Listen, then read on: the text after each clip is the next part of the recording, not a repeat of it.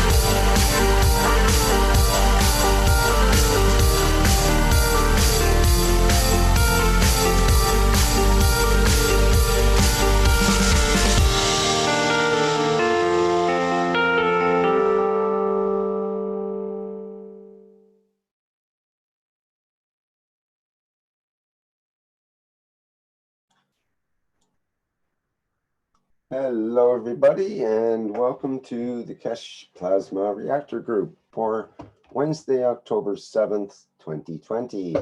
This is a broadcast of the Keshe Foundation Spaceship Institute Education Department and part of the private teachings, the public teachings in English. My name is Rick Crammond. I'll be your host today, along with a couple of co-hosts, John and Mark. Thank you. And I think we're ready to get into today's show. We never really know what we're going to get into here because we kind of go with what the necessity of the moment is. So I usually open it up at this early stage and ask if anyone has anything they would like to present or talk about, or some question, or perhaps the blueprints for your new spaceship that you're creating in your garage. That would be nice. Or what have you. Perhaps a new One Cup, One Life creation. So does anyone have anything they would like to present to start off today's show? I know that Mark has some pictures that we could discuss. I know Mr. Keshe was going to show something. He's been saying to keep your Zoom open, but I haven't seen it. Did I miss anything, or? And this is from Austria. When was that, Mark, that he said that? Oh, he said that a few times in different locations. He said, keep an eye on your Zoom because we will be showing you. We're not going to be telling you what's happening. We're just going to show you what's happening. Well, I haven't seen anything special yet. There was the American Corona team meeting where he spoke, and we watched part of that in the One Nation, One Planet, One Race for World Peace, where we were talking about where do you think humanity will go with this technology? That was the question Mr. Keshe had, apparently. Right. It's like giving your son a new Ferrari and wondering if he's going to get in trouble with it. Yeah. How fast do you think he's going to go with this, with his new license and his inexperience? What would you do with a new Ferrari if you were young and somewhat foolish, as the human race seems to be? That's a good example. Maybe we can work with that a bit. So what do you do in that case? I mean, we're approaching that. The vehicles are a good example. We're approaching, right now we have, you can buy a new, say, a Tesla electric car kind of thing, one of the top of the line ones with the most horsepower. And it basically has pretty much the same horsepower as a Formula One race car. And it's pretty much as quick from 0 to 60 as well. I saw that. That's called the Plaid or something, and it has 1,000 horsepower. Yeah, that's right. And there's other new electric cars that have even more. There's one that's going to have up to 5,000 horsepower. So that's the power of 5,000 horses under your right foot. You know, compared to the days of the chariots, for example, which you might have a 2-horse chariot, that'd be 2 horsepower. Some of them might even have, like, I think they had up to like 40 horses or something like that, that might be pulling them, but there's probably a certain break even. You can't go any faster than what a horse can run, basically. So you're kind of limited that way. But it'd be quick off the line with 40 horses. And what horsepower were the early Beetles, Volkswagen Beetle? They were about 40 horsepower as well. The first ones had about 32, I think. Yeah, 32, 36, went up to 40, and then like. Well, my Ford 35, which was my first car, that had 105. And the Daihatsu I have right now has also, I think it's 32. Well, there's many cars now that have well over 100 horsepower. Most of them have over 200, like the SUVs and so on. Some SUVs have up to 700 or 800 horsepower.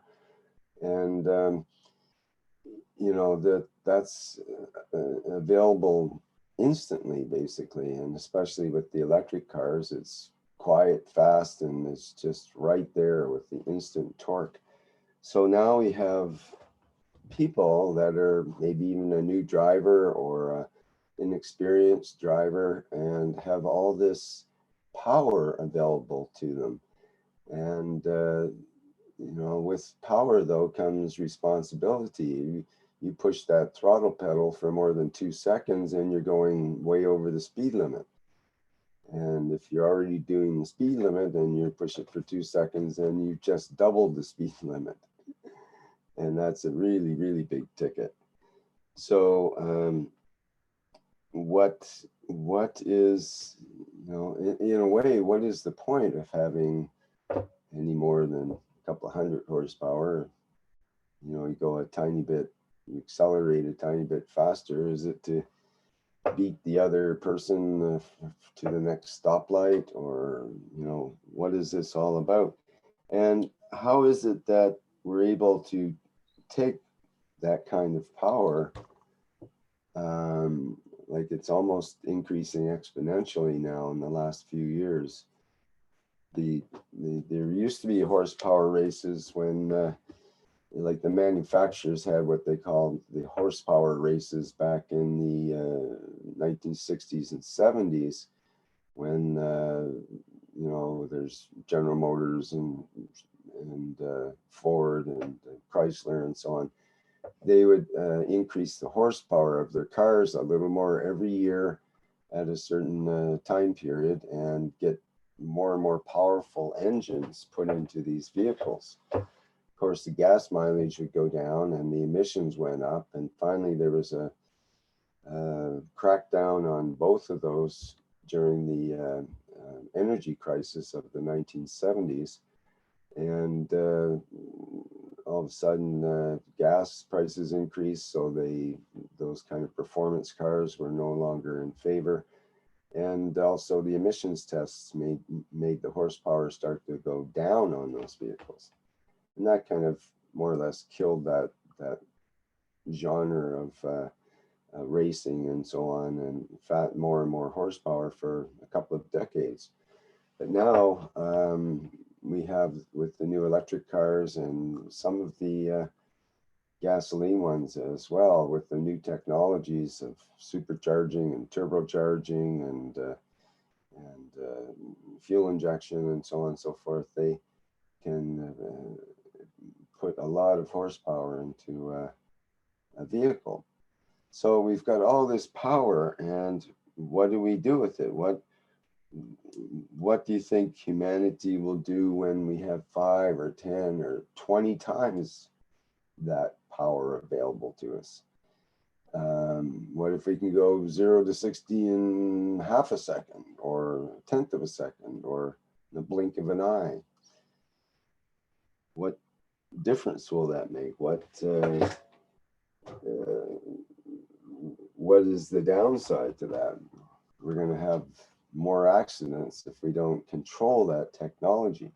So that's part of what goes along with that technology, is some very high-tech traction control systems and safety features and additional, better brakes, better tires, better everything to compensate for these high speeds and high, forces involved. So in a similar way, with the Keshe technology, with the reactor technology in particular, you can see how we might start out with simple reactors that are, have 10 kilowatts, say, or something like that, which is enough to, kind of run a normal sort of house, let's say, and be able to provide, some heat and lights and that kind of thing. So what if we had a 10 kilowatt generator? Then the next year or next month, it might be 100 kilowatt generators available, and then 1,000 kilowatt, 10,000, so on, until we have a megawatt generator the size of a football, and available to anyone for $29.99 from Walmart or whatever. And what if we have that capability as humans, the ability to have up to millions of horsepower in energy available virtually any time we wanted it? What would we do with it? More importantly, what would we do with it if we were angry or depressed or had some kind of hatred for some other race or some other person, and we wanted to act on that? What would happen with that kind of power available to us?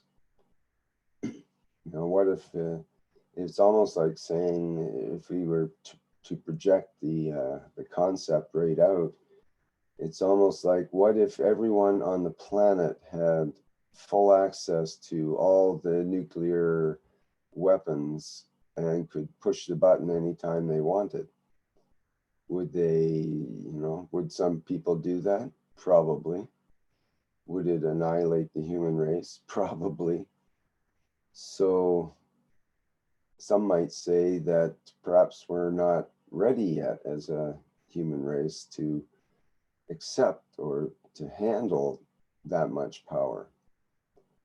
And in that case, perhaps there's a way to delegate the power or regulate the power such that each human gets a normal amount of power to run their lives. Let's say 10 kilowatts or 50 kilowatts or 100 kilowatts or whatever it is, something that is enough to power your home and your car and, accessories for your life, but not enough to wreak havoc within the structure of the society. Like we let people have firecrackers, but we don't normally let people have big bombs. Because we know that firecrackers, even if they were illegal, they can only do so much harm, whereas a big bomb can do a lot more harm. So that kind of thing is more or less controlled, although the controls on it is, in a way, just to make wars legal and fighting terrorism and so on, all legalized way to use weapons. So I'm looking for comments and ideas on this question. That was the question that came up with Mr. Keshe, that he was asked, if you have a question, what would your question be? And I think Jalal asked it in the American Corona group. And Mr. Keshe says, where do you think humanity will go with this technology? So I open up that as a question that we can ponder here, and like to see some responses on that. And what are some of the considerations? How do we deal with the fact that we're human, we make boo-boos, and we're sometimes boo-boos ourselves, like we just lack maturity sometimes with the way we interact with others and so on. So how do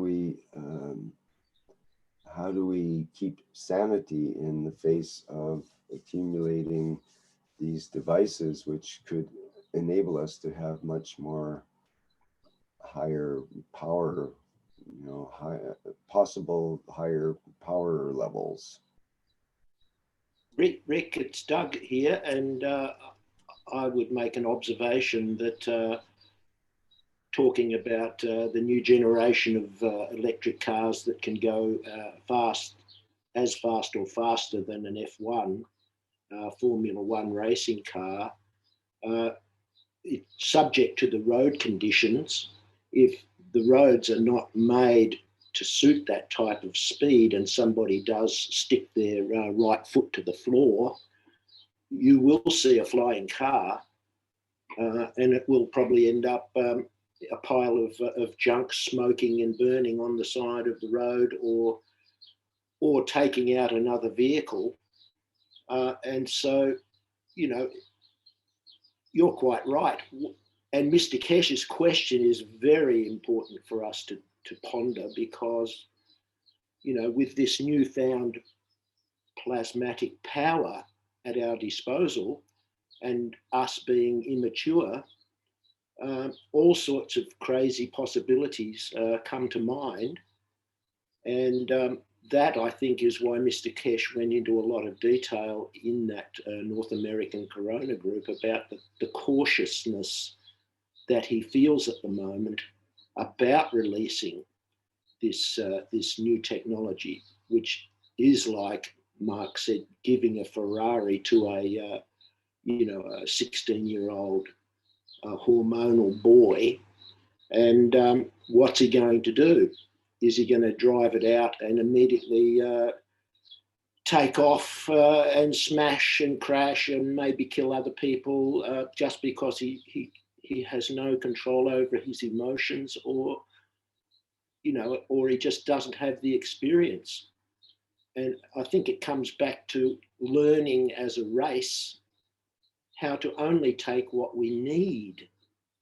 You may have the capacity for unlimited energy, but do you really need that, or not? And that's the responsibility side of things that we have to learn.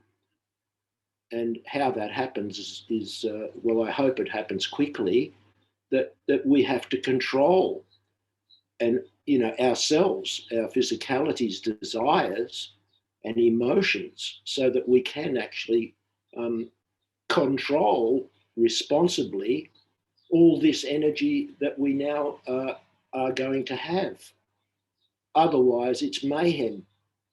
And I felt very, very strongly Mr. Keshe's very concerned feelings about these matters. And I think that's why when Mark was talking earlier about watch your Zoom channel for something from Linz in Austria, is probably why there hasn't as yet been the starting up of the reactors there, because there is this nagging feeling of people taking advantage, of people, having all this power all of a sudden, but without the control of their own self, their own physicality. And, I share that myself, although I really want it all to happen as soon as possible. But we have to take into account that unknown of what will people do? How will the Earth's population react to this sudden change, this new power? It's very tempting, isn't it? You get an unlimited amount of power, and I wonder if I push it to plaid plus, and just see what happens. Well, it might be exciting for a millisecond or two, but then you might just find yourself leaving your physicality in a very quick way, and maybe taking other people with you. So that's my comment to start the ball rolling. Yeah, I got two comments. Good point. Go ahead. One solution would be putting some instant glue in front of your tire when you put your right foot down. Keep your tires glued to the asphalt. The other is we've also got to think we're going to have intelligent mobiles, let's put it this way. Think of what happened with Tom Salas in Dominica. The land knew how to fend for itself with that big storm.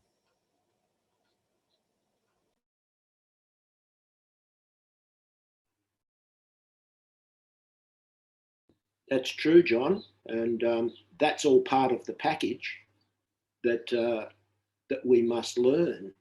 Is that when you are traveling at these speeds and so on, you must have an effective oasis or shield that prevents collision with others, and a system of control way beyond what a computer these days can deliver, because of the speeds, the times. That's why Mr. Keshe, I think, has said, the no time communication is now necessary also.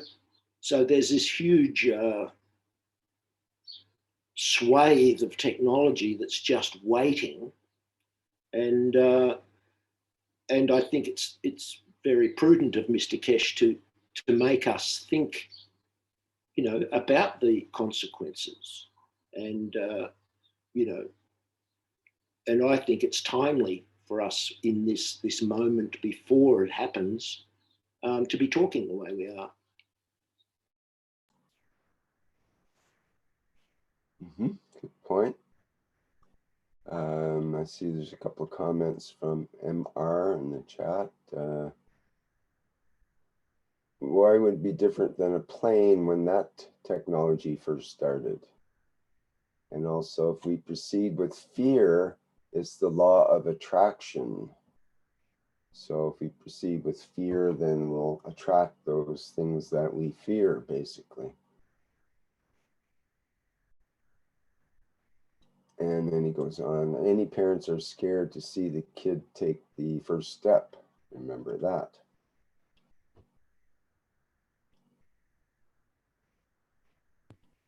I would say is caution, just a modicum of caution. Is that fear, or is that just looking at the risk assessment?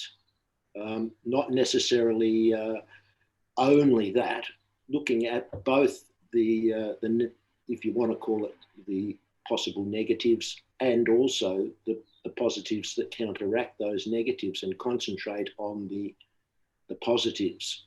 Because I'm a great optimist, and I firmly believe that all these negatives will be overcome. But good question. To is it MR in the chat? Yeah. Yeah. I'd put in another question. How are we prepared, or what do we do when we first fall in love? The first time you haven't got the foggiest idea of what's happening.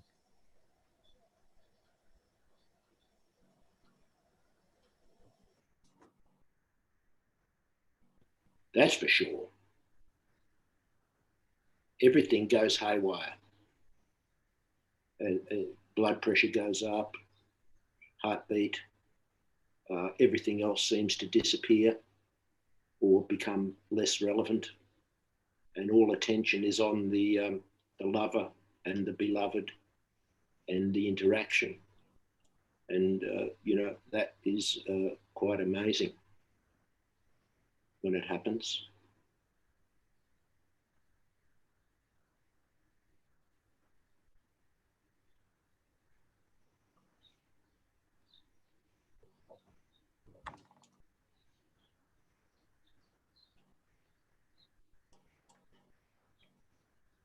So do we fall in love? Is that the secret, John, do you think, to getting over all these obstacles? We fall in love with the plasma and our,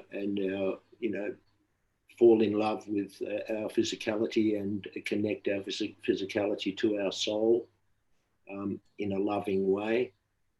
And that solves these issues, do you think? Well, I think it's to do with your soul, because it's very near that, the relation, and you haven't got any teaching towards it normally. You're not being told at school how you have to deal with it.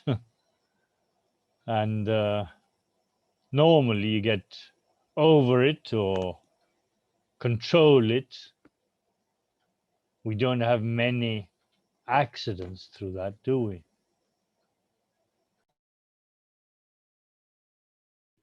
No, not many, but sometimes it can go for a period of time and then dissipate. And I think there's a big difference between physical love, as we call it, and unconditional love. And I believe Mr. Keshe is trying to direct us towards unconditional love, where everything and everyone is our our lover, and the environment as a whole acts as if it's in love with us, and we act as if we're in love with it, with the environment, wherever that is. So it's a massive change, and it's one that we seem to have to come to grips with right at this point in time.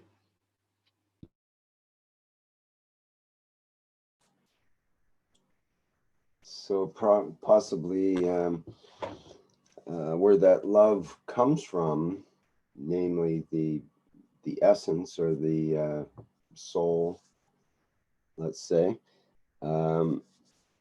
if that is manifest, then there's also likely other attributes such as consideration of others, working with gratitude and so on and so forth. Or as Ariana says in the YouTube, I don't need controls with integrity.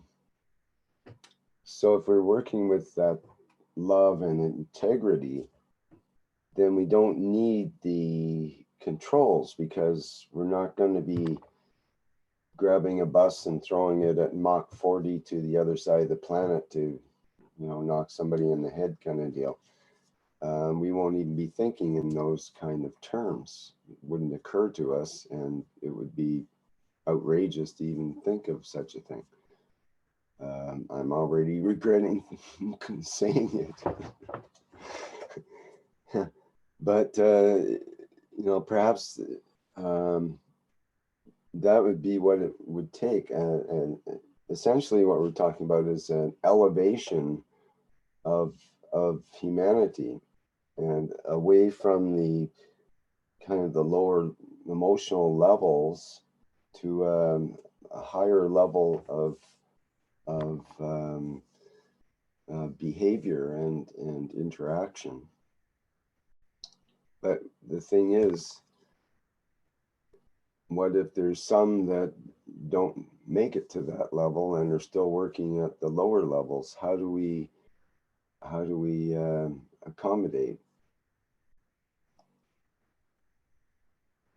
And can we always keep that higher elevation, or are we as humans going to get triggered, as we do from time to time throughout the day, triggered by various things that might make us upset, or have some kind of hard feelings, or want to take some kind of action, or whatever, that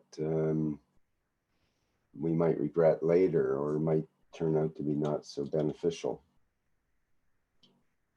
And considering the plasma technology is like a magnifier in a way that would magnify our intention.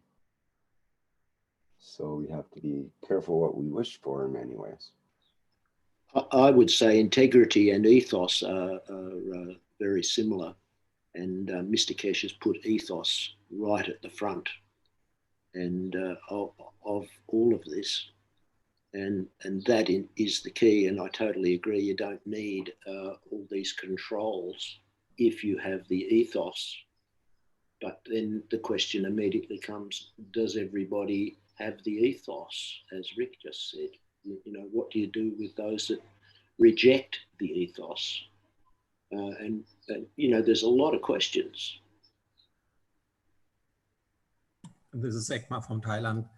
I think we have thought a lot about ethos and morale and things like that here in the group or at the Keshe Foundation. But there are millions and billions others who never heard about this ethos or Keshe Foundation, and there are criminals which are murdering for a few $1,000s someone else to get the money. And if these kind of people get this power without getting elevation before, or if they don't get in contact with the ethos or the universal community ethos, then we will run into problems, because we are talking now within our group about this subject. And this is a whole different story when a criminal who was robbing and murdering all his life long for just his own benefit, giving him such a power will be a disaster, I think.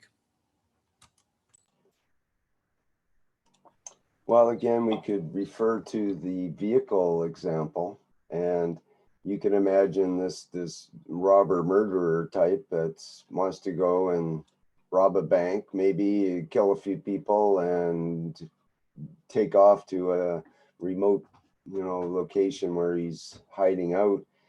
And maybe he's got a new Tesla truck that's actually bulletproof.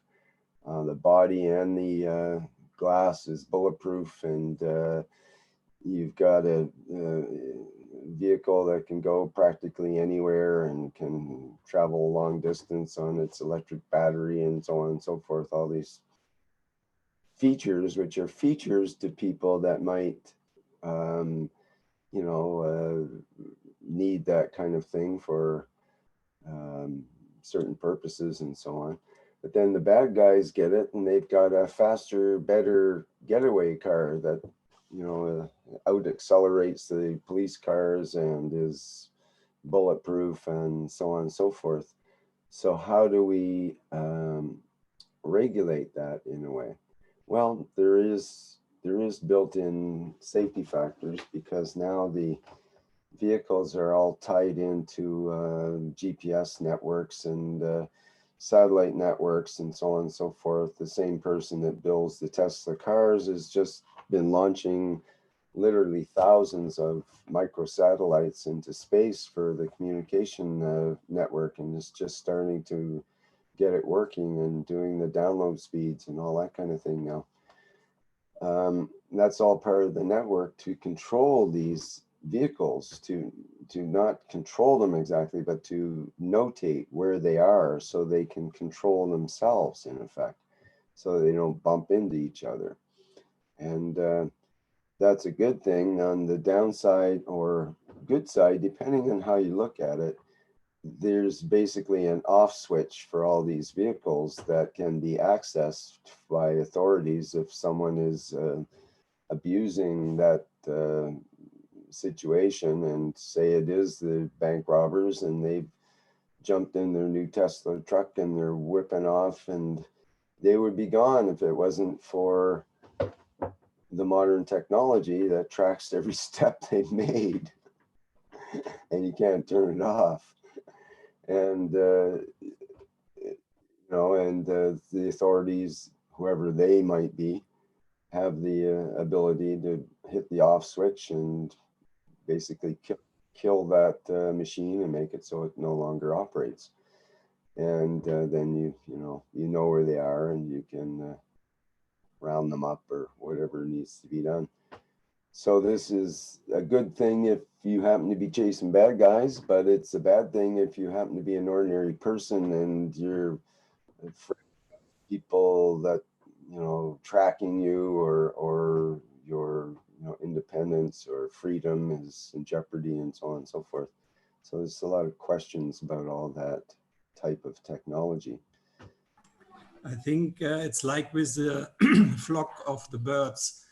Mr. Keshe told us or taught us. I think there is also a soul of humanity, and if we will reach the critical mass, that we can elevate this soul of humanity, all of a sudden every one of us is aware of the ethos of the universe, and then we will be all able, all equal, and all able to handle this power we will have.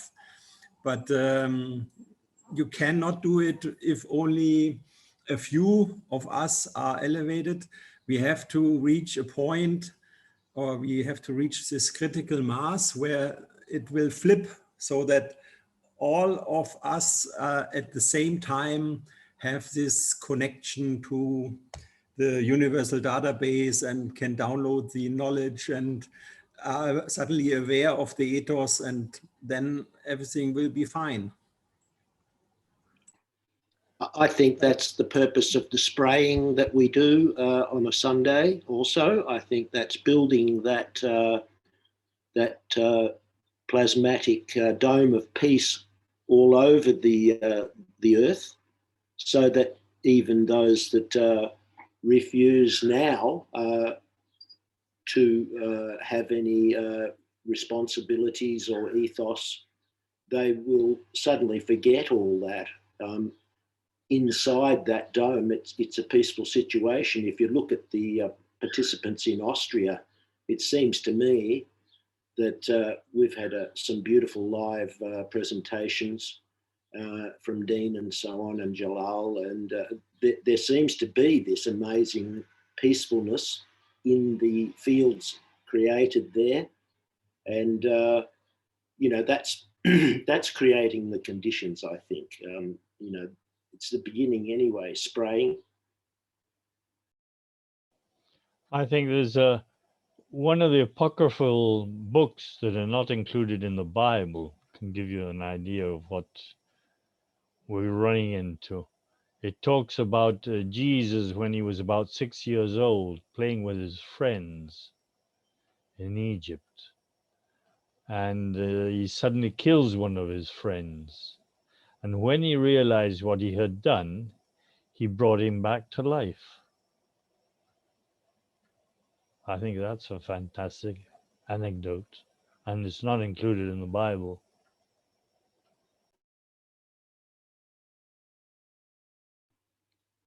I can admit to killing, many, many, many, many millions of things in my life just by walking and breathing and spraying insects and all that. We've had this discussion a number of times, and that's also part of the what we have to get rid of. Even considering the stones and the rocks and the ants and everything as part of our part of the living environment.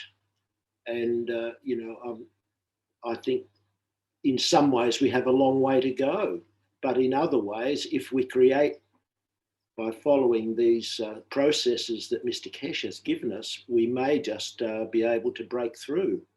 The tipping point, as has been said, might be reached very quickly, and then all of a sudden, the thoughts of killing between predators and prey of any kind, whether they're human or whether they're animals or whether they're insects or even vertical people, disappears, and everyone gets along famously.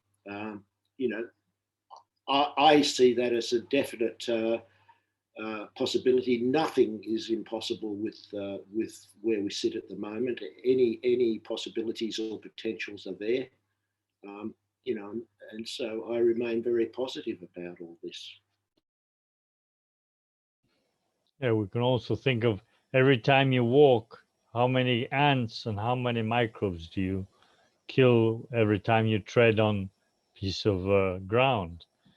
Now, we're told that the people that live in hollow earth, they levitate not to tread on the grass, not to they'll treat the grass below their feet. We may be coming to that stage now, John, ourselves, where we lighten ourselves up and create a field around ourselves that we don't crush, kill, and destroy every time we move about on the planet, as we have done up till now. I see that as a strong possibility that we will adapt into a different environment once the conditions are created correctly, and all the killing will stop. And as Jalal very solemnly said at the end of the One Planet, One Nation, One Race meeting, we ain't going anywhere in space and anywhere near the universal community until this killing has stopped. And I think that's part of the process that Mr. Keshe is encouraging us to participate in. Spray. We don't know, we can't see how far the fields go. It's invisible to our eyes, but they are spreading. And I think Mr. Keshe mentioned in the North American group also that if you go out on a clear night and you have the wisdom, the eyes of wisdom and maturity, you can see these plasmatic traces in the sky, moving from one place to another, interacting. So there's a it's a very exciting time. That's my humble opinion. You got another example inside yourself. Every time you have an antibiotic because you're feeling sort of ill, how many germs or bacteria do you kill which you shouldn't have killed? Whenever you do your own vaccine, what I've been doing for umpteen years, you're only dealing with what you're making, with you're making that vaccine inside your body, your physique, through your physical soul, and that controls the zoo you've got inside your plasma body. Yeah, we're actually totally outnumbered by our own bacteria and viruses. There's, in terms of numbers of souls inside of us, if each cell is a soul, there's way more cells of bacteria and viruses inside that make up our body than there are our own DNA. It's 95% of the numbers of cells are not our DNA. 5% is our own DNA in terms of numbers. In terms of weight or mass, it's the opposite, because our cells of the body are quite large compared to the cell of a bacteria. So they get to count more. But if each cell is a soul, there's 95% of what we call ourselves is not even our own DNA. Think about that. 5% of the souls inside of us is what we think we are. And we carry around this bag that's 95% not even our own DNA. Mr. Keshe talks about 7 trillion cells. We've got 7 by 10 to the 27th amount of cells in our body. And they're all our children in so many ways, aren't they? They're all, making up what we consider to be us as a physical being. And, taking that into consideration, that's again, we have to learn to respect and not violate their right to exist and contribute. And we know what happens when, like John said, we put an antibiotic or something like that into our system, and it just nukes masses of living entities in the hope that the 1 or 2 recalcitrant cells or viruses or whatever are taken out too. So, fine tuning is the name of the game, and only what's needed, and not this blanket, just chuck a whole bucket load of poison in there, and it's bound to get rid of the problem. But as Mr. Keshe has said over and over and over, the consequences of some of these medical applications are far worse. The side effects are harder to deal with and much longer lasting than the actual the problem that they were designed to stop. So that's also important to consider.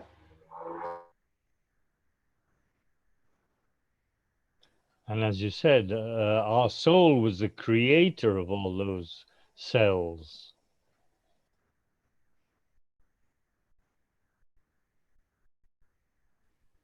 That very important, isn't it? But it's been completely written out of our learning and our consciousness over the centuries. That we've completely forgotten that we actually created our own physicality, cell by cell. We brought all the different ingredients together in the womb with the help of our mother, and and we built one cell, and then it became our brain, built into a bone structure we call the skull, and then the skeleton, the spine. And you can see they've taken these time-lapse photographs or pictures of an embryo becoming a fetus, becoming a fully formed baby, and we've disconnected from that. We just we pop out and straight away we just get into it, into the enjoyment, if it is, of physicality. It's almost force-fed from the moment we're born into the outside world. Everything's physical. what clothes you wear. You've got a little bonnet. You've got to learn to talk the particular language, and behave in particular ways. Otherwise, it's wrong, and you get a smack or some other thing. So yeah, we have this responsibility to the children of our physical body, all the little cells, and even the microbes, and even the viruses and so on. We've got to learn to accommodate them, and not immediately knee-jerk reaction, kill it before it kills us. That's the essence of the human condition up till now, I think. May I suggest dangerous. Something? Yes, please, Ekma. Yep. That you wash your cells with your love. It's very easy. You just, you start focusing on the top of your head, and you just go forward, down to your feet, and you just say, being so loved, you're being so loved, and you just move your attention. I've been doing it for years. It works very well. I never get sick. That's what you do. Then you can counteract with all this that you said that we have done through our lives. And I agree with you in a way. But instead of talking about it, here's a solution. Thank you, Vajra. I thought you were Ekma. My mistake. But yeah, that's right. We can start anytime, can't we? We can start anytime. That's what I want to say. Instead of once we know, then what's our excuse? That's right. I think, once you know, you can't say I don't know. So exactly, no more excuse. Yeah. In fact, when you're in the womb and you're growing thanks to all the fields you got around you. Your mother is only giving you the emotional connection through the what's it called? The tube you got connected to. That's the only connection. That blood connection is your emotional connection. But all the fields round come from outside. The Magrav fields are what give you all the energy to build your physical body and all your emotional and all the what the structure is composed of. In fact, inside a chicken's egg, the little embryo has a small connection to his the white of an egg, and that's what gives him all the information.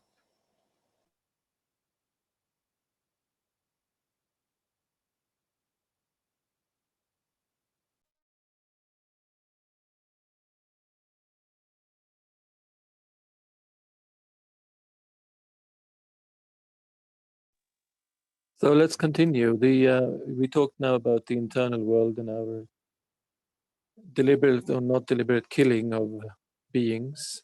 I don't know. For me, it looks like the most important thing somehow, at least on our outside experience, is that we are all enslaved into this idea of money and the necessity of money. And I think that's kind of what I would love Mr. Keshe to give, if you want to give some technology to us that we can really use right now, right here, right now. It would be food, water, electricity, and so we have all these freedoms, because if we have the freedoms, these people that wants to manipulate our lives, they have no real impact on us anymore, because we don't need them anymore. We're not dependent on their money. We're not dependent on their food production and so forth. So I think that's an interesting thing to talk about. Well, Mr. Keshe has told us all along, you haven't got to go crazy about making money. You just got to let it flow. Yeah, no, I agree. But if you look at the world, I mean, John, if you look at the world, those who shouldn't be in power are trying to control the food supplies, for example. they poison this food supplies maybe with whatever they can to, who knows, dumb us down or whatever they are trying to do.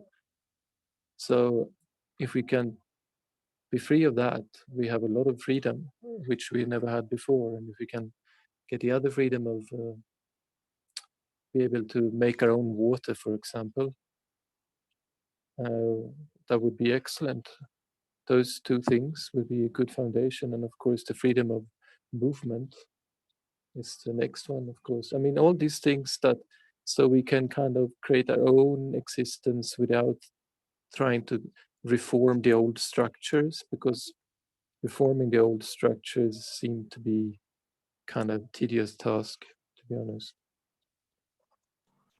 I think when these oasis systems will be released, all of that will happen, because this oasis system gives you food and water and energy and shelter.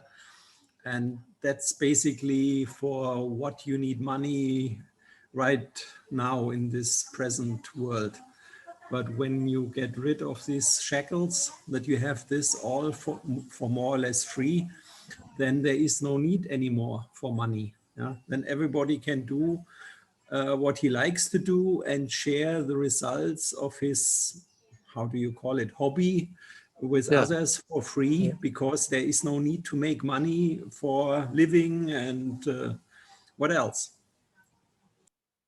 I agree. I'm afraid that the last time I heard him speak about Oasis was actually this last, I heard a recording from North American, whatever it's called, something, NACT. And he said actually that the Oasis was the soul. So yes, there won't be any device. 194 yesterday in One Planet, One Nation, One Race. It's about the oasis, it's your soul. Yeah, exactly. Was it okay? Was it 194? Okay, yeah, from yesterday. Okay, yeah, I remember. And we need the manual how to operate it or how to use it, because that's the thing. I don't think that we need a physical machine. Yeah? If we are able to do that with our soul, but you see, right now, before I go to bed or before I sleep, I always try to connect to my soul and listen to my inner body or inner energy, try to feel it. If you would have told me that 3 years ago or 4 years ago, when I still was this IT guy, yeah, with 0 and 1 on and off, then I would laugh about you. And now, 4 years later, I'm really trying to connect to my soul, with limited success so far. But anyway, I know at least the path which I like to follow. Yeah. No, but that's the thing. And then as I heard you talk about when you were talking about other things before I burst into the conversation, I mean, that's the thing. Different people are on different relationship, or we like to say positioning in this congregation here. We like to say position, but anyway, in relationship to these teachings and the understanding of it and so forth and so on, and that means that maybe we do need some physical devices that can cover those who are not at that level. I mean, I can't say I'm at that level right now either. Maybe it's not that far, I don't know, but I don't really know how to manifest things with my thoughts or my emotions. No, I have an idea how it could happen, but on the other hand, I've never been so desperate. So maybe when you're really in a desperate situation, you will actually be able to do it. Who knows? It's an interesting thought. But yeah, I mean, I'll just thought about this because we really need to get away from these structures that have been imposed on us. And the sooner the better, that's my opinion. Because as we see what happened now when they started this Corona thing, it just becomes more and more tight, and people are being more fearful. Maybe not in this little club we are, but there are a lot of people around I can see there are more and more fearful about things. So that's my concern. We also see movement. There was a comment in the YouTube previous, I think it was in the One Nation actually, about are we familiar with GESERA and NESERA, the national and global reset system that's about to kick into place. So I think we're going to see some really big changes in the financial aspects that will be coming up very shortly. So a lot of these fears of not having and so on will be basically taken care of with a basic annual income for people to survive with. And this has been talked about for quite some time, but it's supposed to actually come into action next month. And and we have hints of that, like in Canada, where the government's starting to make it seem like they're way more generous than they ever have been, and so on and so forth. But this is part of that transition. They've been basically testing. They had some test cities that they did a guaranteed income for certain people in these test cities, and it worked out pretty good. And this is the new way of the future. So I think we'll see a massive change. The banking systems are essentially bankrupt. And it's going to be a huge wave of change happen very, very quickly. I think that's why we're seeing so many changes now with the coronavirus and all the actions that are taking place on the world stage and the national, the country level, and even on municipal levels and so on. Is all gearing up for this change that will be taking place shortly. Just one issue with these systems is that they can often be used for controlling people too. I mean, like, would they give you some kind of condition? Yeah, first you have to take the vaccine and then you'll get your money. Well, the condition is you have to agree to peace in order to have this technology. And no, that's the condition we like. Well, that's the condition that the governments like too. They don't want chaos. They would rather have a peaceful, willing group that they can work with, basically. Sounds good if that's true. Who wants to be prison guard in planet Earth? I don't think anybody wants that now. I don't see one. Monarch or like a king or a queen that really likes their position and are doing really well in it right now. Even Queen Elizabeth is, she's barely hanging in there, and the rest of her family's abandoned her basically. And they don't want the monarchy. They don't want the Prince Harry screwed off to California, wants to do a reality show. This is the world we're living in. It's totally different. Even the King of Belgium's having a hard time, and so on and so forth. So we're seeing the fall of those kinds of those systems. The old systems are crumbling, and this is very encouraging in many ways. I've said that. Sorry, Rick. It just brings to mind an analogy that I heard years ago, and I've said it before, and I think it's a beauty that you have a big electric fan spinning around with full power, and then you pull the plug out, and to the uneducated eye, or those that don't see the plug actually being pulled out, the fan still looks like it's turning. And the momentum and so on of the fan is continuing to turn, but it's slowing down. It may not be noticeable at first, but it slows down and eventually stops. So, you know, what we're seeing, as you say, is the power, basically. The old system has its plug pulled, and but it's still running down. And that's, I guess, what we call the transitional period, where before it actually stops. You know, money and all these different things, you know, are just means of exchange.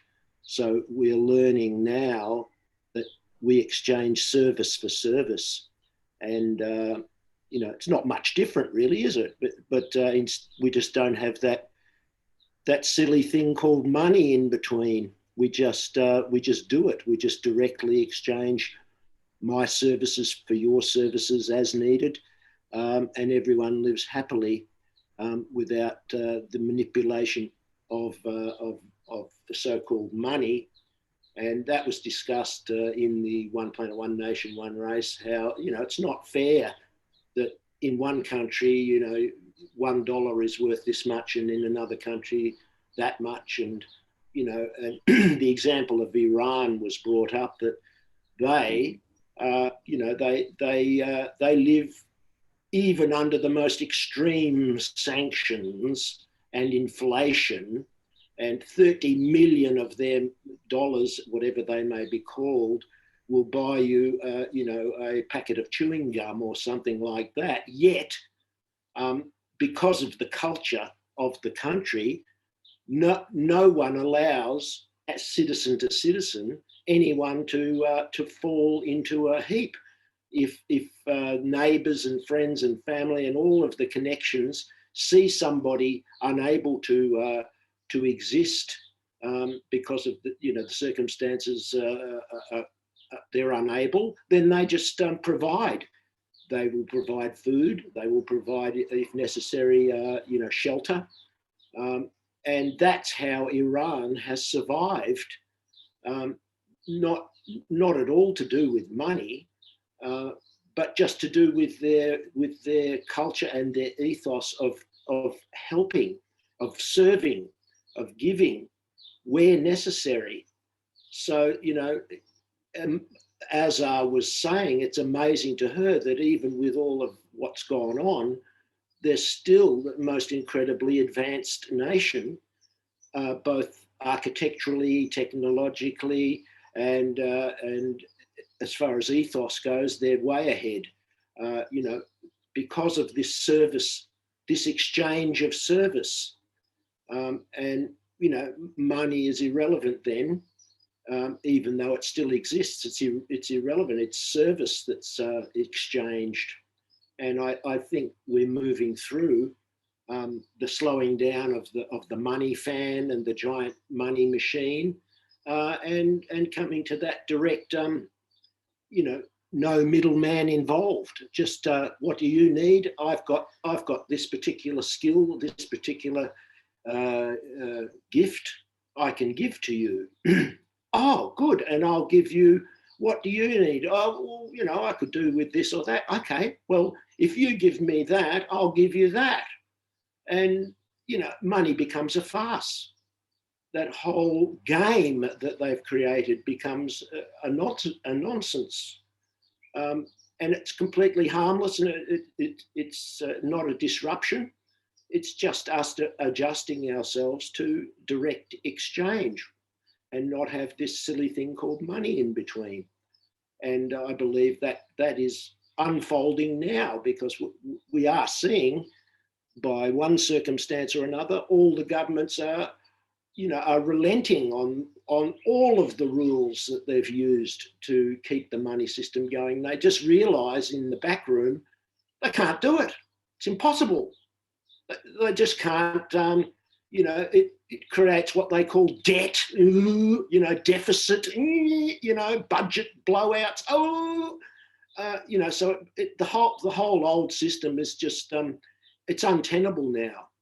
So they must be working frantically in the background, if they haven't already sorted it, a more equal, you know, more direct, more equal way, like Rick was saying, you know, where, you know, everybody is provided for. If we must have money, then everybody has the same. and enough to live on, no problem. And then eventually people will realize, what are we dealing with all this money when we can just exchange our services and our skills, without that? Oh yeah, So it's a natural progression, I believe. Doug, can I just quickly say something? It's Dean here from the UK. I'm sat having breakfast. Hello, Doug. Love your voice, Dean. I really do, and your vibe. I love your voice too, Doug. Doug, can I just quickly say, I've got somebody who'd love to speak to you guys about this subject. His name's Herbert from Austria, and he knows much about this, and he'd love to speak to you. So I'm just going to pass him over so he can have a quick conversation with you. 2 seconds. Thank you, Dean. Good morning, guys. Hi, Herbert. Herbert. Yeah. About Nasara, I've followed this since 2002. In my knowledge, 9/11 was to stop Nasara in 2001. It should have started there. When you Google Nasara, it's the same like when you Google Keshe Foundation. There comes up the bad information first. And it's the same with Nasara, that Deep State also created, in my knowledge, a similar program. And this program is where you have to be chipped and have to be vaccinated and so on. But there is the other one, which is, in my knowledge, prepared, like Rick said before, which is the universal income, which is the debt forgiveness, which is the coming back to common law and many other things. So in my understanding, it is very real, and we are very close to it. Mm-hmm. Yeah. The whole justice system will be replaced in about a month. Right. Because it's based on a fallacy. Yeah. We should go back to the common law, yeah. Which is natural law, common law. Already in many countries, they are training the judges and in the courts. Herbert? Yes. Oh, thanks for the information. Morning. Yeah. Good morning. Did you order eggs?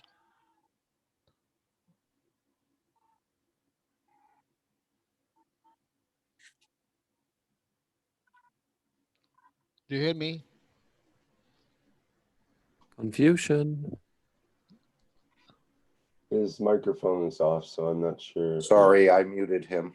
I thought there was too much background noise on someone. I thought that was the microphone. Okay, well, he can open if he wants to respond to that question. He might not want to. Yeah, Jalal, I don't know what you mean. Did you order the eggs? I don't know what you mean. You are sitting in some. So the breakfast for the breakfast. No, not today. Yeah. Not today. Oh my God. Yeah, your parcel is on the way. Okay. No. I'm saying now you are sitting in the restaurant. Yes. Yeah, for breakfast. Yeah. Yeah. What I wanted really for you to understand that. I heard many people saying this Nasara disease, I don't want it because I don't want to be chipped. I don't want to be observed. That this is in my understanding a very clear tactic by the cabal to piss off people about this topic, so they don't want to be connected. Yes, the same is when people go into internet and look for Keshe Foundation. It always comes first the bad news, the bad promotion, yeah. But there is the other side, with that Nasara, Chisara, and the universal income is already on the way. You know, even in Austria, some people got checks from President Trump with $1,200. They thought this is a fake. They went to the bank. They went to the bank, and the bank transferred the money to the account. It was real. I've heard that in the last couple of days, President Trump has just signed a bill that dissolves the Federal Reserve Bank, which has been one of the major stumbling blocks to achieving financial independence and so on. They, control the money flow and can raise money whenever they wish and need to, and so on and so forth. And that's that was enacted in 1913 on Christmas Eve by sliding the bill in through Congress when they were basically at Christmas. No one there. No one there. Yeah. So that's now apparently that's what I've heard. So if that's true, that is I can confirm. Really big news. Yeah, I can confirm this. What I heard, it's already integrated in the U.S. Treasury, so they are not independent anymore. Interesting. Yeah, I'm happy for the world and for the Americans. What are we gonna do with our treacherous EU then? And it's not like the European Bank is much better than the American. So. I believe. I just want to say the European Central Bank is part of the Fed. Yeah. So this will be the last word, probably.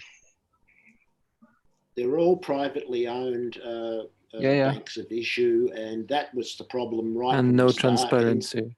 Nope. And they're only interested in controlling and manipulating. And, I believe, call it Nasara or Gesara, is a necessary step that governments are well aware of. They've got no choice. In Australia here at the moment, the government is being extremely generous in many, many ways, trying to, on the one hand, hope that the system will go back exactly the way it was, but really, those inside, those high halls of knowledge, of money and so on, they realise that it can never go back. So they are, just bringing in this Nasara or Gesara, without actually calling it that, without actually making some, but their whole process is changing. They're giving money away to people so that they can just not revolt in the streets and attack the government buildings and burn them to the ground out of anger and frustration because they're starving to death. They can't allow that to happen. The governments are scared. Do you think the people are scared? No, the governments are way more scared because they think that, the gig is up, basically. All that they've been working with and for decades, in fact, millennia, through the money systems is crashing to a halt. And they know it because they've already got forewarning of all this. That's why they now have a Ministry of Digital Government in Canada that was instigated, almost a year ago now, way before the coronavirus hit, and other movements that they've been moving toward for quite some time, because this has been in the cards for quite a while. Canada is one of the sort of world leaders with these new concepts and so on, willing to take a bit of a chance with it or whatever, for whatever reason. So I really think that we're on the cusp, on the very edge of some huge changes coming to place. And like I say, within the next month to 2 months, that time period, especially in the next month and a half or so, the systems will either subtly be changed, like in the case of the Federal Reserve Bank being dissolved, maybe no one will even notice, right? But behind the scenes, and the way the money is manipulated and accounted for is totally changed. It's now a different system. We're moving toward that digital system that will have record keeping for all contracts and all the money systems. So there won't be the ability for manipulation of the money supply, and especially the gang-related Illuminati families and so on that manipulate the money supply and pull all the these undercover deals going on, under the table deals, as they say, for massive millions of dollars here and there with major corporations. And Canada is one of the biggest money laundering countries of the world, apparently, so I'm told. So we know about that kind of thing. One of our major engineering companies, Levitating, got nailed with contracts that they were paying for the contract and under the table, money and money laundering and so on. Got caught for doing that. And, kickbacks. Yeah, kickbacks is a big one. Bribes, all that kind of thing. In Australia, if I may say, there's been this incredible controversy of exposure that the banks have suddenly all the coverings have come off, that they've been responsible for massive trillions of dollars worth of illegal money exchanges, laundering money, not asking any questions. When 3 people in an hour walk into the bank with $1 million in cash in a brown paper bag, figuratively speaking, or a shopping trolley or whatever, and the bank says nothing. Yep, they're supposed to notate it, but they don't have to legally report it. They don't have to actually report it to the government necessarily, unless they particularly want to. So well, there are laws apparently that they're supposed to follow, but they just haven't, and nobody has checked up on them, because those that the fox has been guarding the chicken coop, as they say, and so there's a blind eye is turned all across and all the way up. But now it's just suddenly bursting out that they can't, the spotlight is being put on them, let's just say. And yeah, big time. Yeah, I heard that Australia is still under occupation since 1908. Is that true? Yeah, 1901. We're still a colony. 1901. Okay. Yeah, we're a colony of the United Kingdom. And yeah, exactly. The Queen of England is our ultimate head of state or ruler. And although we have gone into a pantomime of independence, the phone call still comes from the Queen and the Privy Council in England as to which way the government acts. And I think you'd be surprised, all of the old British Empire countries that they now call the Commonwealth, similarly the same. In legal terms, on paper, they're still colonies. If you look at the fine print, the United States is still a colony. Even after the War of Independence, it was all, the Treaty of Ghent was signed amicably between King George and the then president, and everybody thought, oh, well, that's good. But if you look at the clause number 4 or so, you'll see that everything with the signing of that treaty goes back exactly the way it was before the War of Independence. But we'll let you have your, United States, and you can have a person called a president, but really, legally, you're bound as a vassal state or a colony of the British Empire or the British. And the Bank of England, huh? Yeah, Bank of England. Bank of England, schmank of England. It's over, Red Rover. As far as I can see, and the way we're discussing now, if you look at it with wisdom, you can see the process is inexorable. It's moving towards one planet, one race, one nation. It can't stop. It's unstoppable. There may be pockets of heavy resistance, as we know there are, but they hold no sway ultimately, because the will of the human race is such that we're sick of it, we're over it. We're not buying the lies, we're not buying the whatever, and blame or praise, whatever you like for it, coronavirus or anything else. It's all coming together now. And nothing, as Mr. Keshe says, happens by coincidence. It's not a coincidence that the world is experiencing these lockdowns, these amazing changes that who would have thought in such a short time? A year or two ago, oh, you're dreaming. That's ridiculous. The world will be like that in 2 years. No, but it is. It's amazing. If you look at the positive, it's absolutely amazing how much change has and is, and I'm sure will continue to go on rapidly. Again, my humble observations from here in a small town in Australia. Yep, absolutely. Like one thing that came to mind when we were talking earlier about the possibility of a levitating vehicle, for example. Imagine if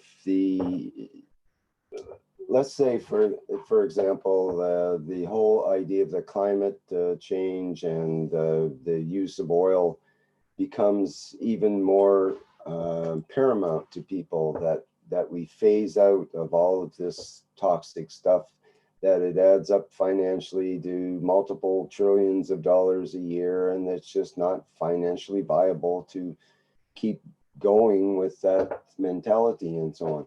So assuming that happens, then one of the first things that is going to be looked at is our roads, because the roads are made from asphalt, and asphalt is made from the tar, from the leftovers from the oil industry. So it turns out that the roads are totally toxic when they off gas for multiple years until they get recovered again with fresh asphalt. Those gases are given off and they add up to the total pollution count. And you can actually calculate exactly how many people, roughly, but pretty exact, how many people have died worldwide just to the creation of roads, and how much toxic overload that is for the planet, and how much it changes the climate, and so on and so forth. And when the numbers come in and the movement toward that cleaning up that kind of thing is just even a tiny bit stronger, just coming into the consciousness of people. And there's an article on that recently. That's why it might come into people's consciousness. And it made me more aware as something I've known of for years, but it's, people should be aware of the roads. So just that one factor alone, that, the government starts saying, we need to do something about these roads. We either have to construct the roads of something else, and that's going to be more expensive, or we have to eliminate roads. Well, maybe we can move to, this levitating car type, flying car technology. All the manufacturers have flying car technology now. They just don't have the superior plasma type levitation positive positioning technology. They all are still trying to do it with rotating blades, and that's never going to be a safe and quiet and effective way of doing things. So the idea of not having roads and not having that overload of the roads and all the traffic congestion and the problems of roads, and having to have a road into your house and a road to every place and so on and so forth. It's a major part of the expense of developing and making a place livable for humans. So if we eliminate the roads by our levitating cars, or what's going to be more like a levitating camper, because it might be your own home that you're carrying on your back. And maybe you don't even have a home in one location. You just go wherever you wish with your home. And if you want to be in a remote location, you plant yourself there. You don't need roads. So you won't need all the services of the electric wires going into your home and the septic systems and all the plumbing, the water systems and so on. It'll all be at point of need when it's needed. And food, water, electricity, and transportation all built into the same unit, basically. So that kind of switch could happen relatively rapidly. Like we're looking maybe over a 1 year period or something that we could switch over to that. And at the end of that, very rapidly into that, people will just think it's all normal, that it's normal to fly from place to place instantly and have these enormous benefits and so on. Now there may be a rough period in between where there could be accidents and so on and possible misuse of the technology and so on. That's something that we could possibly worry about. But right now, when you think about it, 10 million people a year die from the results of burning fuels on this planet. 10 million people a year. What could we possibly do with the new technology that's going to be worse than, are we going out and killing 10 million people right off the bat? I don't think so. I don't see that at all with the way this technology gets rolled out. So we'll be saving lives right off the bat when this technology comes in, and we'll continue to do so as it gets developed. Because right now there's literally tens to hundreds of millions of humans that die every year unnecessarily due to our funky systems and our abuse of the agricultural systems and abuse of the food supply and the various other systems. And Rick, we are a week's part separating us from seeing this picture of flying. Well, we are and all a week. Weeks. It's only weeks. Weeks away. Yeah, January. Yeah. I have these conversations with my little grandson. He's just turned 5, and he is absolutely excited by cars that do not have wheels, because he's been a wheelie for, obsessed with trucks and cars or with wheels. And I've explained to him that that is all a thing of the past. And I took him by the hand and we went, and I stood at a distance because I know the poisonous nature of asphalt. I worked with it for years and probably suffered the consequences. I explained to him that the steam that's coming off that hot substance is extremely poisonous. The rollers that roll it are clunky diesel motors that pump out poisonous diesel fumes. The tipper trucks are all diesel, big diesels, and the exhaust pipe's the size of a drain pipe, and it's just every time the driver stands on it, a great puff of black diesel, sooty poison comes out the top. And he took it all in. So, he is accepting, because it's his future. He won't need all this convincing, because he won't accept anything less than a car that flies, a car that, whether it's levitated or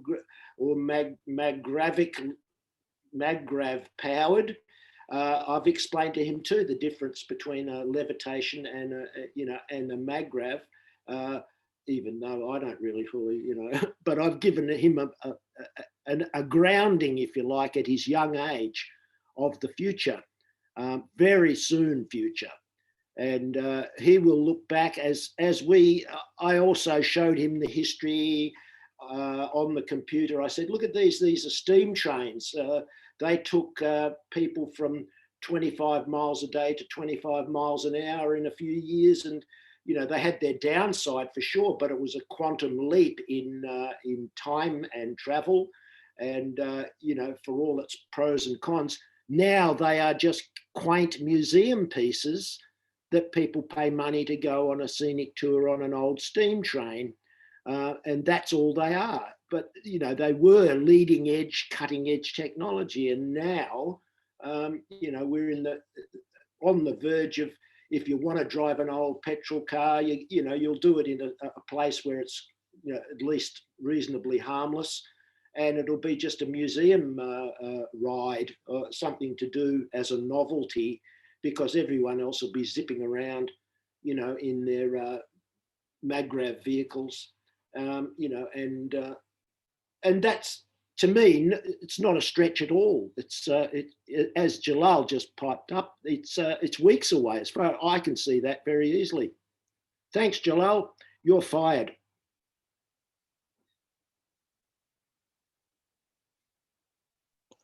Doug, hi, it's Dean here. Yeah, Dean. Doug, thanks for that. I've just realised that when I was travelling here, Rick was talking about the camping car. That situation is very much here already. When I drove to Linz, there was I was unaware of how many trucks are actually on the roads in Europe. It was incredible, the truck stops and the amount of truckers. So there's many people who already living this life, living in camper vans, living in trucks, who their whole world is basically this square box.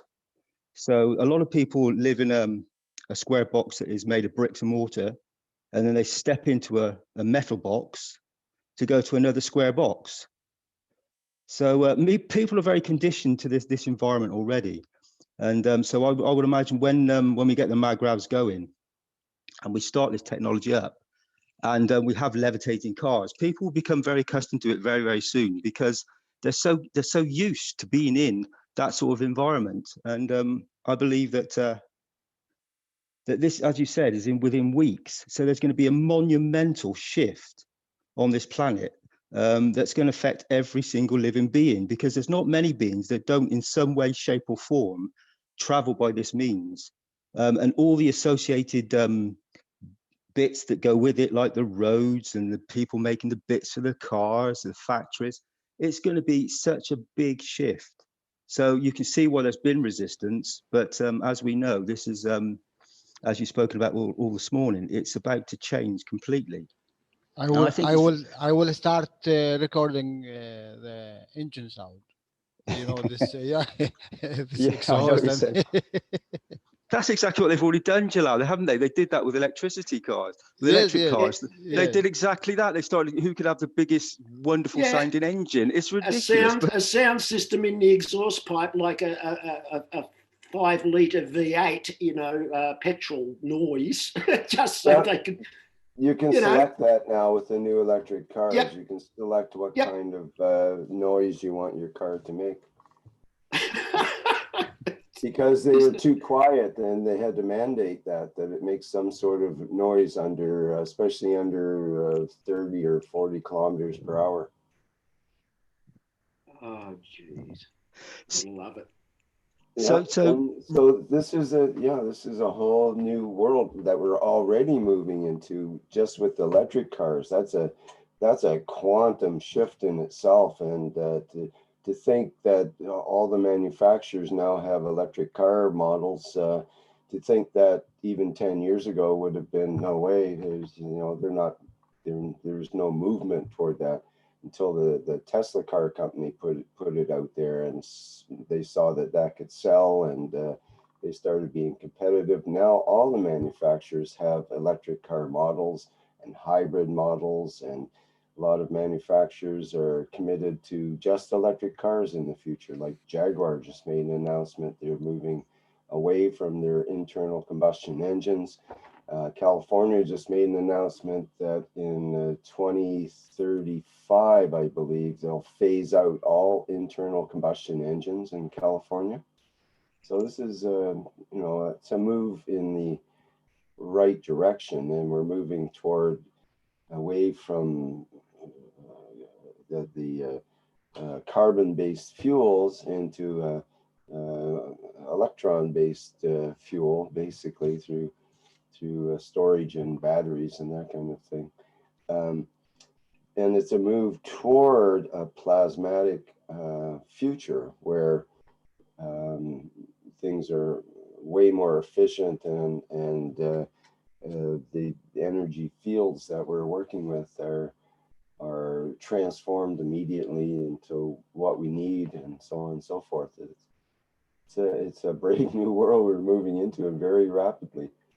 The electric car phase may only be like a blink in mankind's evolution here. We may move very rapidly from the fanciest Tesla electric cars right now that we think are the top of the line. That might be totally outmoded in 1 year. Right, and he did say that the electric cars will just increase the amount of pollution. Well, that's really debatable. You try driving behind a diesel truck, and you try driving behind a Tesla. No, but it's the making of the batteries. You tell me which one of them makes you sick to your stomach. Or no, but it's the making of the batteries. The earth, put yourself because in a garage with the rare earth materials. Put yourself in a garage with a Tesla car. Yes, but they recycle. The batteries last for 1 million miles. No, but we just mentioned that it's part of it. We don't agree. I argue against you. We just mentioned that that's looking at the bigger picture. Mr. Keshe said it was the power generating stations, which are close to the cities, which would be taxed to generate that more electricity. And since most of them aren't nuclear, it's all hydroelectric power, about 80% or something in Canada in the United from States. Water. Hydroelectric is 2 to 3% in the United States. Well, that's why we have new plasma power supplies, so we don't have to have all that. And that's what's been promised for over 10 years now.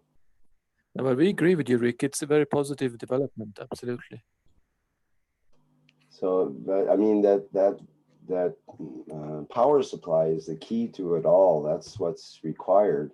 Right. If we had the power supply, then we already, the scientists have already figured out you can make food from garbage now, edible food from virtually any kind of garbage. You could go to a garbage dump and set up a plasma generator system that can actually plasmatize the garbage and make it into edible oil. And so we can make food virtually anywhere if we have enough power. And you can create water from anywhere. There's systems now that create water from air. In fact, I know someone, I'm going to repair their watt air system. It creates water from air. You just use electricity, and it's like a dehumidifier basically, and water filter system in one, and it creates water right out of the air. So, I mean, that's a 10-year-old technology already. So like an air condition, you mean that usually does that too, don't they? They also create water. Yeah, or a dehumidifier will also pull water out of the air. But this one's fancier and has triple filter system and so on. So you can actually have drinking water pulled out of it. Otherwise, it's yucky from an air conditioner. I want a plasma creator of water instead, just like that's the thing.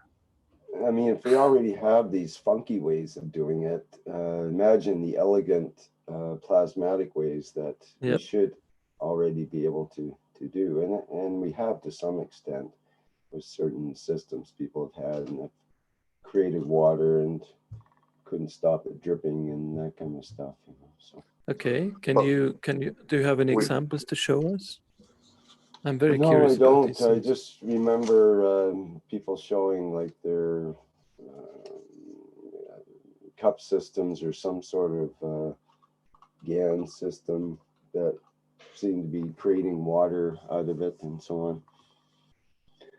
Yeah, I have some memory of that from like 2014 or 15 or something like that. I mean, maybe it was with Sandor.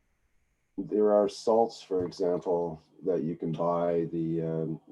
for dehydrating your camper and that kind of thing. It's just a little jar, and you put the salts in, and it starts pulling water out of the air, and it actually liquefies the salt, and you end up with water in the bottom of this container, and it keeps the air dried. It desiccates the air, it pulls the moisture out, and so it won't tend to be moldy and that kind of thing. But we could have done better so much sooner as well. A lot of this technology in the matter state, you know, and I think this is what Mr. Keshe is worried about, is our propensity for greed and stealing. I can relate a story here that was told to me by a very close friend of the person that told him the story. And back in the 70s, the gentleman went to the dealer and bought a brand new Ford LTD, you know, a big boat, 4 doors. He drove the car around, liked the car. He went upstate New York. His mother was sick, so that was quite a long trip.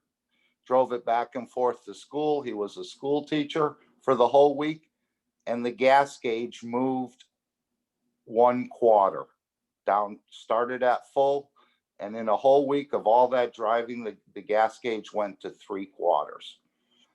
All of a sudden, he gets a call from the dealership. Sir, you have the wrong car. You must return the car.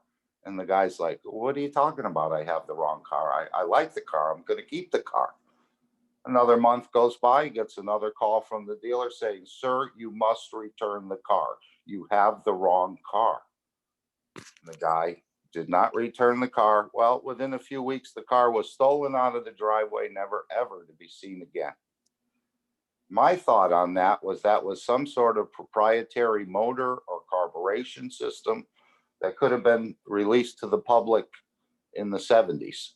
You know, he probably drove several hundred miles with the car, and the gas gauge moved 1/4. So somehow that got put into the production line, or something got screwed up, and that car was actually sold unbeknownst by the dealer to someone. And that's a true story. Yeah. Well, Mr. Keshe has said that you know, there was a deal or an arrangement made with petrol companies and car manufacturers that they would not allow cars to be any more efficient fuel-wise, only up to a certain point, and they put what Mr. Keshe called a dumping chip into the fuel management systems of the modern cars with computer systems, so that when you may notice when you start up a modern vehicle and just leave it running in a reasonably confined gasoline, as you guys call it in America, it you know, for the first while, it does nothing, but it seems you know, like it's out of, you know, Efficiency. savings. Efficiency. Well, Thank you. Thing and is, Rick, automobile engines have to run rich when they're first started, otherwise they won't run properly because they're cold, and a cold engine has a different requirements than a hot engine.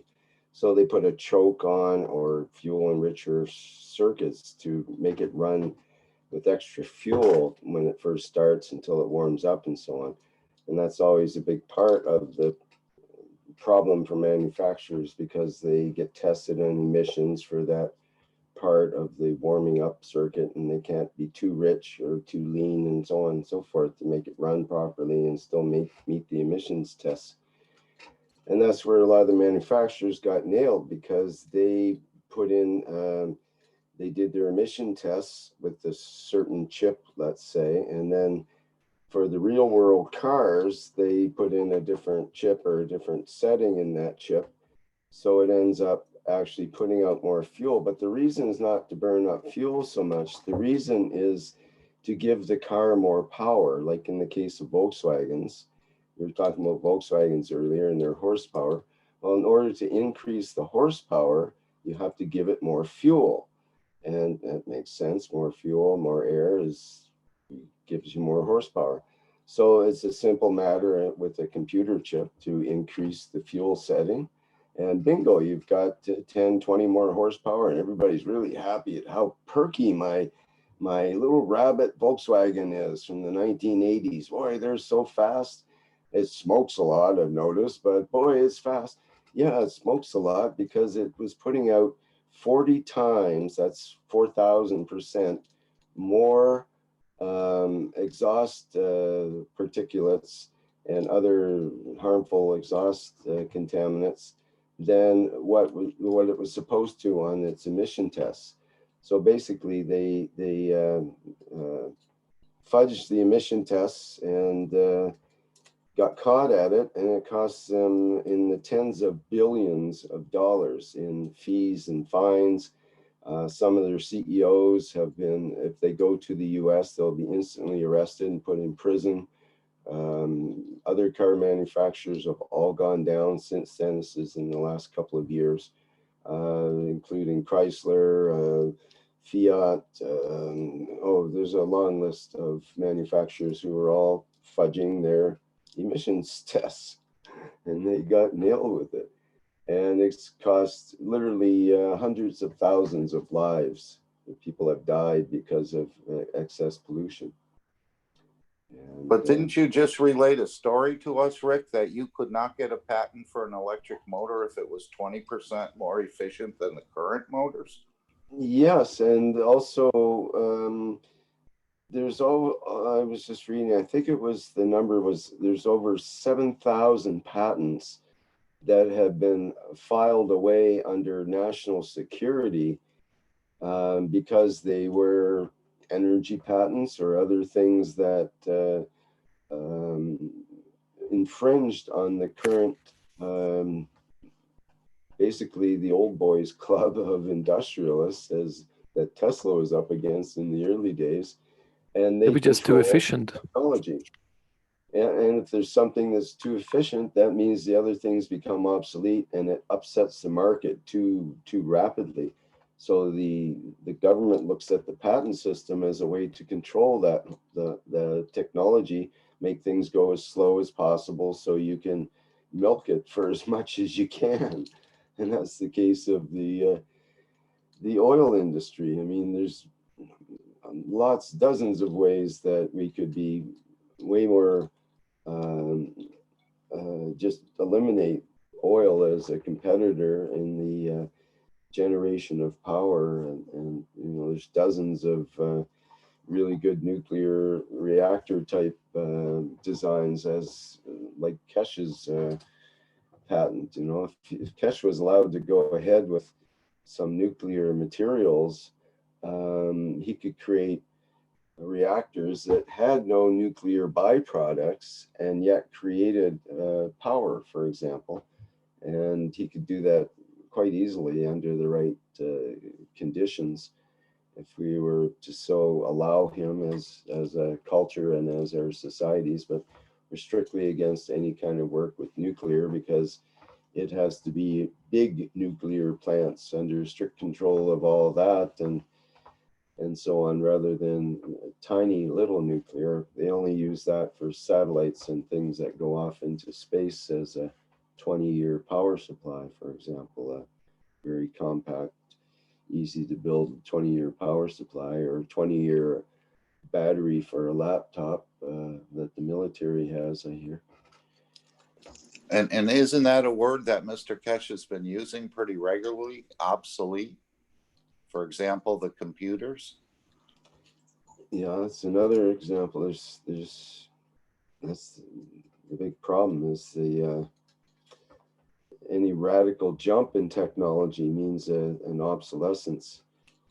But it happens, and I can see, for example, where I got my training with General Motors in Oshawa, Ontario, basically the center of General Motors manufacturing in Canada. The town's basically shut down now because the plants are shutting down, and the vehicles that they were building are no longer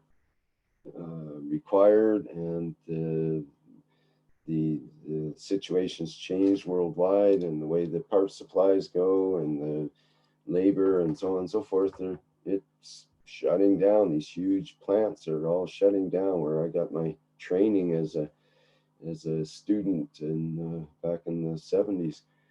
And it's a major shock for those in the town. But at the same time, they're used to this ebb and flow thing through the car industry. They have their good years and bad years. So they are adapting, and they're finding new ways and looking for the next new thing to come along to use these huge areas of assembly plants and parking lots and so on. How do you make use of all that land in a way that's productive for people and they can be useful? So that's a major challenge, and that's where the plasma technology has a chance to get a foothold, because there's these huge areas that could be used to do all kinds of interesting projects. And if this levitating car thing actually gets off the road, so to speak, then or on the road, I guess you might say, on and off the road at the same time, then that could be a really big jumpstart for people and give them some real hope and a feeling of accomplishment and of pride. You can imagine being on the assembly line building the first levitating cars, for example, and just being part of a team that's developing the best looking, the best performing levitating car that serves humans in the best way. And has built-in food, water, electric, and transportation abilities, and cures the coronavirus while you drive.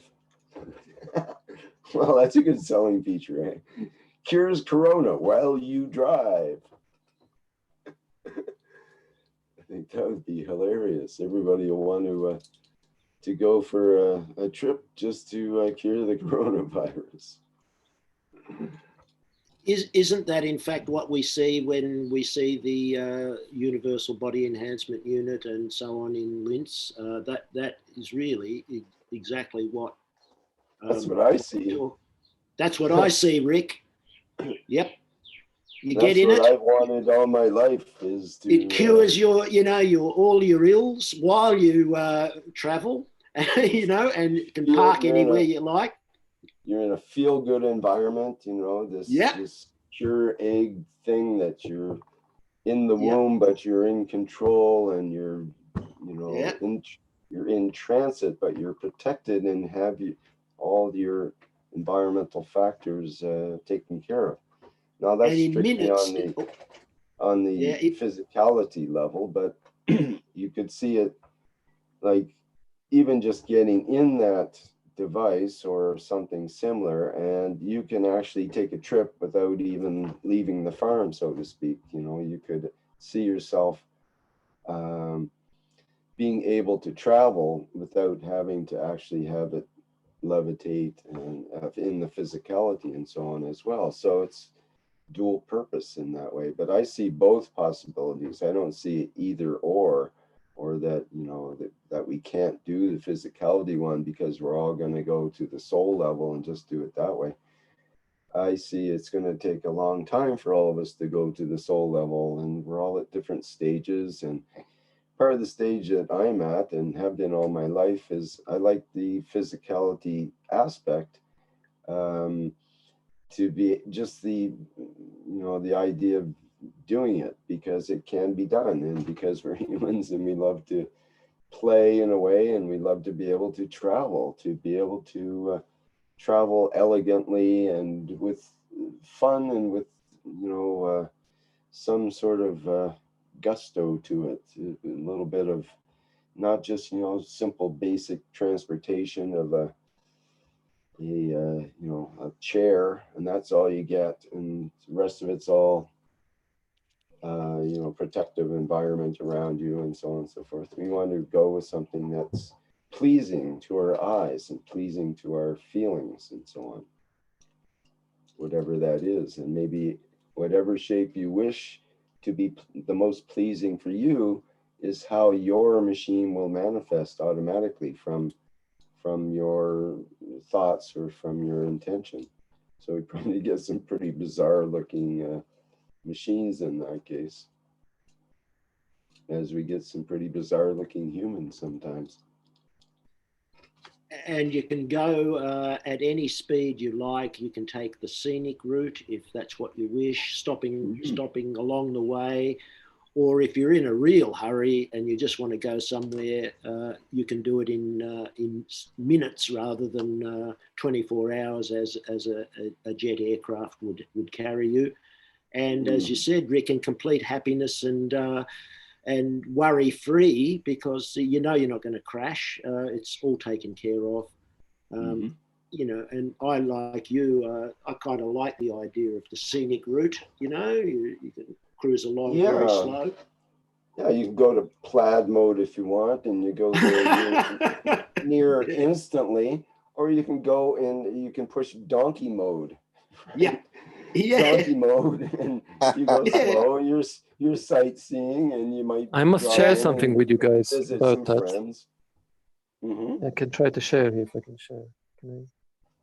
Share. You want to share camera or? I want to share screen. Okay, you should be able to do that, I think. I'll try that, and I go to my photo, I guess. Gallery. I'll stop sharing. It might make it easier for you. Okay. But we'll have to find it anyway. I guess we do screen. Okay, doesn't matter. I have nothing secret on my screen. Now let's see. Can you see this? Or am I not sharing? I'm not seeing anything. I'm not seeing anything yet. I don't think so. Okay, then I'll go back to Zoom and see what Zoom says. No. Is there okay, let's play those apps. Maybe that's what I need to do first. Okay, then we'll go to here we are. Okay, we see a picture, yeah. Oh, yes, right. You know about this guy? It starts with G, I think. Yeah, something. The beetle wings. Yeah, the beetle guy. Cough. Yeah. I mean, I just inspired. I remember I read about him many years ago, and then I bumped into this guy, Michael Tellinger, or whatever his name, Tellinger.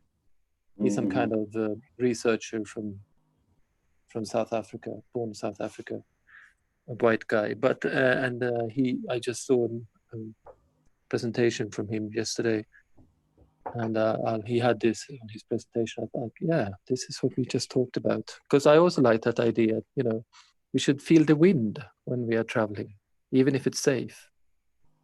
It's like not just being inside some capsule and it's like, yeah, okay, everything is cool, everything is like perfectly. Yeah, like I would that love, reality feeling. Isn't that the nano particles?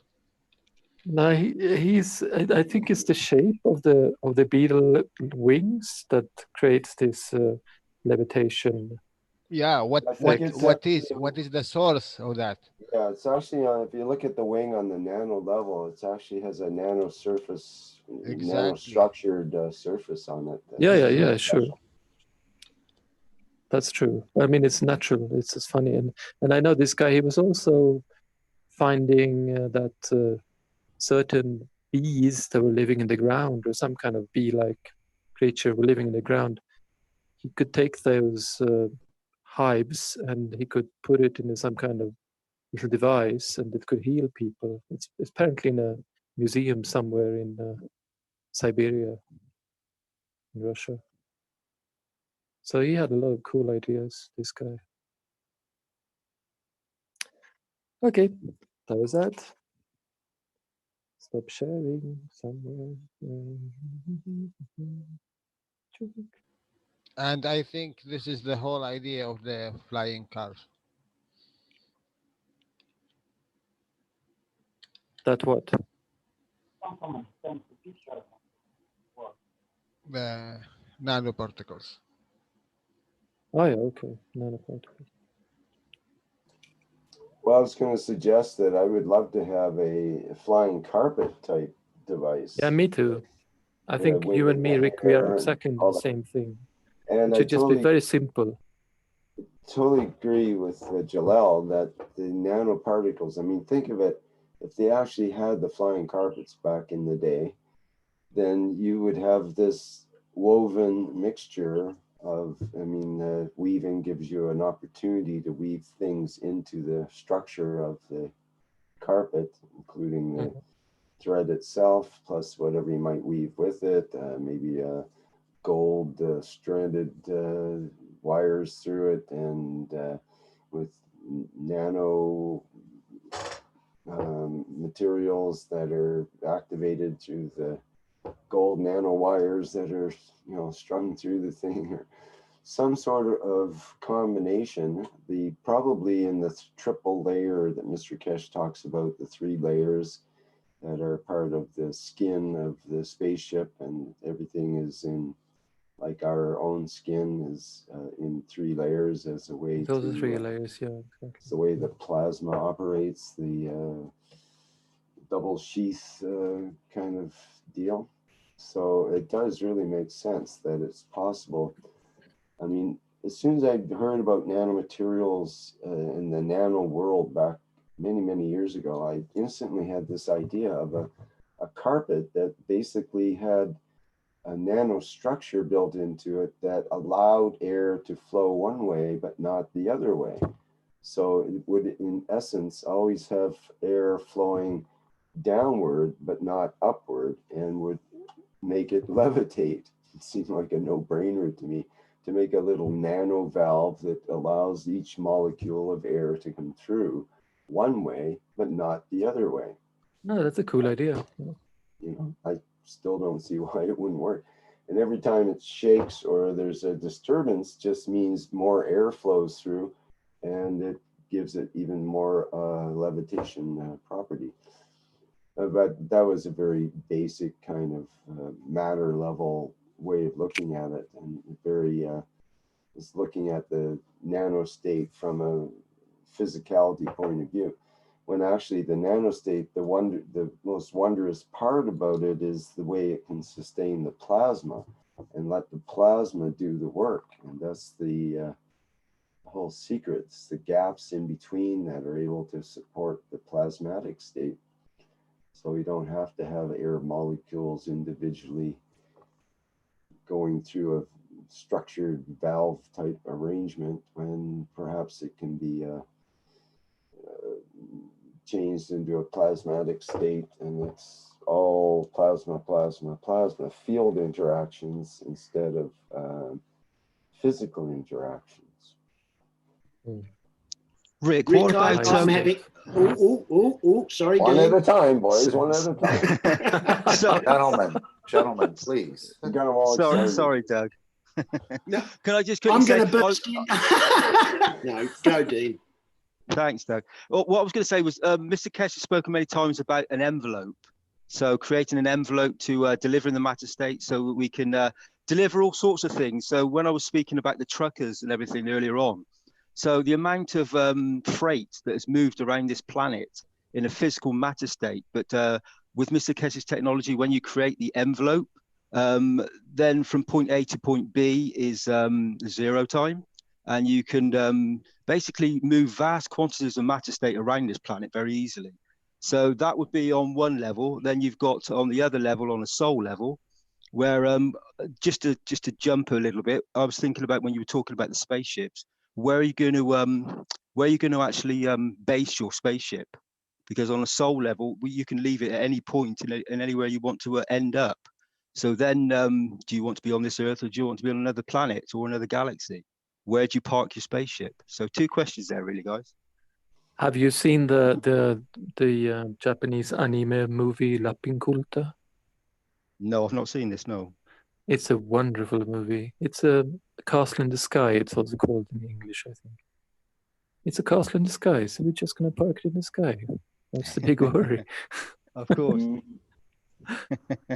Yeah, you park wherever you're most pleased that you wish to be, in a way, or park it to the next next best place from where you are, wherever you can think of that. I'd like to be on the moon for lunch and maybe take an evening stroll. You know, so you sit there and do what you wish, and by the time you've experienced that, perhaps you want to move on to Mars or Venus, or even out of the solar system if you want to get really adventuresome. I think, Rick, the best place to be is where you are. I've skied for many years, and they always said about skiing, where's your favorite place to ski? And it was always where you actually are right at that moment, because that particular moment you're experiencing the moment, and so that's the best place to be. Good point. That's a different take. Yeah, an unusual one, but I think it's it connects some dots anyway. Dean, there is a question in the chat for you, please. Okay, thanks.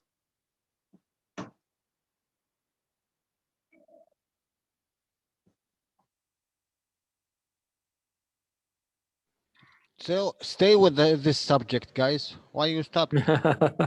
Yeah, open it up. Open it up. Yeah, absolutely, Jalal. So the yesterday in the Linz exhibition, we did load a couple of reactors that I was going to use to I'm going to, in a dynamic flow, I'm with the wind, using these enhancement balancers. I'm going to put them around my environment and create a beautiful condition. And maybe, who's to say, in the present moment at some point, that creating that environment means I can move around within that environment within a thought. So and that's the same for many of us. Once we actually start connecting all the magravs up around, perhaps this is the point where we will start moving and shifting around very quickly and very easily. Yeah, but I meant the sticker. I haven't actually seen it, Jalal. Let me go and read again. I'll come back to you in a minute, Jalal. Yeah. 2 seconds. My turn. You are fired. Oh, stop it, Jalal. Rick, I'm having a deja vu moment. Remember, years ago in the Plasma Reactor group, we did talk extensively about flying carpets, and you had a picture which became a bit of a regular feature on the introduction of a fancy-looking gentleman on a flying carpet. Have you still got that picture? I'll see if I have that handy here. Let me see. I say that because Mr. Keshe at certain times does mention what he calls the old magic of Persia, where, you know, people say they did not exist, these flying carpets, but I get a strong feeling that they did, and that they were, yep, and that they were a means of transport very, very quickly from one place to another without any noise. And, you know, the Queen of Sheba gave one to King Solomon, apparently, and it was the size of a football field. And many people could get on it, and it would levitate or whatever processes were involved. And there is fragments of information about flying carpets. And as usual, the status quo was, you know, other people that didn't have that or want that, you know, did everything within their power, basically. The camel merchants, the horse traders, and all of the people that were making $1 or whatever out of the, you know, the camels and the donkeys and the horses and whatever have you on the ground, you know, they would destroy any of this knowledge of how to create these flying vehicles. So they were, in fact, real, but they've turned them into myth and legend. But, you know, there's many examples of brilliant technology that people have come up with. Ah, there it is, Rick. Yep. that they've come up with that take humans to another step, but it's the old, people that are the masters of the current situation. They don't want that change because they lose their mastership. Now that's a beautiful painting, and there's a story behind it. But there you are, a young gentleman flying happily, and the birds are having a good look. I notice they're sort of saying, "Well, yeah, that's interesting. Haven't seen one of those." I think it's a phoenix, actually, and it seems to be, maybe that's the soul in a cage in a way. Well, there's many, isn't there? You can draw many of what Mr. Keshe has talked about. You can look into this painting and see a whole lot of things strangely kind of connected to Mr. Keshe's words in recent times. The soul in the cage, the center reactor in the materials enhancement spaceship unit as well. It kind of looks like that in a way. It's got these rods coming down in the central light supply. Yeah, it's the central sun of it's the power supply of the spaceship unit in a way. May I jump in for a minute? Certainly. You can use any carpet. You're sitting on the carpet, you move your soul of physicality upwards and you start to elevate. You don't need this sun in the middle on the carpet or something else. You have the sun inside. Mr. Keshe explained it. Absolutely. It's connected to a breathing technique too. But I have not achieved it. I have just remembered the information. When did he explain that? Somewhere in the first day's workshop. I haven't got to register all workshops what were in there. I maybe 1 year ago, 1.5 years ago. And does anyone know the story or myth of why this technology was banned or eliminated? Yes, well, I do, Mark. It came about by, as I said, particularly Genghis Khan, who went on a rampage across a lot of the world. Whenever he came to advanced cultures, he loved his little step pony, and his men also rode those ponies, and that was their ultimate controlling feature. Bows and arrows and so on. And he went to great lengths to absolutely destroy whole cities that had these artisans and craftspeople in them. And if they exposed themselves to him, he would kill them immediately, and wipe out this technology. And it turns out that it was taken by, various secret groups into very remote areas that could actually at that time only be accessed by these floating vehicles, carpets and so on, and remained in small pockets, very remote, out of the way of people like Genghis Khan or anyone else that had other ideas. And it was a factual development in human achievement, but it became less and less known. And we have to be open-minded because there are other cultures in India, where yogis practice, like was said, with their breath and so on, and they make their body lighter than air, and they float, and they may travel many amazing things. Again, they're now mainly restricted to the Himalayas and very remote places, so they don't get, burnt at the stake or whatever. And they just live an independent life away from the general population because of the fear of the unknown.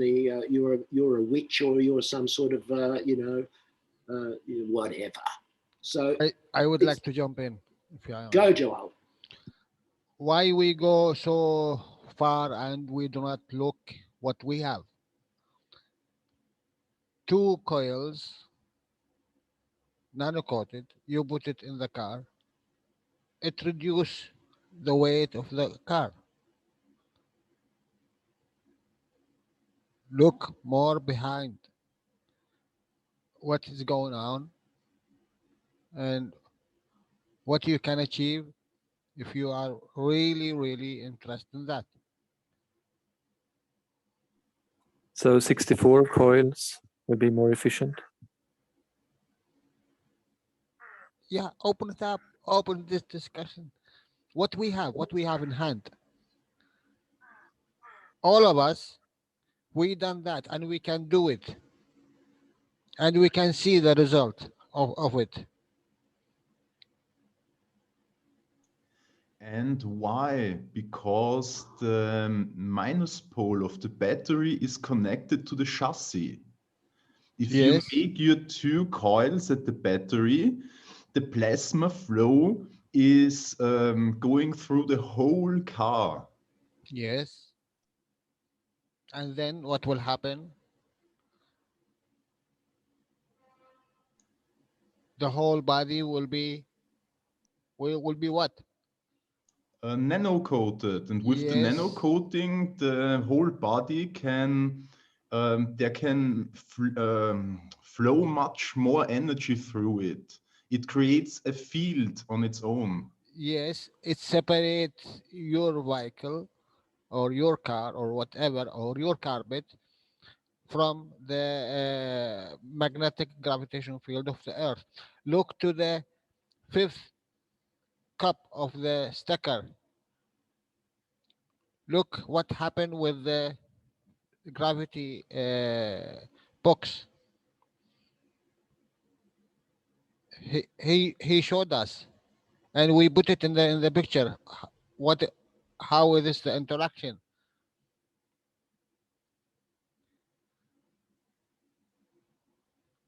We need to stop this interaction between anything and Earth. How are we going to stop that? Interfering of this field?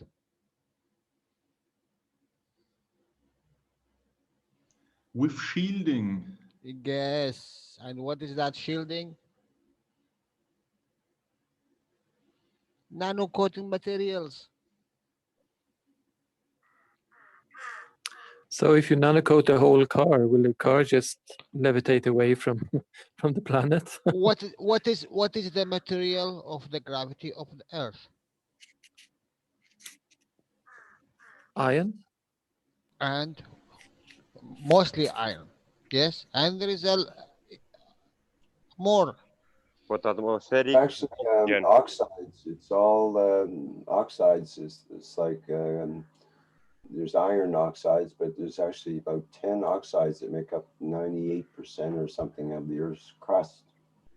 So it's basically nanomaterials. So if you understand the spectrum of these materials and you make the nano of them,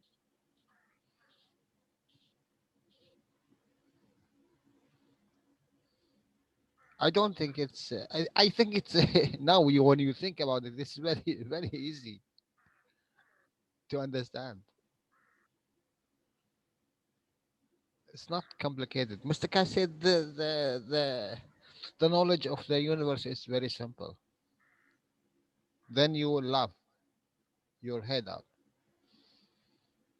because you missed a lot. Right. Didn't he show us a Coke bottle full of Gans water? And he said these would replace the shock absorbers and one in the center of the car. Yes, it did. Yeah, the way I understood it was different, that the device that looked about that size would replace it, not that it was necessarily a bottle of Gans water Okay. that would do it. Okay. But some people do think it's a bottle of Gans water, so I'm not clear what the correct interpretation Look is. to the science behind it. Don't look to the physicality of the matter state.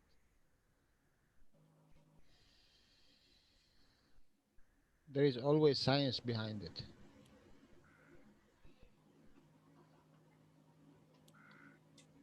So how can we easily nanocoat the whole, you say the whole outside of a car? How many nanomaterials you are doing now? Nanomaterials. What do you have in your for origin epoxies? I'm struggling with my zinc. I tried now a new solution. I put it into some incense that was burning and tried to make so it wouldn't heat too fast and too strong. And I think I got some kind of coating on it. But it's complicated for us who don't have much resources.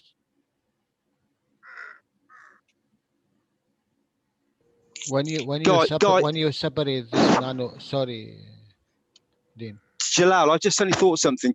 I remember you speaking on something. What is it? And I remember in that last Knowledge Seekers workshop that Mr. Keshe picked up the Gans water bottle, and he said, and I'm sure he said something about the size of the bottle. So it's not the Gans water; it's the size of the bottle. Does this resonate? It resonates. Mm. I remember too when you said it. Yeah, I think it's got something to do with that. It's the size of the bottle and where you position it. Anyway, that's just my thoughts. Thanks, guys. The four, whatever it's called. Yeah, me and cars.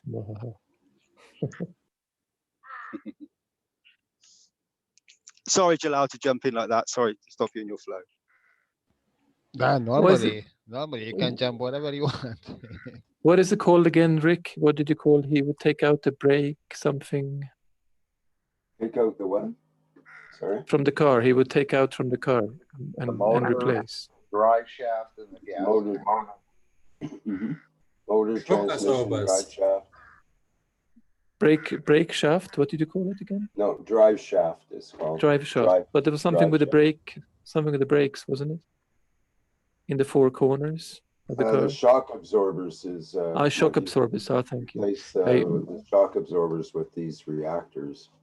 They look about the same size as cola bottle and a shock absorber. Okay. So back to the flying carpet briefly here. There's some other clues that you might not normally notice when you look at the flying carpet, because you're usually focused, most people are focused on the guy or what he's carrying there, or the carpet, the top part of the carpet. But if you look at the underneath of the carpet, you see that there's it looks black. No, it's not black. It's got designs embedded into it. Oh yeah, you're right. There's very something subtle, in there. very subtle. But if I was to, I'll try to magnify. I don't know if I can. There we go. Okay. And if I can move it over and then up a little bit. All right. Now you see here, for example, we've got on the right-hand side, what looks like, I think it's, what do they call those things that are etched in South America? They're etched into the ground. Yeah. The Nazca lines? Yeah, that's what it's called, yeah. Which were supposed to be apparently navigation lines for spacecraft that are coming in, correct? And then we have this lower thing in the lower middle part of the carpet that looks strangely like a spacecraft to me. It looks like a Star Wars kind of craft. And then further lines in front of that, like landing lines almost. I mean, this picture was made in the 1800s, right? So we're not looking at modern technology at all at that time. Yeah, thank you. And now, so we've got another similar symbol on the left side of that. Whoops, just blew it there. Just a second. Back again.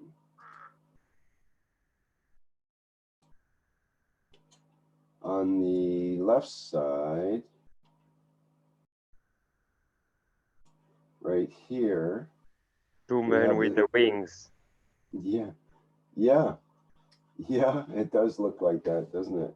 Which is sort of like the wingman for this other craft in the middle. And then there's further, you know, instructions where to land or something.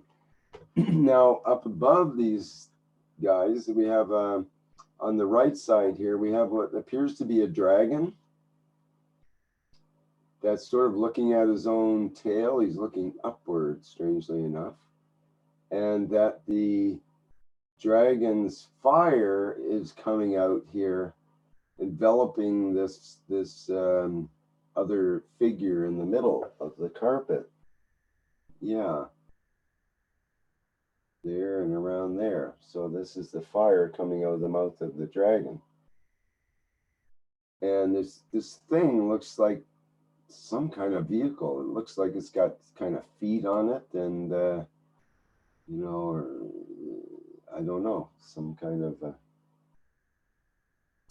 so. And we also know that fire nanocoating is one of our techniques. So I'm thinking that this is basically the instructions or directions regarding the flying carpet itself. And this is the way the artist decided to unveil some of the secrets. Now we see that somehow deliberately there was little white spots put in here, like it's almost like stars. And maybe it is a star constellation kind of configuration in there. Like we can see some white spots put in the top part of the carpet as well, but just little spots. Whoops. Just little spots here and there in the bottom part of the carpet as well, which is sort of unusual, it seems. There's some other insignia on the left-hand side. I haven't quite figured out what that is on the dark part on the left. I don't think it's exactly the same as the right side. We do see on the right side upper, now that I look at it, sort of more sideways. Whoops, I keep doing that. Sorry about that. When I click, it does that. Can't use my pointer. Let's see.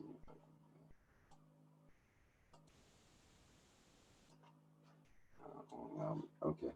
So on the sort of the middle right side of the upper part of the dark side of the carpet, it looks like if you turn your head to the right a little, about 90 degrees, it looks like a figure. And it looks very much like an alien. You can see the two, oh, I think my pointer works now. You can see the two eyes. Can you see my pointer here? Yes. Okay, so two eyes here, neck, body, feet, and an arm here, and an arm here. This arm goes to the tail. He appears to be grabbing the tail of the dragon. So he's controlling the fire, this little guy, this little alien guy, to me. Now that I'm reinterpreting it. And, oh, wow, that's cool. So if the other figures, which look like the alien guy, now that I look at it, the figure on the bottom right and bottom left, which are, Dan, I think, mentioned the flying guys or something. they look like they have wings, right? They look like they have feathers or wings or something to make them human-like, but flying. And the other guy, I don't think, well, maybe he has that too. I'm thinking he might not have had that. He's the one who's creating the things with the wings, perhaps. I don't know. There's certainly a lot. Oh, I see. Actually, now Like a Nazca design. Yeah, You have the head. Right. We have the same thing in the middle here as well. So we have the guy on the right, the left, and there's one in the middle. I see has that same. Is the guide who guide the ship to landing it with the flag Right. Yeah, in the hand, left and right. I wonder if there was an actual design that looked like that in those lines, and that's where this guy might have picked up on that. I think the Hopi have drawn images with these square heads and probably others as well. And they make these dolls called kachinas. But I think some of the etchings with the square head and the long neck, I've seen those before on cave art or on wall drawings. And I was going to also say that, you know, when you take a piece of nanomaterial and you reflect it into the sun, you can see a lot of little diamonds, can't you? Good point. So I was thinking maybe these are representing the little crystalline or diamond structure within the nano coating. Yeah, good one. From what I read years ago, anyway, the process for producing a flying carpet was involved with finding a certain clay that comes from only very sort of specific areas of volcanic type activity or certain places on the earth.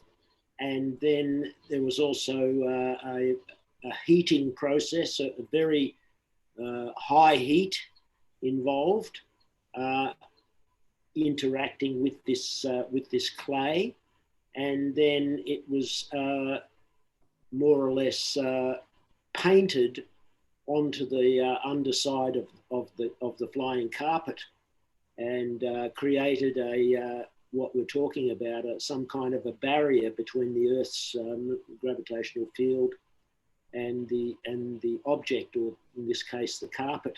So it created this separation that Jalal was talking about, and which Mr. Keshe is talking about, that we have to somehow, through the nano layers and the Gans applications and so on, create this separation so that the carpet or the car has its own separate gravitational and magnetic field, and it becomes like a miniature moon of the Earth, even within the atmosphere of the Earth, and that's the whole gist. So, you know, again, there's a lot of things in the past that were known that have sort of gone to sleep, but now here we are in 2020 discussing these things and figuring out all this information that you know, was there before. So yeah, it's really interesting to me anyway.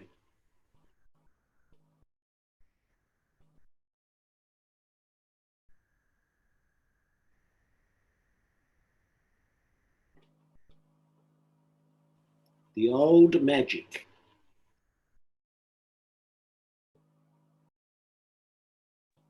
That was the good old days.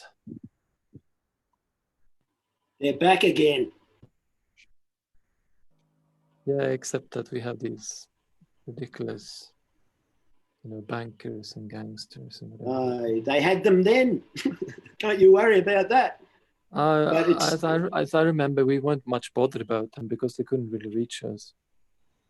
But now they can in a different way. Yeah.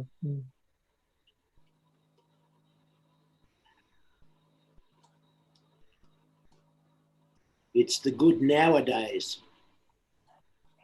just like Sounds the good good. old days. Yep. The difference now is we can reach them. It's not that they can reach us, that we can reach them. And that has them worried. So we've got the upper hand in this formula, the way I look at it. Transparency works both ways, and it's becoming more transparent for the bad guys as well as the good guys, and that's kind of the way it's lining up. So how do we nanocoat the carpet then? Yes, well, I remember that idea of the earth, the clay. I was just looking up clay on the Wikipedia. It's interesting that the people that were the masters of creation of these flying carpets were mostly Jewish, and they had this particular gift of knowledge, and they would be employed by various rulers at the time that wanted to have access to this, and they would produce these substances that they had stocks of, and through the process of it seemed to me like a very rapid heating process, much the same as we do with caustic or flame. Wait. Don't go there. Don't go there. Don't go there. It is a living tissue, what they are making. From where you can make the carpet? Just can someone tell me? Some animals' fur, I guess. Yeah, and what is that? Is living it tissue, static? like What is the hair of the human? It's What wool. is the hair of the Wool, camel? Jalal. It's wool from a sheep or a The hair from a camel. Yes, or a camel or a goat or what, or even this flying what do you call it? Silk. Silk. Yep. So It's amino acid. what does that mean? No. Amino That it's acid. alive. Nano. It's nano. Yep. But they have the knowledge only to control this nano in the way they understand to escape the gravity. It's true, Jalal. When you put in it's not oxide from the making the color with the plants, with the other things. It's also the Gans. Putting the Gans. It is Gans. In top of nano. It is. Gans So and you nano. mean the coloring of the carpet in the making process of the carpet would create some kind of interaction between the nano of the natural material? That's what you're saying. Okay. When you have the CO2 box, what you are doing? Just open it up. Understand what is the process. And when you stuck this gases to its origin nano, what will happen?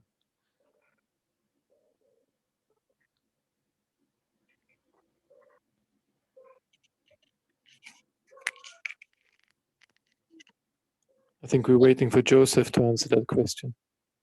What we are doing with Mr. Becker, with the Magraph and all of that. It's only what we missed, how to control the flow of the plasma. Gravitational to magnetical and magnetical to gravitational.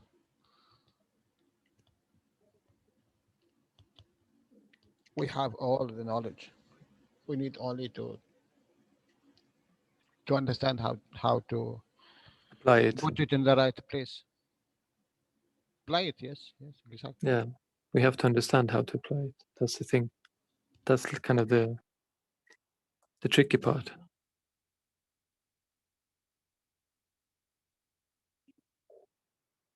But if you want to share with us how to do it, we're listening with joy and fascination, definitely. You know, and lately I am always insist, and when I speak with all that we need to do, not only talk. That's We right. need to do. Do you have a And Persian carpet at home? actually, if you work with it, you know, when you work with something, that means you asking. When you ask, you shall receive. That's a good point. I like that. No, really. When you work with something, yeah, I believe you. This is the point. Look to whatever you want to work with it. Whatever you want, you shall receive from that what you want. That means there is a need. In any way you think about it. So why don't we go in this really in this knowledge and apply it? This devices when the maggraph came out, the maggraph of the car. Didn't you hear that that device is vanished, and Mr. Cash laughed about it because they thought it's vanished and he's there.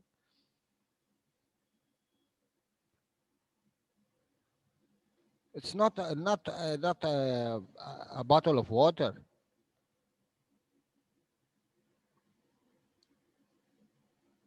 It is a device which makes this field. Mr. Cash, first time when he started to teach, he said, I put the water for you to see the field. To see the field, you know, to see the field. That is, there's something in there. That's all. But we still want to, you know, in a way, stuck with this water. You don't need to see the ganses. You don't need now. Any one of us, if we make the nano coated and one plate, he knows 100% what he will get. So it's no need to see it in real. We need to work with the fields, and you see in nature there is a lot.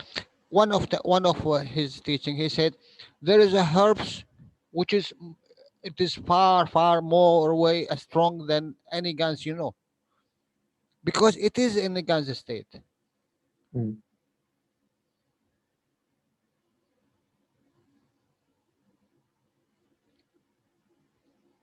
And after that, in the end, you will see that your body is in the Gans state and you have everything.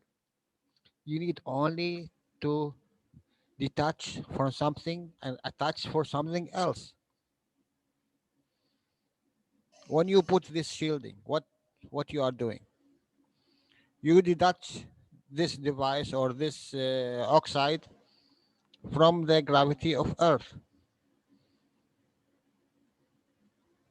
and attach it to another thing.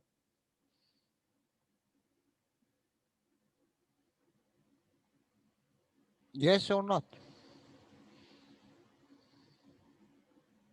So if we detach what is keeping us here, and let's go to the body because it's with you. The body is with you. What is attach us to this gravity? It's the oxygen, yes.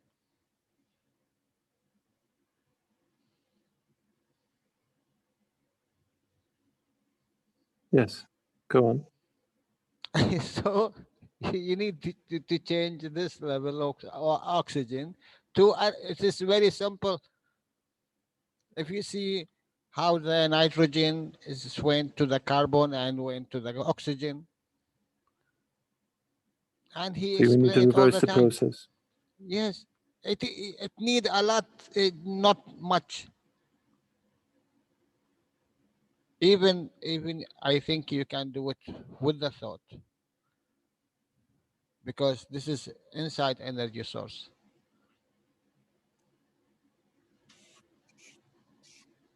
But we do not want to go in this way unless we see someone do it.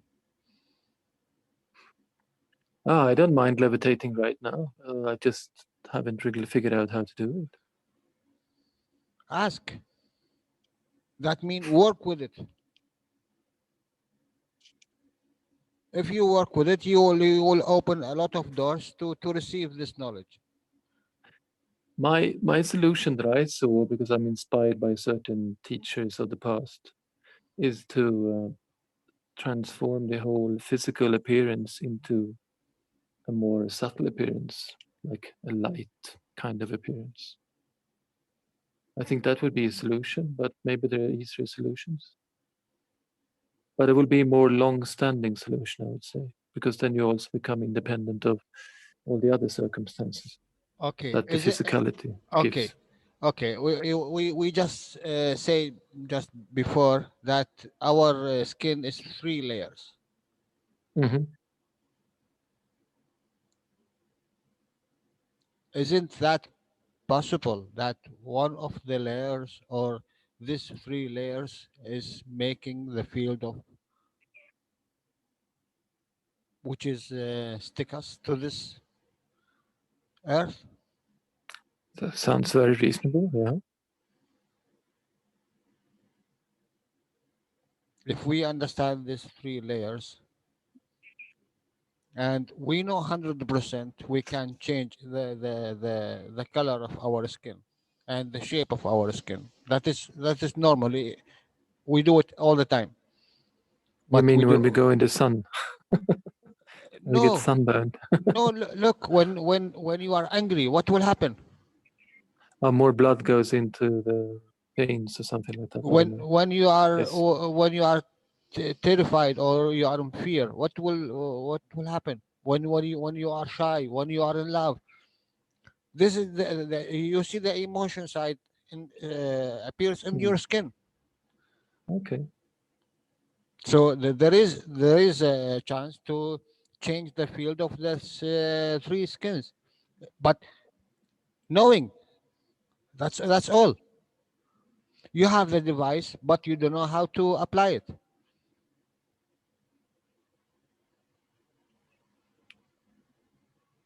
Isn't that true? You know, Mr. Cash, he's really very intelligent. He's bring us to the knowledge in a way. I'm telling you, really, there will be a time where we really will laugh ahead of, because he said, he always said, I put it in the front of you, but you don't see. What can I do? It is in us.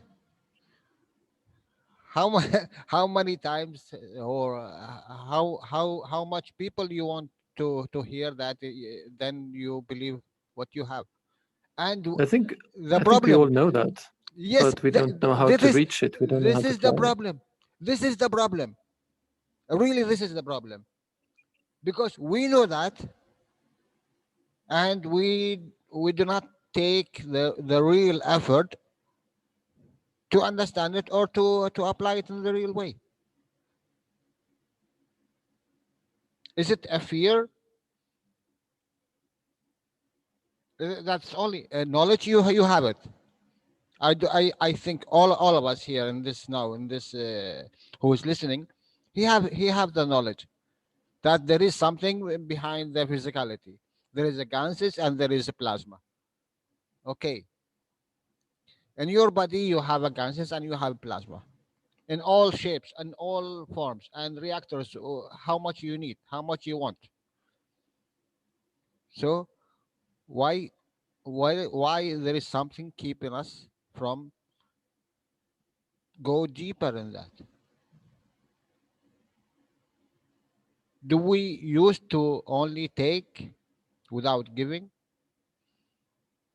And in that way, we are waiting for someone to do it, or we waiting for Mr. Keshe to do it. Look and listen to his last teaching. And the question what he has in his mind. If I give this knowledge for children, what will happen? Not in the meaning of children, it's very beautiful creatures, but in the mean ignorant to the outcome because they didn't work for it.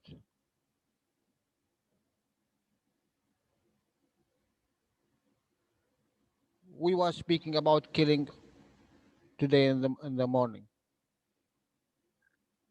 You will not stop killing because you are breathing. That is the smallest thing you're doing every second.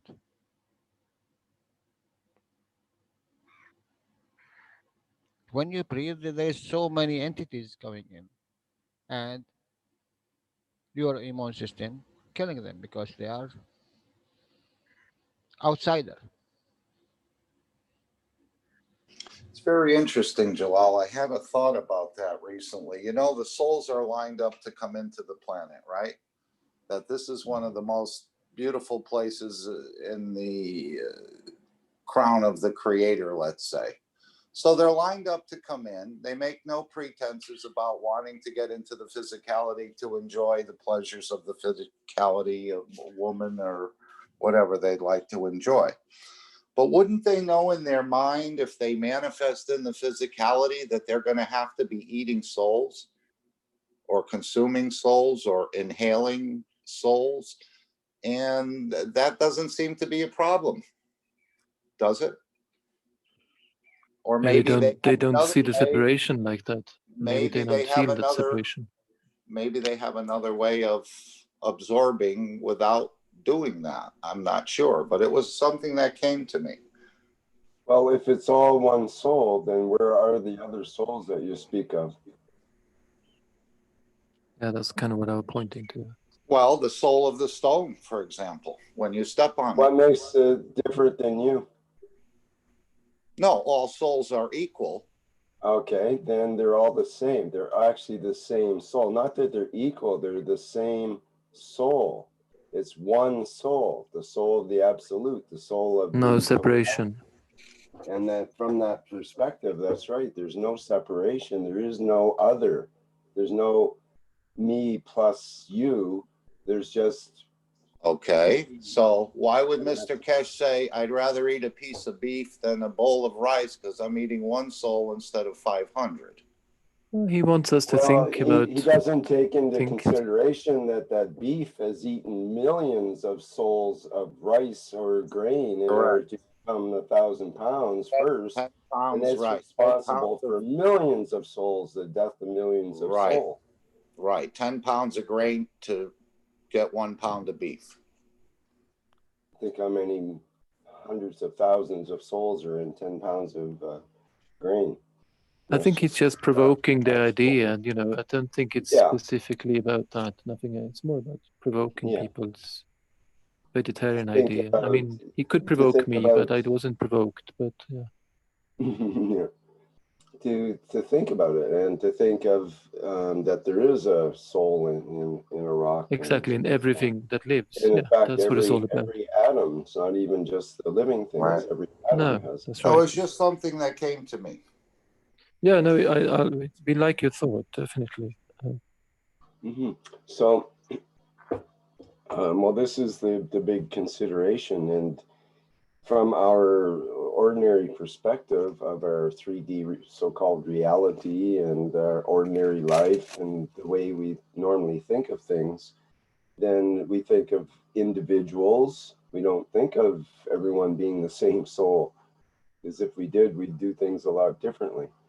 And so we think that that person that, on the other side of the street is a different soul than me, and that someone else is another soul, and so on and so forth.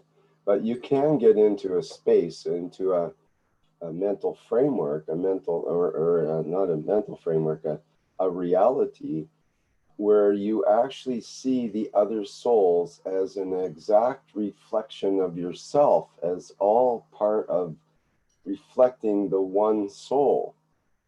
And so you go into a restaurant, for example, and sit there and listen to the conversations. There could be 4, 5, 6 conversations going on, but you'll hear one voice. It'll all become like one voice, and it could actually deliver a rational message to you through, you know, a combination of all those sounds or whatever, because you're hearing the one voice of the absolute, essentially God in that moment.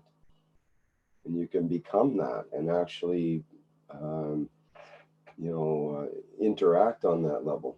And not an easy thing to do, and not for the faint of heart, because what if you actually accomplish that? And, you know, it wouldn't be an easy place to hang out because it's too overwhelming. That's why we left that place and came to planet Earth. We wanted to break and have experience all the sights and sounds of Disneyland of Earth. So we're breathing and feeding or consuming our own soul? Yeah, there's a saying, or I eat myself to keep myself. It's I think it might be in a foreign language or something, but there's a saying regarding that. It's just a thing of, if you look at it, it's like a game that we came to planet Earth to play. And you get to play the game of separation here, of pretending that everything is separate and that there's a me and a you, and that we go about our separate things and so on and so forth. But to that one soul, it is just seeking its own acknowledgement, basically. It's looking for something other than itself. I mean, imagine being the absolute, and that's all you see. You don't see the absolute plus all the humans. You're just seeing everything as the one soul. Because you cannot, once you start making a distinction that there's separateness, that's a whole other dimension. That's a lower dimension than seeing it as one unity. Well, then why would you need permission or to be accepted by the soul of the star to travel to the star?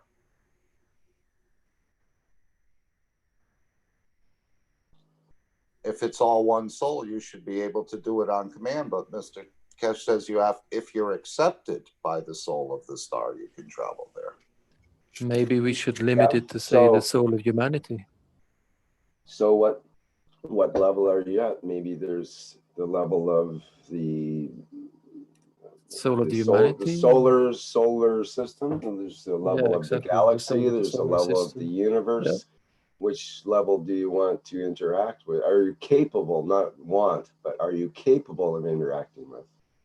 Well, I thought it was interesting when Mr. Keshe said that we're not going to be traveling with man's light. We're going to be traveling with the strength of light of the universe and unicos. It's totally different. Yeah, well, if you have the capability of becoming the light and traveling as a light being, then that would be obviously a lot faster way of going than traveling. That's why I asked him about the old physicality body being that most of us tend to identify with. And that's exactly why I tried to ask him about how do we transform this body into a light body. And he was like, I don't understand, I don't understand, I don't understand. I was like, yeah, sure you don't understand. I know he understood, but he didn't want to answer that question at that time, I guess. There was some knowledge seekers workshops ago, maybe a month ago or 2 months ago.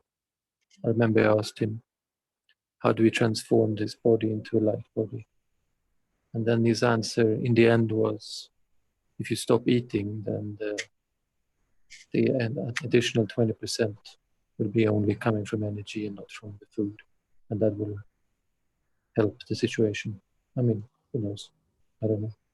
But that's kind of what he said. Or maybe if you ask, you'll be given. I did ask. Well, definitely for me, at the times I've been fasting in my life, I felt the closest to my essence, let's say, and the closest to being able to actually, have more control of dreams and of the in between dream and so-called reality state, where you're just before you go to sleep, that kind of magical spot in between there. Yeah, it's a good one. That can become more pronounced while fasting as well. So definitely when fasting, it does create a higher sense of awareness.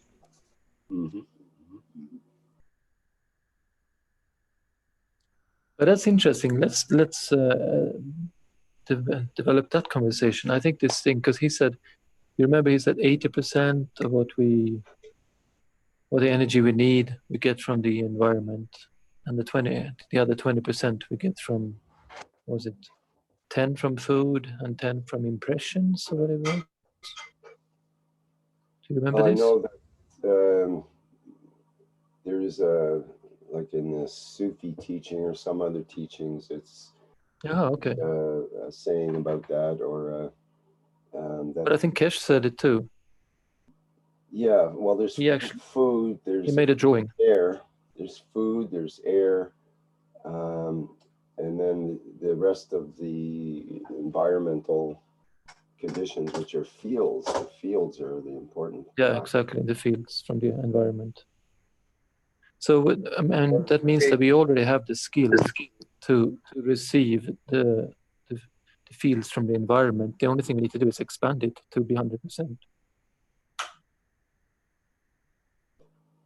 Well, possibly. If that's what we want. What dimension are we expanding into is the question, I think. Like, it's not just a matter of getting bigger and bigger as far as our expanding our, like we have this, what we call the aura of the body, and it's expanded a little bit more than our physicality limits of our skin, let's say.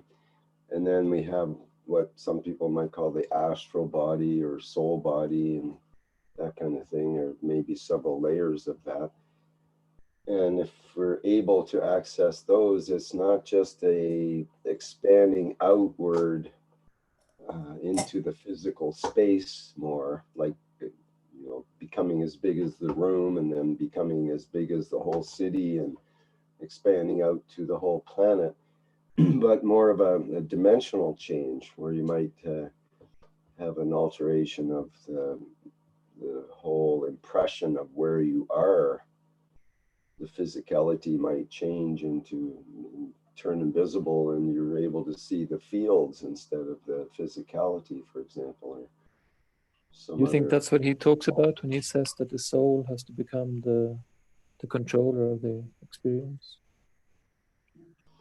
I think so, yes, because like he talks about the different levels, and we've talked about this many times, starting with the physicality level, the physicality of stuff, the atoms and all of that, and then you go into the nano level, and with nanomaterials and the nano level, that's a certain layer of knowledge and a certain changes that happen. There's the particles that are involved have more freedom. They're freed up more. They're able to sustain a plasma and so on. And then you move into the Gans materials, and it's even more freedom and more ability to interact with the plasma. And then you become working with the fields after that, and you become the plasma itself or the plasma manipulator. And then you're able to actually work with the fields and the plasma to control to your will and to your abilities.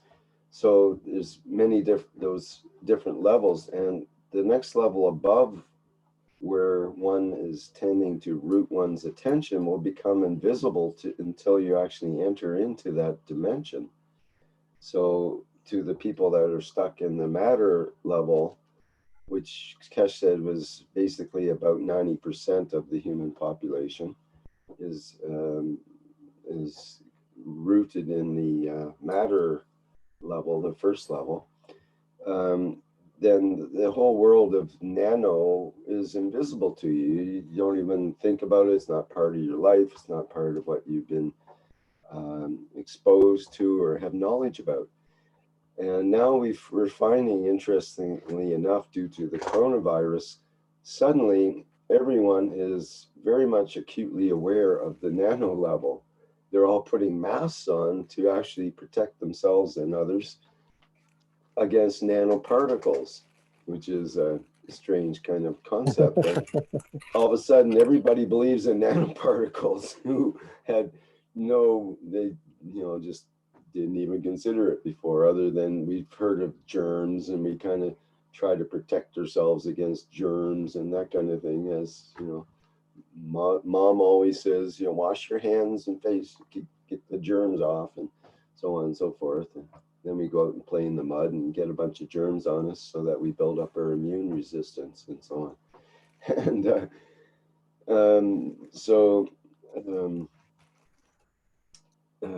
anyway, that's what it is. I was very humbled when Mr. Keshe said the human brain is just a simple copy of the universal unit. Okay. Mm-hmm. Did he say something like? Did anyone hear him say that? Don't remember, but who knows? Ask Jalal, maybe he knows. Jalal.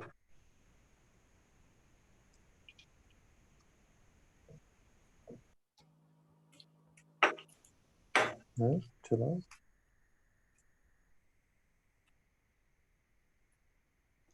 Maybe he is working. Sorry, seeing there's no Jalal, I'll answer the question. Yes, please. So the answer to the question is, what is consciousness? So you have multiple levels of consciousness. The conscious consciousness is the highest form of life, which is the human consciousness. Feels the most pain and pretty much drives the way that life happens towards the consciousness of the universe.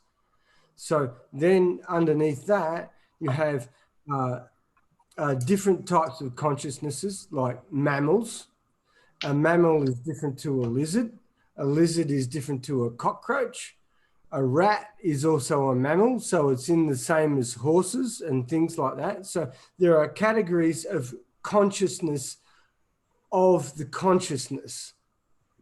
So a cockroach has an instinct consciousness, but isn't able to formulate thought because it just goes about what it does to do what it needs to do in order to form and survive itself. It has no conscious consciousness. Mm-hmm. So does that answer your question? Does it answer my question? Different types of consciousness belong to different animals. So therefore, conscious consciousness is only a human being. A monkey doesn't have a conscious consciousness, has an instinct conscious. So does that answer your question? So would there be 4 different levels of consciousness then, with the matter level, nano level, Gans level, and plasma level, for example? I suppose, yeah, that may be drawable to there, but I only know about the different consciousnesses of the different animals. So you can ask me an animal and I'll tell you where it's at in its evolution. And that's all available. I mean, I've shown it many times, but nobody wants to look at it and nobody wants to see it. What about the consciousness of humans? What about the different levels of consciousness of humans? Well, then you get the first instance of consciousness, and then after that you start to learn and you move forward into the levels as you go on and live your lives. That is saying that you are a spirit form living your life in a consciousness to learn about the creation. So then you go through, we can be at any different level or indefinite different levels between us all.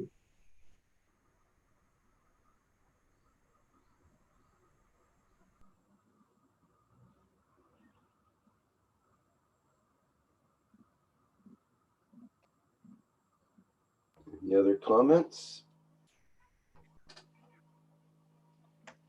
Can I ask a question? Yeah, please. From where you get this conscious?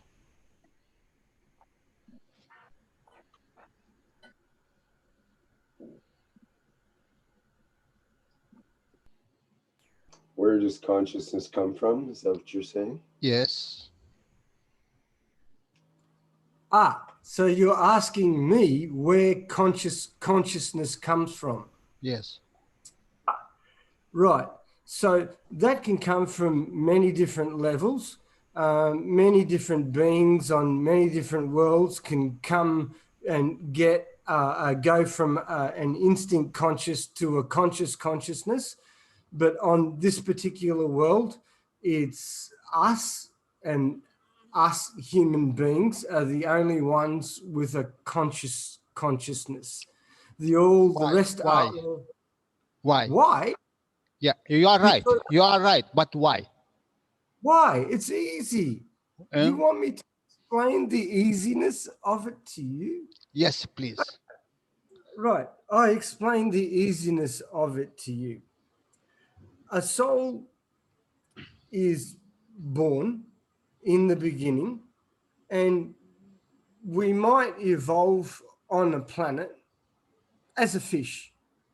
And then we go from a fish to something else, to something else, to something else, and evolutionarily move on to the human being. How we done that?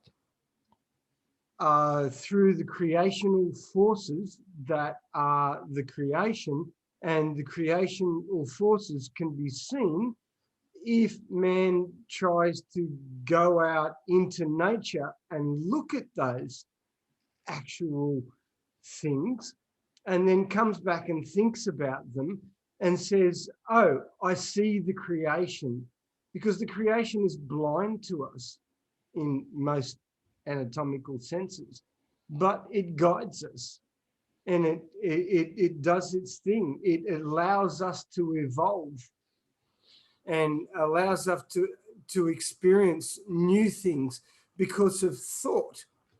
So let's get down to thought. One of the guys earlier on today was saying he's got problems in trying to get a hold, I think it was MOSFET, was trying to get a hold of his thoughts and feelings.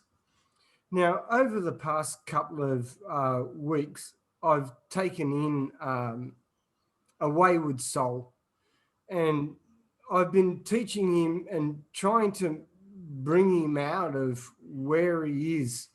And, you know, Jalal, one of the most beautiful things of teaching is that you see you see your own self. You see, and this is why Mr. Keshe has always said, you've got to teach, you've got to live it, you've got to believe in it.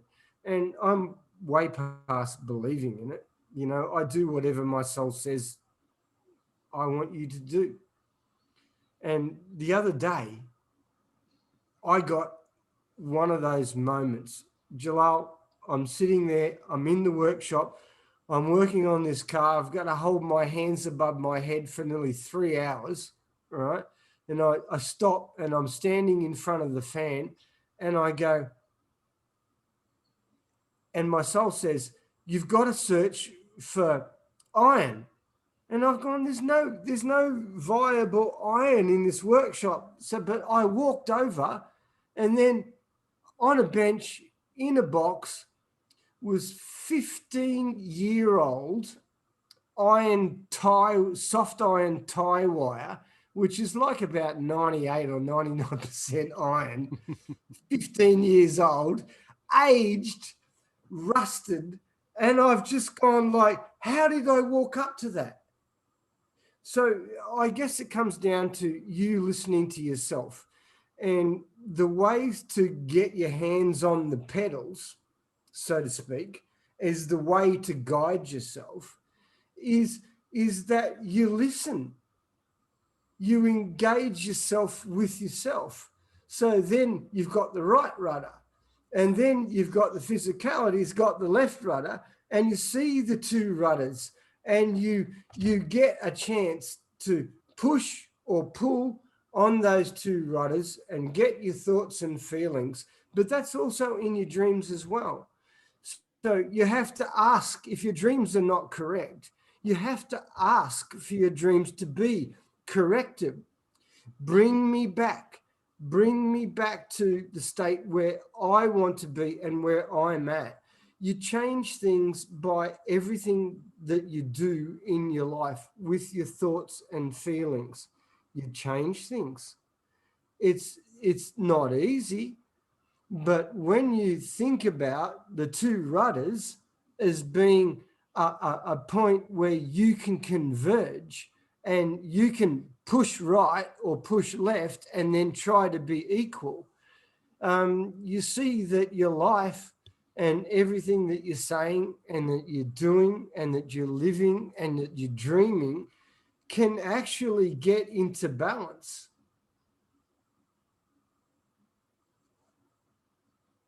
I hope that I've made sense. You start with the circle of existence. Yes. Would you like me to explain carbon to you? Wait. I want to see from where we get this conscious of conscious. Consciousness. Yeah. Right. So a conscious consciousness can happen to many beings throughout the universe. It doesn't matter what particular creed you are. You could be a tree. You will still achieve conscious consciousness in the end. Anything, any being on this planet is able to get to conscious consciousness. Otherwise, they wouldn't have a we form in the creation itself in order to interact. I give you an example. Years ago, there was a whole pile of jellyfish that attacked a nuclear installation in Japan.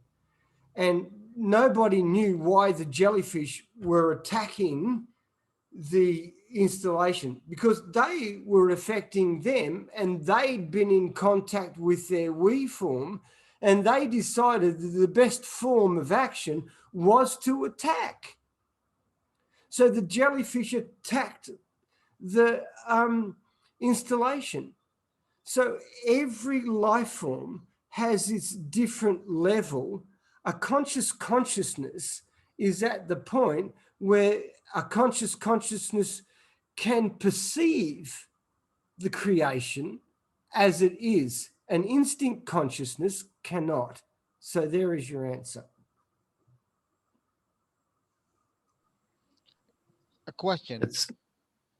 Aren't we in this energy soup?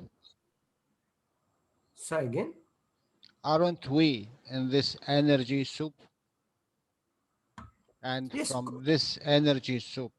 Yes, we're all the same. This is why a cockroach, you don't want to kill it. This is why a fly, you don't want to kill it. You want to let it live through its evolutionary process. That's what a good human being that understands about the creation does with their life, is it not?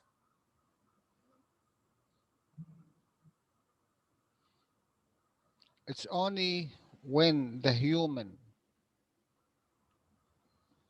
consume a different sort of amino acids, Yes, energy. Yeah, energy, then and energy. then he put it in Mhm. nano when he used the fire. Yep. Then he received a different sort of energy, which it is out of this circle, which give him the the high hand, or what do they call it, the high heel of the other creatures. You see the CO2 box, and you see the new box. What is the difference between them? And what kind of fields structure there, and what kind of materials could be there? And some of them, it's outside of this our environment.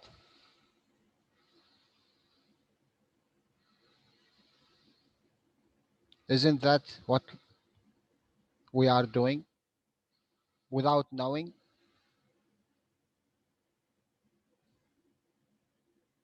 He said the soul you cannot destroy. You take only the energy, but without responsibility. And if you put responsibility for that, then you will have a million questions to answer. Can you really Yeah, be responsible about a soul you bring it in? absolutely.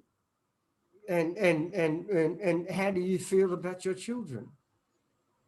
How do you see? This is okay. If ever my personality was to get tied up, the reason that I get tied up is that I don't understand why other people don't understand. And this is throughout the whole foundation. We felt this the whole way through. But now I start to break through because I start to help people with mental health problems and things like that. And through helping them, I learn myself. And this is what it's about. Everybody forgets that in order to get, they have to give. Isn't that the truth, my brother?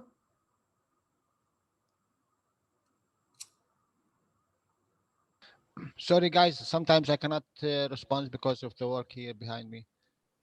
You're right. For being able to receive, we have to give. Yes, and when we are receiving, we're receiving from something which is of a higher, whatever it's called, higher potential than us, because that which is stronger always gives to the weaker.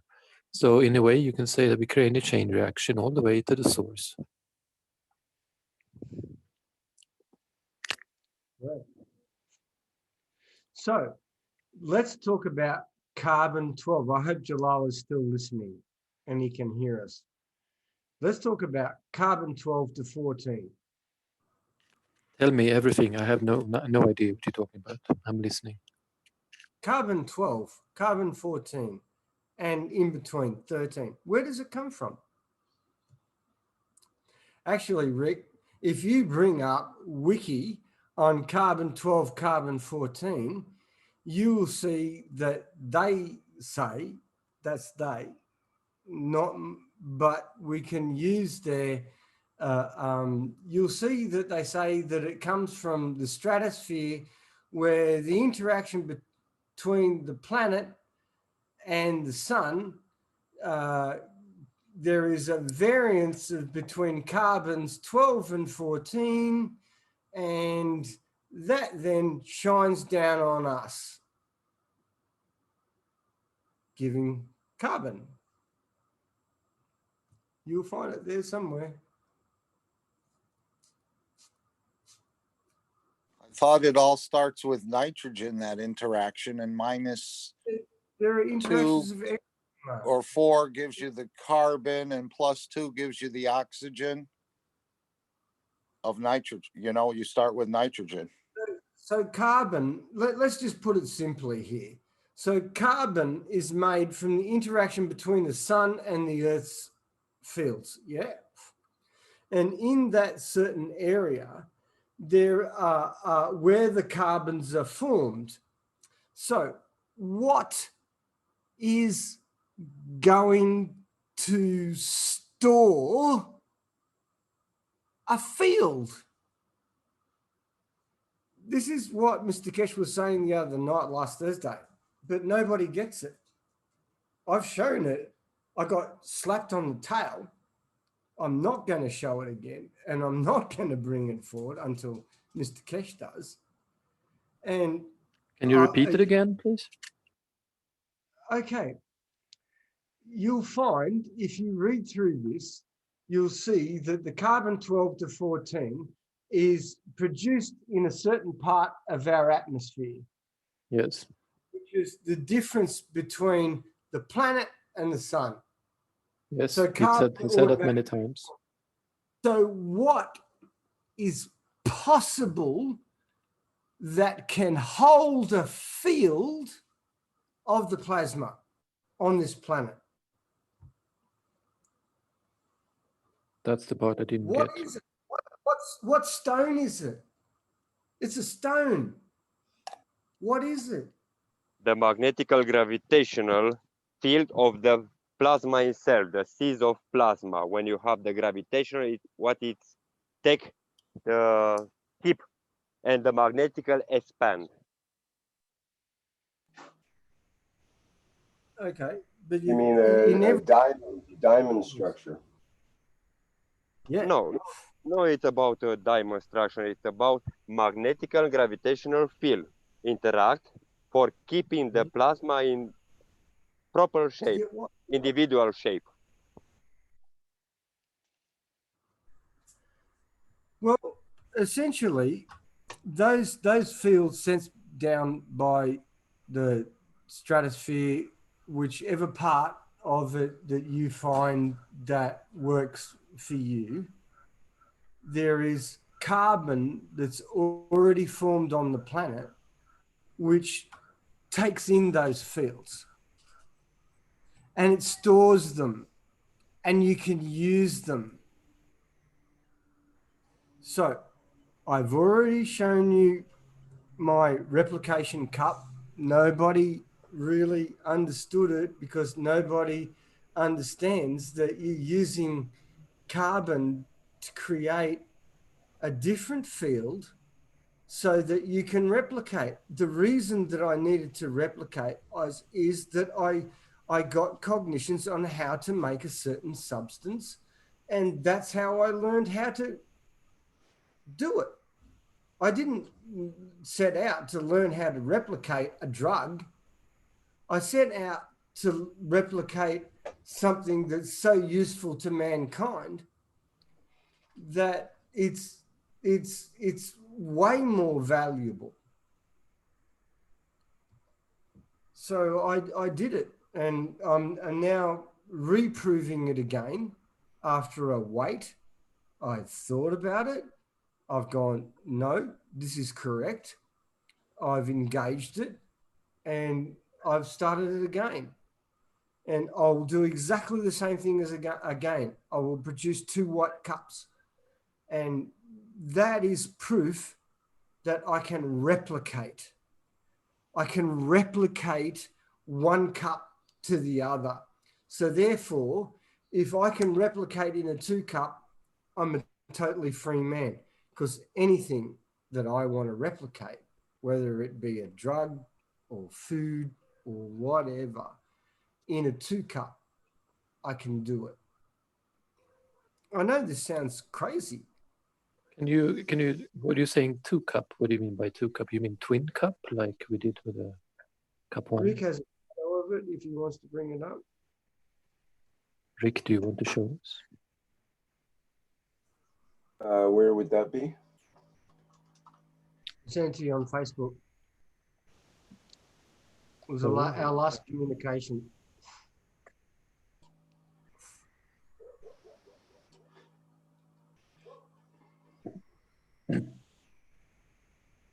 Thank you for sharing.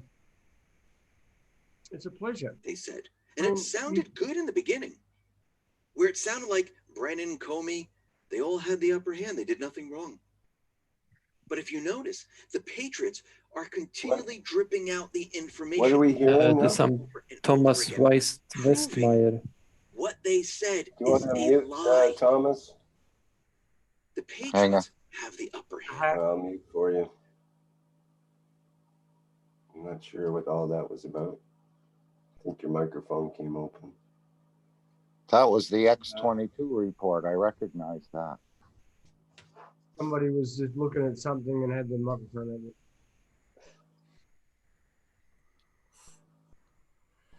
So you can replicate in a 2-cup. We're waiting for the Facebook stuff so we can look and you can talk, present for us. We can talk in between. Okay. So I'm glad Rick's getting a second win. Thank you, Rick. I'm finding it here. Let me see where. I got scolded for this. But you know, for me, it's like I understand only the part where you said that it's created in between the two interaction between the sun and the planet. But then it's like, whoops. Yeah, and what rock is going to hold that? What rock is going to hold those fields? Crystals. In a plasmidic condition, they release their fields. And I might be getting myself into trouble, Rick, but I want to make sense of this. Please do. Okay.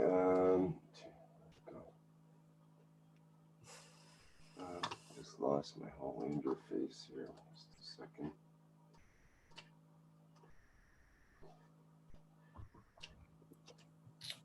Jalal, are you listening to this? Brett, why were you scolded for sharing knowledge?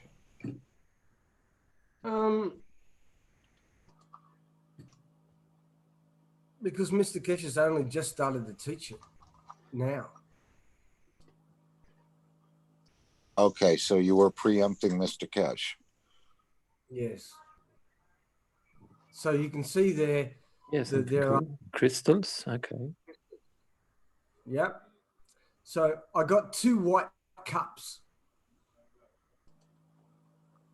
So therefore, I used the crystals in a way that they were meant to be used. They are carbon 12, 13, and 14. They interact in exactly the same way as Mr. Keshe said in the last Knowledge Seekers workshop. I hope that you watch it again and then you look at this. And I know I'm going to get into trouble. But so you have 2 of these cups. Both cups have the crystals on them. And they are sorry, they are both like cup 1. That's what they are they? Say again, sorry, I didn't hear. Are both like cup 1? That's cup 1. One cup, 1 life, 1 cup. Yeah. You can see that the Gans has got both of them translucent are identical. on the bottom. So some of the Gans on the top is absolutely translucent. You can't tell it. But if you leave it and you don't pull it off, it'll turn white. If you don't harvest it on time, it will turn white. It'll turn into the same Gans. And this thing with the, how can you explain for us where the replication comes into The this? translucent part on the bottom of the cup. This is darker, but it's not darker. It's actually translucent. So there's nothing there. You can see right through it. Yeah. The other part, the white part, you see on top. The translucent part is on the bottom.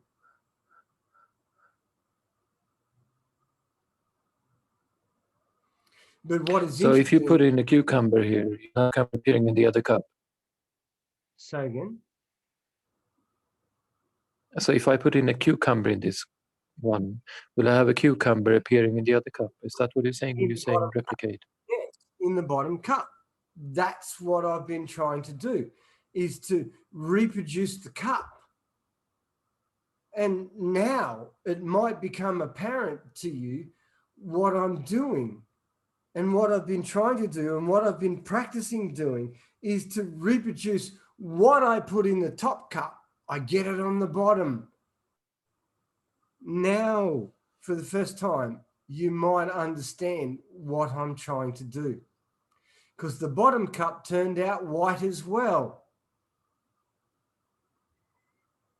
And now that I know that the use of the carbon can be used in this way, because the fields around the planet force in between 12 and 14 onto the planet and cause carbon to become in effect. Therefore, I know that if I put carbon around here, guess what I'm going to get? Whatever I want. And if I want to replicate yogurt, excuse me, Rick, I will replicate yogurt. And it's got to be done in a certain way. It's not done in ways that you think. You don't do nanosizing with caustic and things like that. It's none of that. So anyways, in the future, I guess I get to Excuse me, Brett. Varja, could you close your mic when you're not speaking? Oh, yeah, there's some background noise.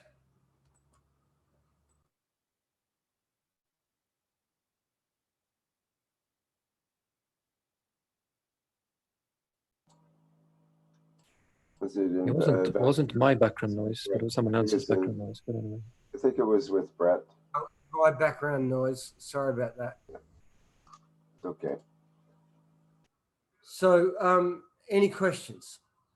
Carbon 12, 13, 14. Where does it come from? Come on, guys, pull out some good questions.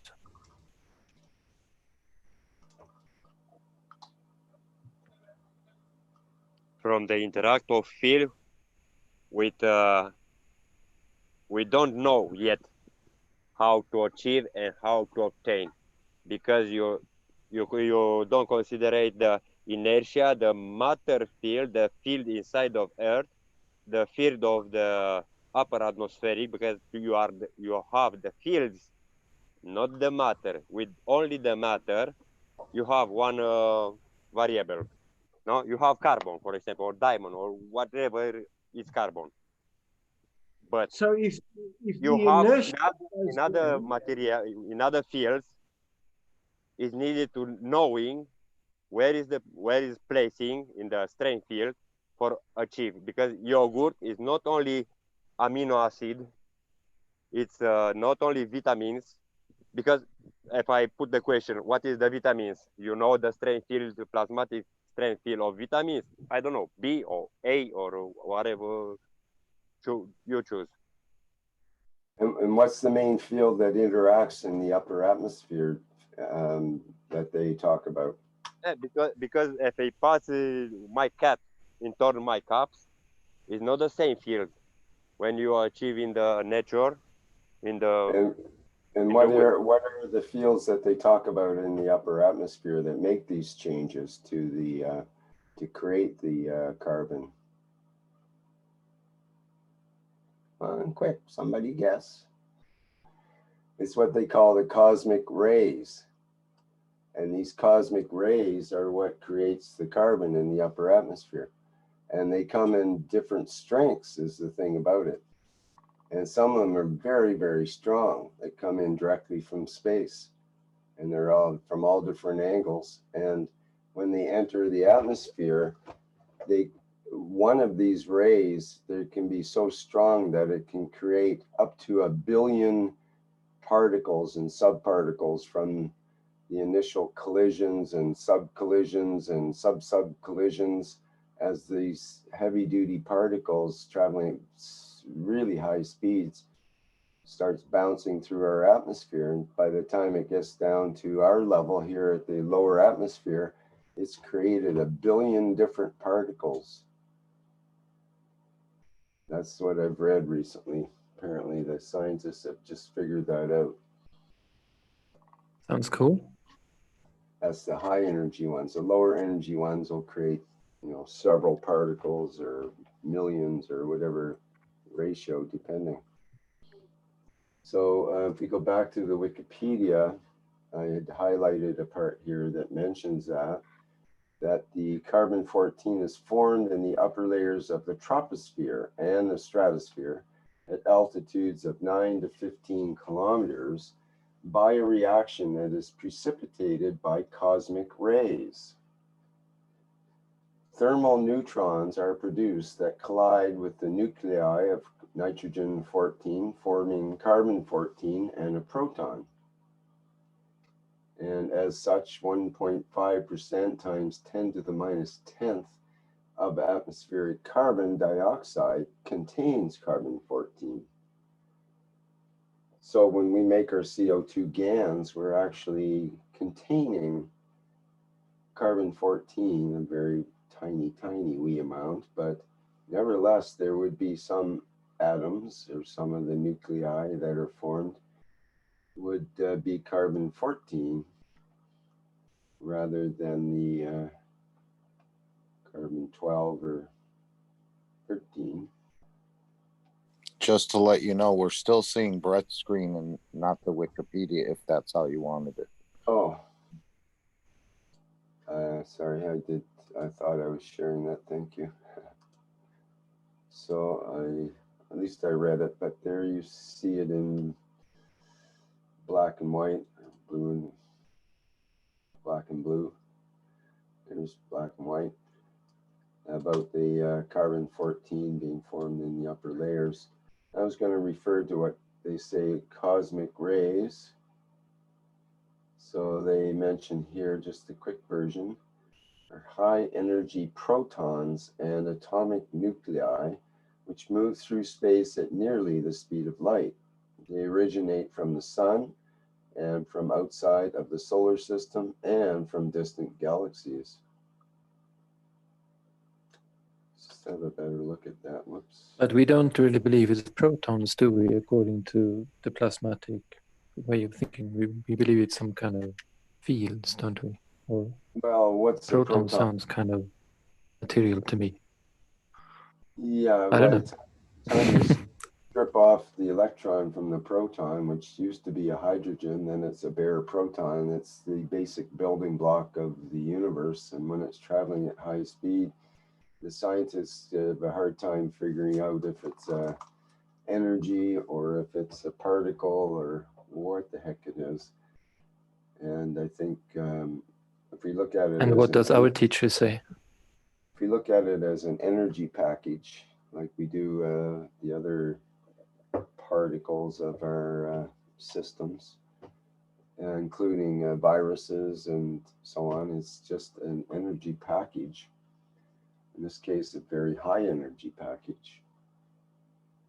It can manifest as a proton if it lands on something and whacks it, but before that, what is it?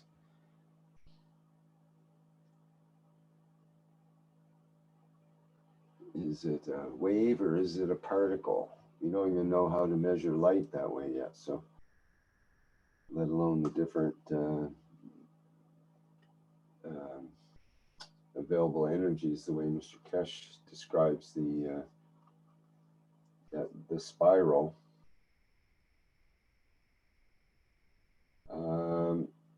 So they talk about if we assume that it is a high energy proton, according to their calculations. It says upon impact with the Earth's atmosphere, cosmic rays can produce showers of secondary particles, which is an extensive cascade of ionized particles and electromagnetic radiation produced in the atmosphere when a primary cosmic ray enters the atmosphere. When a particle, which could be a proton, a nucleus, an electron, a photon, or rarely a positron, strikes an atom's nucleus in the air, it produces, it produces many energetic hadrons. The unstable hadrons decay in the air speedily into other particles and electromagnetic radiation, which are part of the shower components. The secondary radiation rains down, including X-rays, muons, protons, antiprotons, alpha particles, pions, electrons, positrons, and neutrons. That's a lot of ons. So what is a hadron that starts all this mess? A hadron is a subatomic composite particle made of two or more quarks held together by the strong force in a similar way as molecules are held together by the electromagnetic force. Most of the mass of ordinary matter comes from two hadrons, the proton and the neutron. So what they're actually saying here is it's an energy package. It's basically a wound up magnetic field, as Mr. Keshe has been saying since day one, and that's what attracted me to his teaching to start with in the initial YouTube videos where he was standing in front of the fireplace and so on, talking about the hadron is just a plasma. That's what it is then. Yeah, call it a plasma, wrapped up magnetic field, a bit of energy. Toroidal field. Yeah. Who knows what it actually looks like, because by the time you look at it, it's gone or changed, or just the fact of trying to perceive something changes that something on that level. I know, that's the best part. We talked about that before. I really like that. The things change when we try to perceive them. Yeah, I mean, even the scientists are having a hard time. Imagine this particle is so strong that when it comes whipping through, it creates things, including the X-rays and muons and protons and all these different particles and subparticles and so on. And some of them are,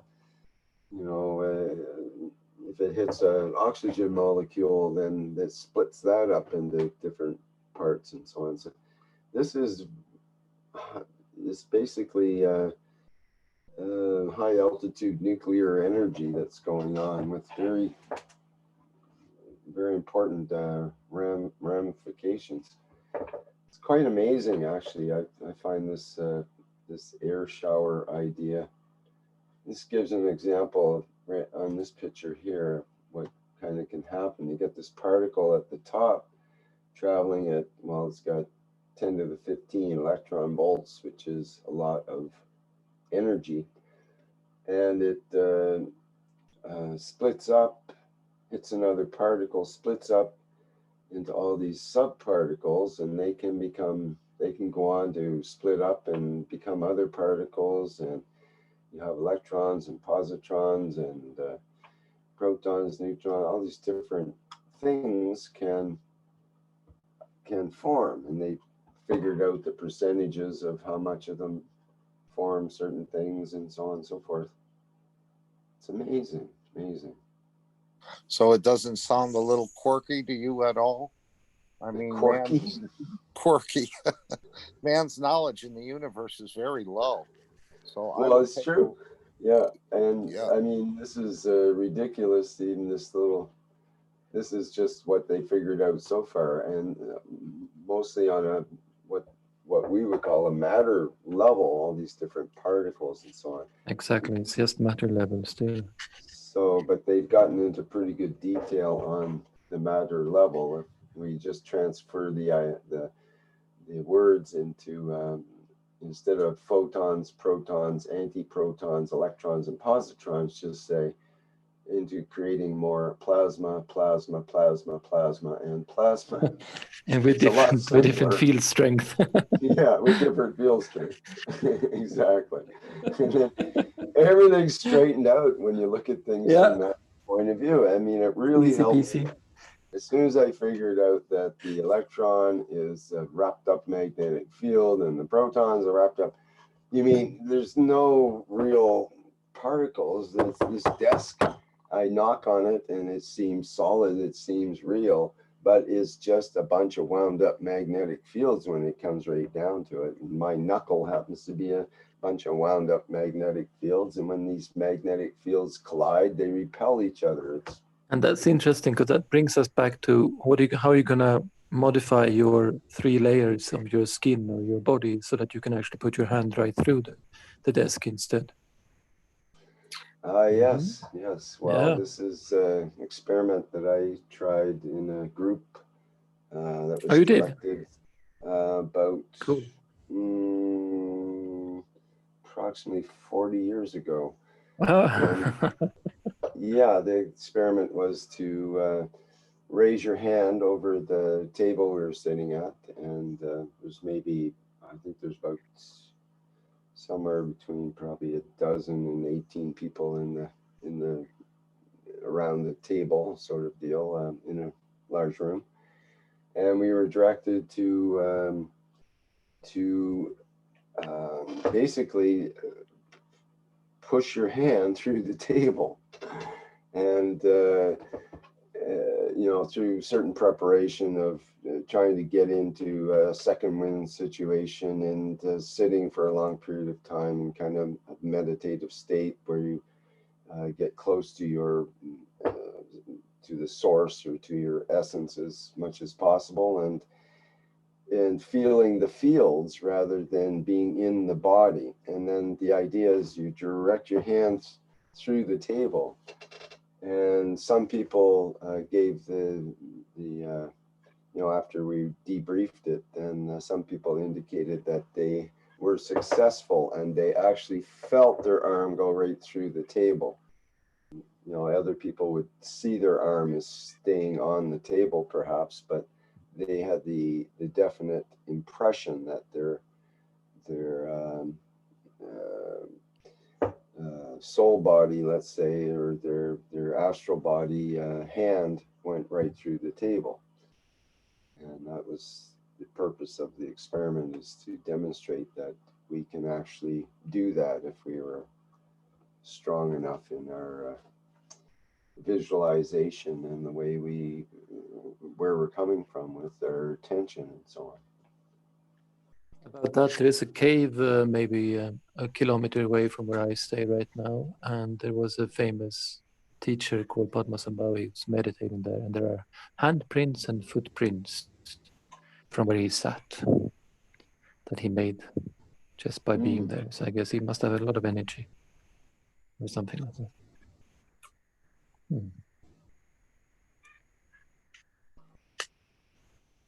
Right on. Okay. Well, a lot of love, Rick. A lot of love, not energy. It's love. Okay, a lot of love. Love packets. Love packets. and you have That's to. a good way to look at it, actually. And you have, how much love can you handle? Most of us can't even go out in the sun without putting a sun lotion on or a hat on or something. Imagine being in the upper atmosphere where it's really raw, or out in space where it's even more raw. Just, rip your flesh off. You go up on over 4,000 meters and suddenly you'll feel the heat of the sun very intensely, believe me. Yeah, or if you're flying in a aircraft at high altitude, then you'll be you'll hit much more cosmic rays. That's true. There's Also, a higher incidence of cancer, and it can cause other stuff to happen in the flights. That's an interesting point. I haven't thought about that. I mean, those are flying in business all the time. What do they do? That's right. They usually get sick and die of cancer. Come on, Mark, speak. No, I just happened to see an article earlier this evening where NASA has reported the astronauts, their life expectancy is much lower because of the rate it's causing a problem with the heart and the from the radiation they experienced in space. Yeah, cosmic rays, and that's what it can blind them as well. They get cataracts from the cosmic rays. Even in the mountains here in Nepal, villagers get often cataracts very much easier than normal people because, I guess, exposure to the sun. Yep, we're lucky that we're protected, and it's as Mr. Keshe says. You know, I used to think magnetic and gravitational. That the magnetic is, you know, a weak magnetic field of the Earth. It's not really that important for the Earth. It's all gravitational and so on and so forth. But actually, above the Earth and extending out for many thousands of kilometers is that magnetic field. And it's the thing that becomes really important in space. It's the thing that protects us from most of that energy of the sun, the high level energy. We would be fried on this planet very quickly if it wasn't for the magnetic field that acts as a repelling force for that incoming, you know, high energy field of the sun. And if you look, we've looked at the pictures of the way that sort of a spider-shaped magnetic field of the Earth due to the pressure of the sun changes the field of the Earth. And that's what protects us primarily, but still these high energy cosmic rays do come in and create all kinds of interesting particles, including even antiparticles, antimatter. So these particles must have weight. Sure. Don't they? Mm-hmm. Well, yeah. What is weight? And they have mass in terms of, you know, you could weigh. You mean a different strength of field? I'm just thinking of material being added to the surface of the planet. Mm-hmm. Yeah. But that happens in the interaction with the surface of the planet, doesn't it? Doesn't happen before that, does it? Well, they still come in as a particle is the thing. So they mention how much here somewhere, how many tons per day or whatever it was that comes in and adds to the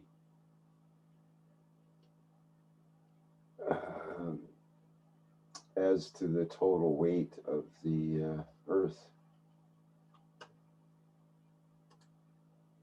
It's in the other one. Let me see here. But then we have all these aliens coming and stealing, what shall we say, the gold and the other things that they want. So it kind of equals out anyway. And balances out. Yeah, but now with the universal unit, the universal community is going to look at us, Mr. Keshe, as aliens, because this is far more advanced than what they have. Yeah. But I saw something really interesting about the same I talked about earlier today. There was this guy, Michael Tellinger again. He found that they had these what do you call them again? These round stones, which has like a donut shape. What do you call these donut shaped things again? Fields that are donut shaped. Yeah, like toroid. Yeah, toroid shaped stones that he found around the gold mines, and also cone shaped stones, and how they somehow use these two together to create, I don't know, lift or motion or something like that. It was really interesting, and because he took one of these stones, these toroid-shaped stones, and he just put it in a container of water, and it started to bubble inside the container after some time. And he also found that the cone-shaped stones have a resonance to them, so they sound like bells more or less when you hit them. So we have a gentleman. Stuff.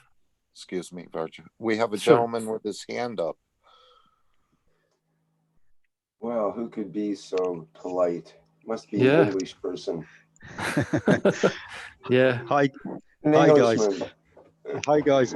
I just want to show you something because Herbert Please. and myself we've been discussing about this the Keshe Gans environmental balancer, and I'm just going to quickly show you. If I can share, I'm going to turn my video on so you can see this. Oh, please do. We're really jonesing for a good video from you, Dean. Okay, can you see this, Rick? Is it visible now? I see only a blurry redness at this point. Just let me. And we see stop nothing. sharing We first. see only Rick's. Now Oh. Rick's gone. Okay. Can you see it yet? Rick's gone, and I got it. There we are. There we are. Yes. Oh, it's gone again. Back again. Just a minute. Let me get it. Whoops, gone altogether. Let me just where'd you go? Let me just start my video again. Is that it? Is it? Yeah. Ah, that was it. No, that was it. It was, Oh no! it was very. Wait a minute. Let me spotlight it and get it set up here. I'll pin you down. There we go. Pinned. There we go. Okay, so what I'm going to show you now is this is a little experiment we're going to actually physically do with the Gans environmental balancer. So as you can see there, these I've come along to the exhibition. I've as a knowledge seeker, I've decided to purchase these two. Very, very kindly, Herbert has helped me to load them, and as we all know, it's in the loading. This is on a personal level. This is what we've had a little discussion. This is what I'd like to do. So the first ball is an emotional balance, which is this one. And I've loaded it with CO2 and zinc, but we've also loaded it with aminos from all the Cup of Soul.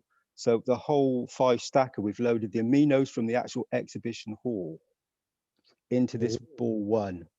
Okay, so With permission or without permission? With permission from Herbert. So most definitely with permission. I could not do it without permission. So this is definitely from within. Herbert's actually the one who's produced the 5 stacker, and it's very connected to himself really. But I would like to use it to help and to balance, the environment around, wherever we decide to place these the environmental balancer. The second one. Now I know what we're saying about not using CH3, but we use a little bit of CH3, even though it looks like a little bit more than it shows. But we loaded this one with zinc, CO2, and a little bit of CH3, and then we had the aminos from the soul, from the plant, so from the soul of the plant, and from the soul of the physicality. So that one's had all the amino acids from all 3 of the stackers.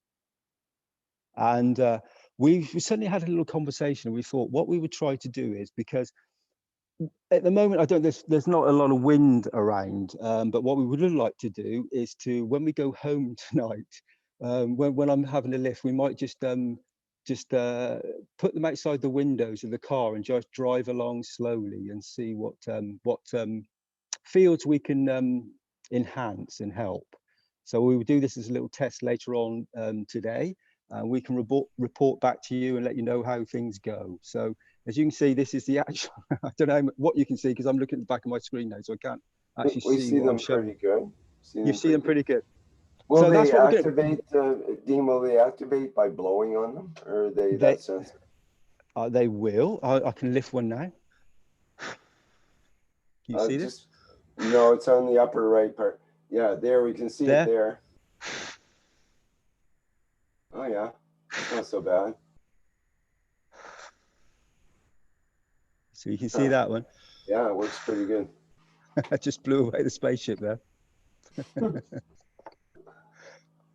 So we will use those as a little test later on today, Rick. And as I said, we'll report back.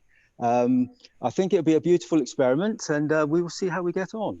So a live experiment, and I'll probably do a little video for you, and we'll show it next week if we can. You could put one on. You could duct tape one onto your head and run around the exhibition hall. I bet it would work.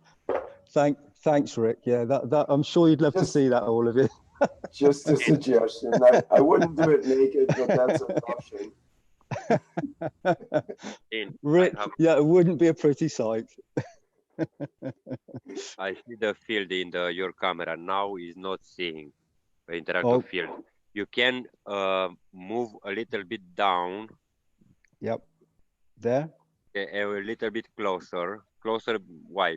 When it's passing to the boundary, you notice the field. Now. You can This see is it now? yes, this is the distance when it's notice the field boundary. If you are to approach or further away, or see it's seeing yet. Now, no, you are passing the boundary. Go further, one step behind.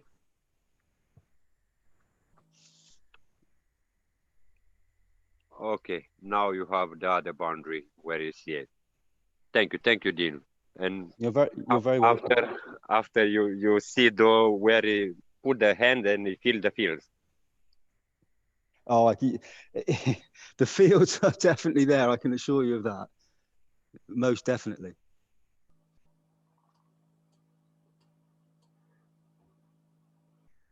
Later on today, when we actually get these reactors turning properly and put some intention into them, I'm sure we will affect some fields, and we will, as I said, we will report back a little bit later on, probably next week now.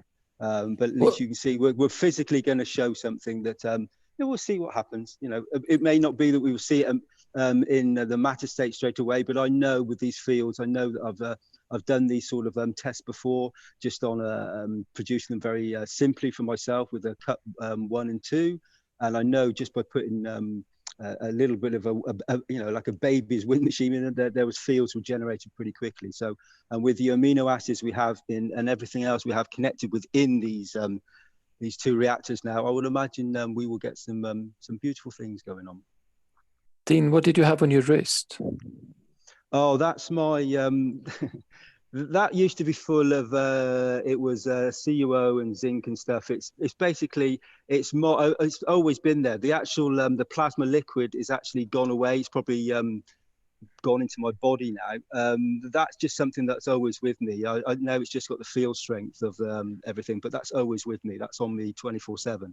It's just interesting. I was thinking about the same thing. So okay, yeah. But I always wear it. Does it go right through, or does it stop where it connected? Or? Yeah, that stops there. Where you see that connection there, that's okay. where it stops. That's it.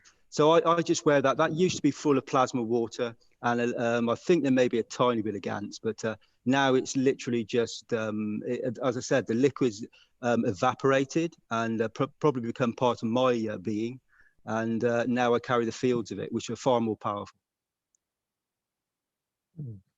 So, yeah, no, I'm working on the same thing. Are you still with Herbert? Herbert is here. He's just disappeared for a little while. I don't know where he is at the moment. Otherwise, I would ask him. Maybe you can ask him something about the what he could share with us about making the Gans of honey. Mr. Keshe said that was quite difficult, and whatever he could share that he's allowed to share would be interesting. Yeah, Mark, as soon as he comes back, I will ask him. He's very conveniently disappeared at the moment. Maybe he's a little bit camera shy, but I wouldn't have thought so. Or if not now, in one of your next interviews or discussions with him. Okay, sure. I definitely will, because that Gans Mark is particularly beautiful. Just the appearance of it, and that the fields you can feel. I feel beautiful fields. Particularly beautiful. I always say that word too much. Beautiful.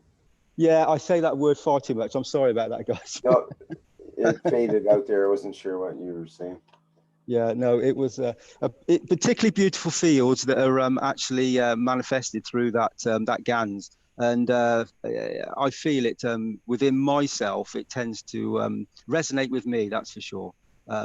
Ancient knowledge and ancient wisdom is very much everything we've been speaking about today, and it's still there. It's the knowledge that we're sharing right now is new technology and new knowledges, but it all comes from ancient wisdom. It's the universal wisdom it's just always been there, and as we know, we're just reawakening to it yet again. May I answer you, Mark? Because I have started the process yesterday and the day before. I have started different honey Ganses. Thank you, Joseph. Your Herbert has told me that he needed 100 liters of water to wash the Gans. So you're starting with the hot caustic method. You take a stable jar. There you put speak in about your honey Gans. Would you do that? Would you give some information? I'm right now to give information. Can you hear? my voice? Joseph is going to relate what Herbert has shown him. Okay. Thank you, Herbert. It'll be Joseph. Thank you very much for doing that. But it'd be also lovely if Herbert speaks with you as well. So I'm going to pass the microphone on to Herbert, and you can both speak about it. That'd be a beautiful thing. And you say, Joseph and yourself now. Hello. Hello. Are you the keeper of the honey? Yes, hi. Yeah, I well, didn't. if you guys can, if you and who we got? Dean, So Joseph and Herbert. Yeah. What was the what yeah, was if the you question? and Joseph can relate about that. So what was the question? The question was, we saw the honey Gans. Mr. Keshe said that was a very difficult Gans to make. And I was wondering whatever you could share, you're allowed to share with us about your knowledge about making it. Now, Joseph came in and he said that he was taught some things by you and was going to start sharing, and then you appeared. Okay. Yeah, actually, I did it like any food Gans with NOH. But then it turned out that when washing, it does not settle in a normal way. Yeah. So simply, I tried to dilute. So from the like 5-liter jar, I had I maybe took half a liter of that mix and put it in a 60-liter big box. I took maybe a half a liter of this mix into a 60-liter box and fill it up with water.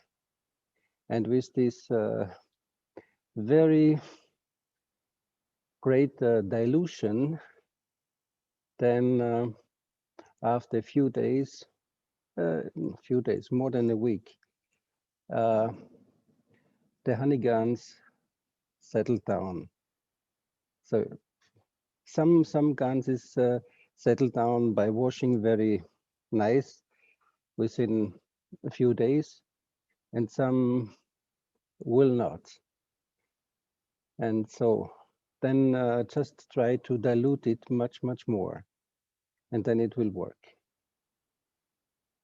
This is, yeah, it takes time, and each raw material behaves very different. So you have to try, and normally by diluting it, it will eventually settle down. That's all. I'm missing the first step. You said you're going to dilute the honey to begin with, or a diluted caustic honey solution? Dilute the caustic honey. So normally I use 1:1. So one part of the raw material is it then like honey. I used maybe 200 milliliter of honey with around half a kilo, 500 gram of NOH, the granulate, and put the hot water on it. First mix it well, and then put the hot water on it, stir it so that everything is diluted well, is mixed well.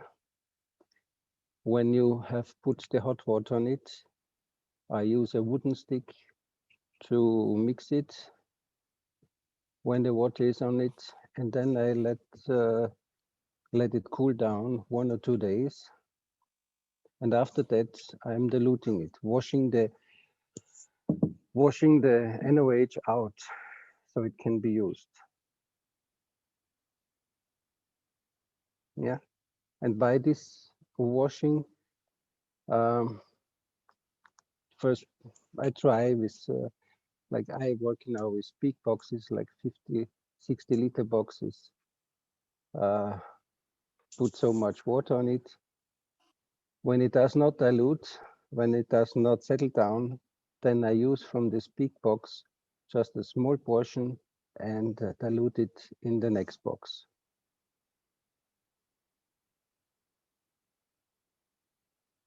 Is this understood? Yes, thank you. Mm-hmm. More than before. Thank you. Yeah, yeah. So some ganses will not settle down, or some will swim at the top, and at the bottom it's clear when you wash it. So you take out the water underneath and dilute it more.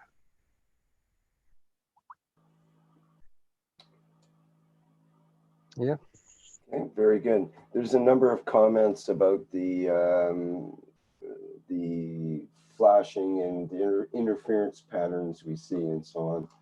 And I believe that's what Jedi was talking about last week, which is interference pattern between the cycles per second of the electrical system there and the camera shutter speed, basically the frames per second that the camera's running at. So I'm wondering if we know what the frames per second of the camera is, and what is the cycles per second in Austria there? Is it 50 or is it 60 cycles per second? We have 50 hertz. 50 hertz, okay. Yeah. So do we know what the camera is? Like it could be 60 frames per second is typical on a lot of video I don't know. Cameras. I'm not the right one to answer that one. So let's assume it was either 60 or 30, which would be, say it was 60, that would be a 10 hertz difference between the two, which is approximately what we're seeing right now. If you go like 1001, it's probably ripping through about 10 cycles or so. So I think we're seeing a cross pattern between the light, which should be going at 50 hertz, and the camera frame rate, which say is at 60 hertz, or with some other amount, which might be variable even, which might explain why it seems like a variable, almost like a Morse code coming through. Is the angle, the distance between the reactors, is the incidence of lighting, and so on. It's many variables. For this reason, I asked him to Dean to move away from the reactors and foresee where is the true battery. Well, if you move away, then it'll change it because it's only so you see the other light flashing in the upper right there now.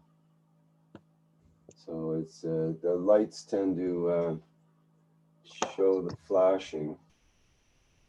Even with the eyes, you can see the. We're not able to hear Harold there. Herbert.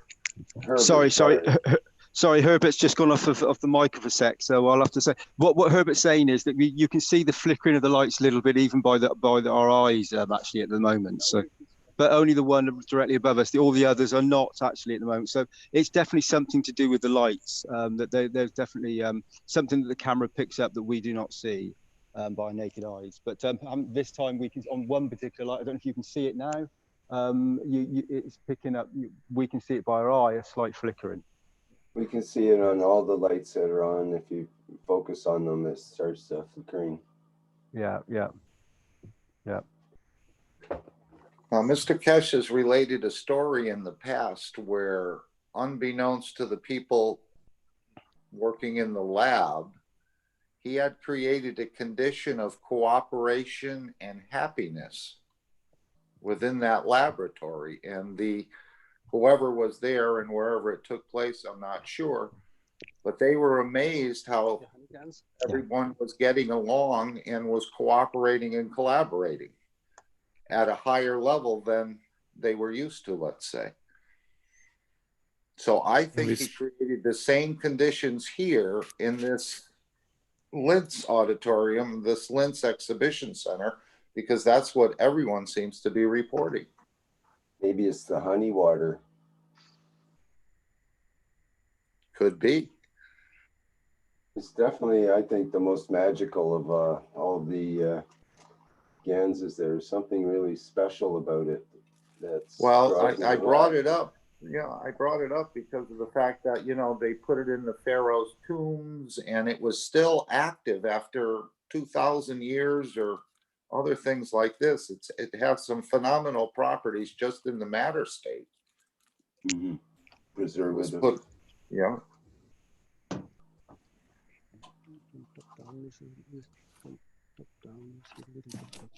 Can you see this now, guys? If I do this from the top down, are you still seeing it? Yeah. It's too close. It's very powerful. It's too close and make it a little bit down from like a surface for have the two ray, one from the table, one to the Gans. Now you see.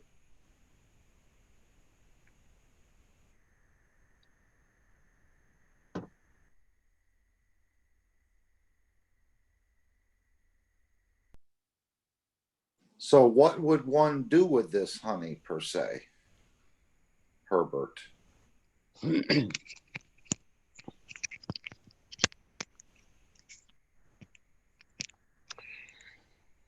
To my understanding, by making of the different foods, the ganses, we open up the plasma of it, the property available to the fields, which are normally when they are in a matter state or in a matter state, they are not available to the fields. They are locked into the matter. And when we make Gans of it, the fields becoming free. So honey is a very good natural antibiotics, to my understanding. Correct. Yeah, You opened up the atomic structure here. Yeah, there, like Mr. Keshe explains the difference between metastate and Gans. You open it up, you make the fields available to the environment. As long as it is in matter state, it is. I very well remember when he compared it with the fur of a sheep. Yeah, when you turn it upside down, so you have in the meta state, the hair is inside and the skin is outside. When you make Gans of it, you turn it upside down, outside in. So you have the fur, the hairs outside. So it interacts with the environment. It's not locked into matter state. So it communicates with the environment. So I also made, for example, at home, Gans of garlic, Gans of horseradish, because the garlic is a very good natural antibiotic. The same with horseradish. So meaning you don't have to actually consume it, you just have to be near it. Yeah, or even if you drink the water, I drink the water of it, yeah. So I don't need to digest. The body takes it naturally, the fields of it. Because I know when you said antiseptic. They used to put it after a war or something in old times. They would cover their wounds with honey. Yeah. Because of its antiseptic or healing properties. Yeah. The honey, you can, if you have a small piece of wood in your finger, you put the honey on it, and the small piece of wood will come out of it. This my daughter had in the school, and one teacher taught her that, and after 3 days, the wood would be out of the skin and heal well. Does the water taste sweet, or is it just fields in the water? No, it's the field. It does not taste with the honey. It's diluted so strongly diluted, so that the sugar is in a plasma state and does not taste.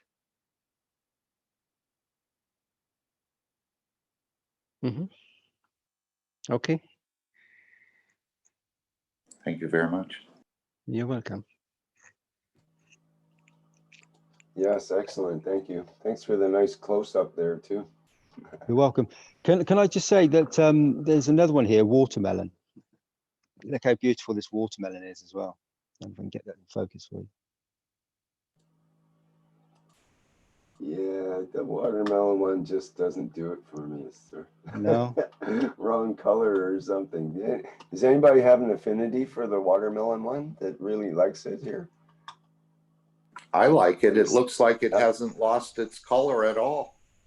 It looks just like it's lively watermelon. Color. It's almost unnatural. You look. It looks like it's got like food coloring at it or something.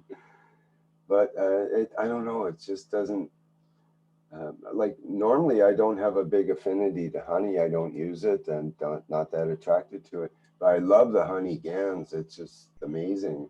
In the same way that purple Gans also is very attractive there. The that one. That's the phosphorus. Yeah. Phosphor, yeah. From the phosphor powder. From the phosphor powder, Herbert is telling me. Rick, can I just ask a question as well? Someone mentioned earlier on about herbs, and there's a particular herb that's got a very beautiful natural Gans to it that can aid humanity in a big way. Do we know what that herb is? Does anybody know this? I think we could probably guess pretty readily. That is one that's not approved by Mr. Keshe generally, so I try to avoid the topic. I think it's a tea, and Mr. Keshe, I can't think of the name of the tea right now. But I think it's a tea and an herb. Okay. I'll leave it there then if it's a sort of topic we shouldn't be speaking about. But for me, all these have very, very special properties, and you can I can feel the fields in each and every one, like Jalal did when Jalal did that test. You can feel the fields when you really connect with them. Each and every one of them does have a slightly different field, and some of them you have to get your hands very close, and they're very subtle fields. And then some of them you put your hands in, it's like wow, it's like it's just much more intense feeling. So each one of them is completely different, and from the reason I would imagine Mr. Keshe has put this together with Herbert would be for a specific reason.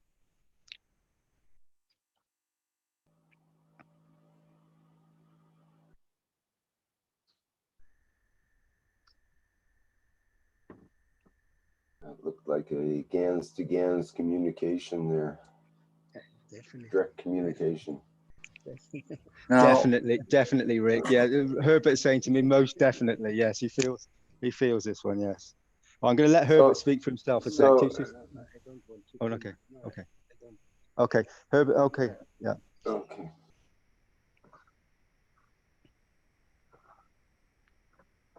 It's your job to take care of the public relations team. No, it's okay. Herbert, does he feel the Gans as like he was doing? does he feel that through his solar plexus area, what we call the solar plexus, or through the heart? The heart center. I'm asking you a question. Do you feel it through your heart center or your solar plexus? Or some other part? I think you just look that way to me. You just feel them very strongly. No, not very strong. For me, it's more the intuition. So for Herbert's saying that for him, he doesn't feel them so strongly. For Herbert, it's more of an intuition. Okay.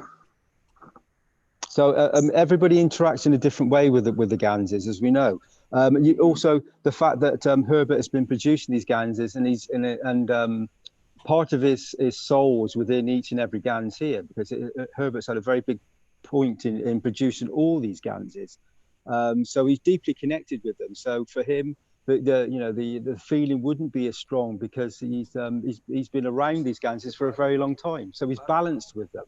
His body is very aware of them, and he's already balanced with them. Maybe this may be interesting.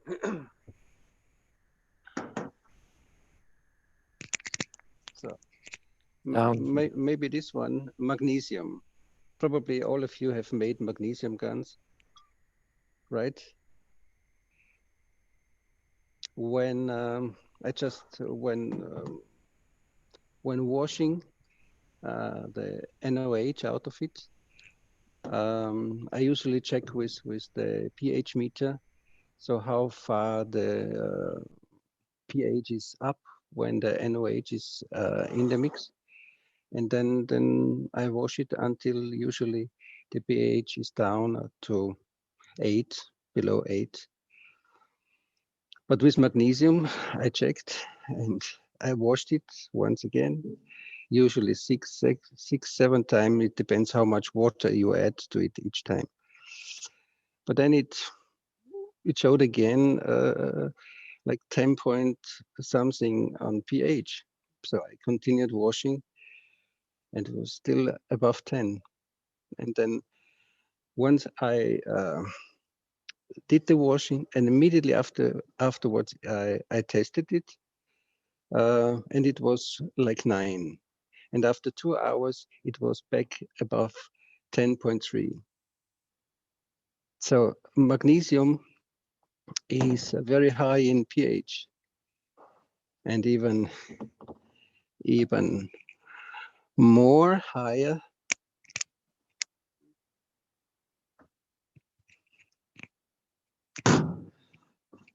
high in pH is calcium.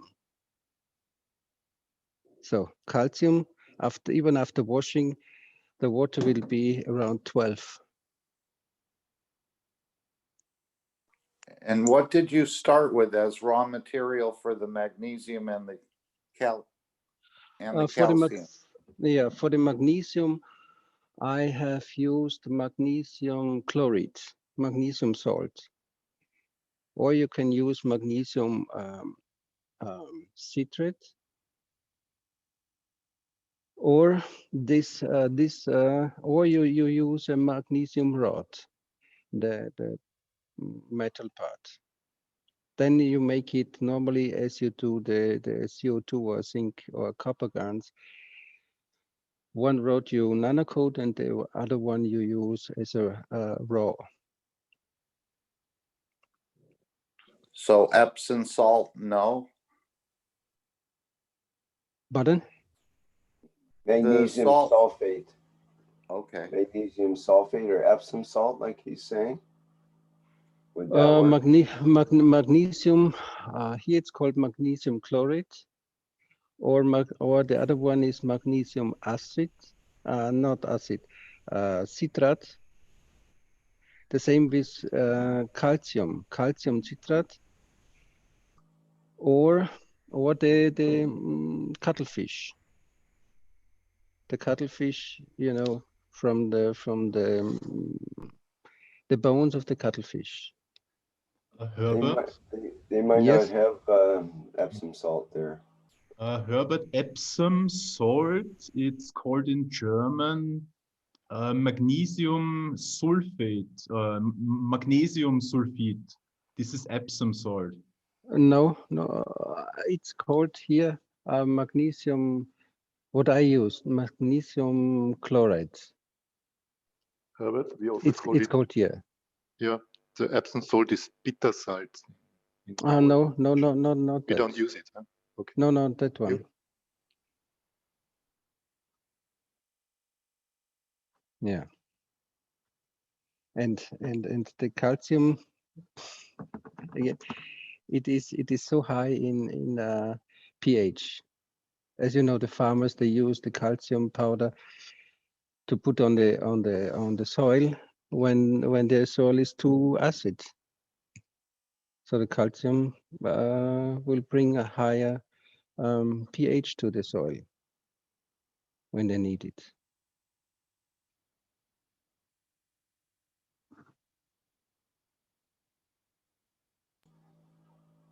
Very, very interesting. Thank you for explaining. Yeah.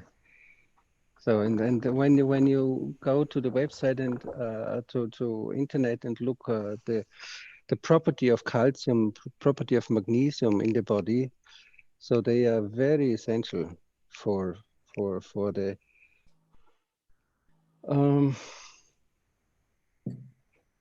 my English is so poor. Transmutations. Stoffwechsel. Help me somewhere. Stoffwechsel. Metabolism. Again? Metabolism. Yeah, for the metabolism in the body. Yeah. So at home, I'm trying many things, and then slowly it comes into like you can use or try three different ganses and read what is the meaning, the property of the different fruits and aspects for the health. So in my understanding, if we make ganses of the different things, we just can add to the buffet of nutrition where the body will naturally pick up what it needs. I imagine setting a big table, morning buffet in a 5-star hotel. Yeah, you go there this day. You go for the watermelon and for the egg and for the sausage. Next day you go for something else because the body needs something else. It's mainly you go not for the taste of it, but the body will tell you what you need. And when you follow this inner voice, you will get always what you need, what the body needs. Herbert, yes. I imagine you worked on the stacker units as well. Yes. I'm wondering, most of us or most people are choosing round circular cups to put it together with. Is there a reason you chose square boxes? No, Mr. Keshe chose them. Maybe he had a reason. In the lab, I used plastic boxes, and they were not looking so nice. So he was looking for glass jars, and came up with these ones. Okay, I just happened to think that, or I remember in a teaching where he said something about the way the fields move when making the Gans was different in a square box than a round glass or a round cup. I'm not sure. I'd have to go back and. Yeah, make one. But no. Make a set. Make a set with round ones. Yeah, like Mr. Keshe would say. Yeah. Thank you. Yes, thank you. Hi, Herbert. It's Jalal here. Hi, Jalal. Do you have any visitors today? Not yet. Not yet. You know, in the website we had until end of September, that the end of the show is until end of September, and we just recently prolonged also on the website that it will go to the 23rd of December. So therefore, many people are not up to date that we are still open. We have sent out now many many invitations, informations to groups, to different institutions that the show is still on, and they are welcome to visit. Did you invite your the guests there in the hotel? In the hotel, we did speak about, and some are thinking of coming. You know,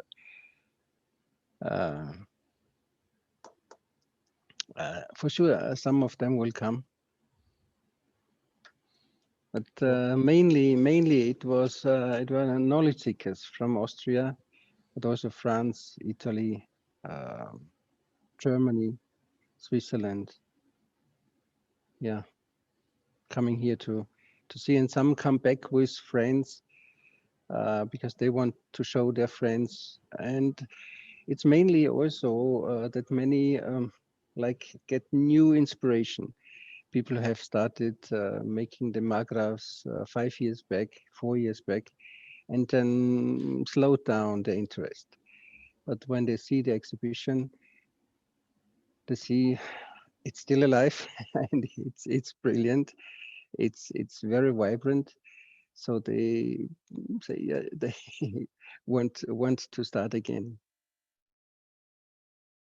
This is probably the most unique and innovative exposition in the history of Austria. Has the reporters or anyone sensed an interest in it to report on it yet? They'll find their way there. No, not yet. They haven't found it yet. Okay. No, yeah. You know, they were scared away by very negative information putting out. Yes, Mr. Keshe told us. A time will come. Mm-hmm. Okay, I've got a tech question here from Stephen in the YouTube, who has a question about burning things to ash, things like herbs, and using the ash water as a pH elevator to drop out the salt of a fully dilute salt solution. And would it drop out as Gans of that herb? So I don't know if you understood, but yeah. Go ahead. I don't think so. The way Mr. Keshe taught us through NOAH is a special way to open up the fields of the herb or food or so, to make it available as fields and still containing the full property of it. This is my understanding for now. If somebody understands it differently, I'm always open to learn. Was that one of the techniques at one point, was to burn the herbs or plants in order to get the ash and then mix that with the Gans somehow? Or I'm wondering about that. I'm not sure.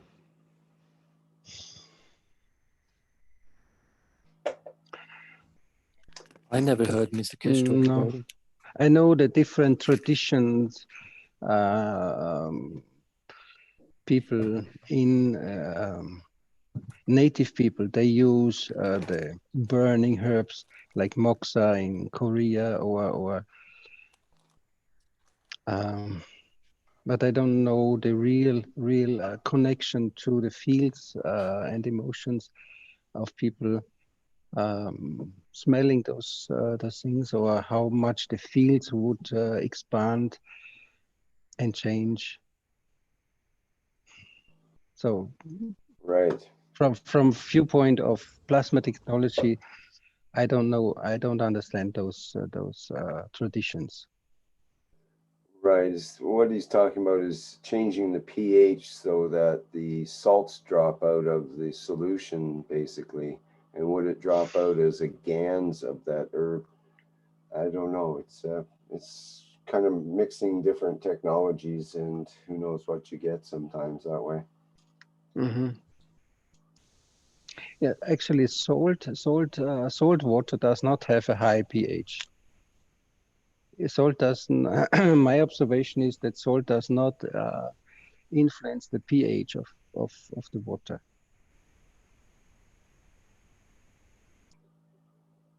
Yeah. All right, let's carry on here. Okay. Thank you. Thank you. Thank you very much. Any more questions? Thank you, Dean and Herbert.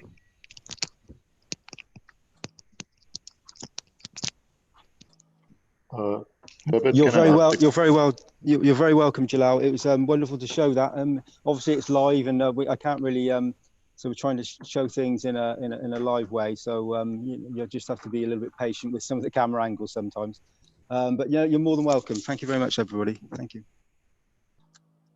Yeah, it's a joy to see the live action. I think it was Boris had mic open. Did you want to say something there? Yes. Hello, Dean. Hello, Herbert. May I ask a question to the 5 cup towers? I just wanted to ask, is one of the towers had a very crystalline structure in the Gans box? So I just wanted to ask, is it doing this after 2 weeks also, or just stop with doing this? You remember this one? I think it's the element tower. Yeah, but it's not very good sound. It should be the inertia from the plant tower. No. It was the plant tower, okay. No.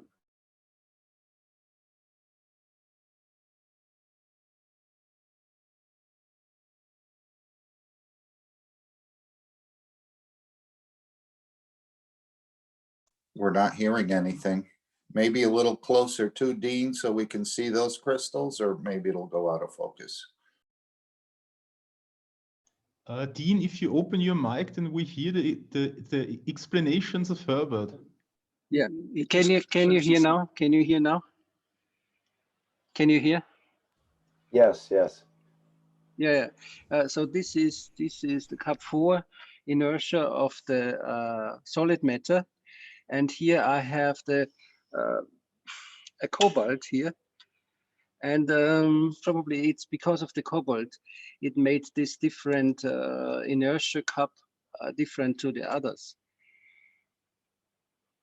Yeah, these crystals which are on the surface of the glass inside and then fall down but keep the crystalline structure and build up again and again. Yeah, it's still there. Yeah. You see on the bottom. That's so interesting.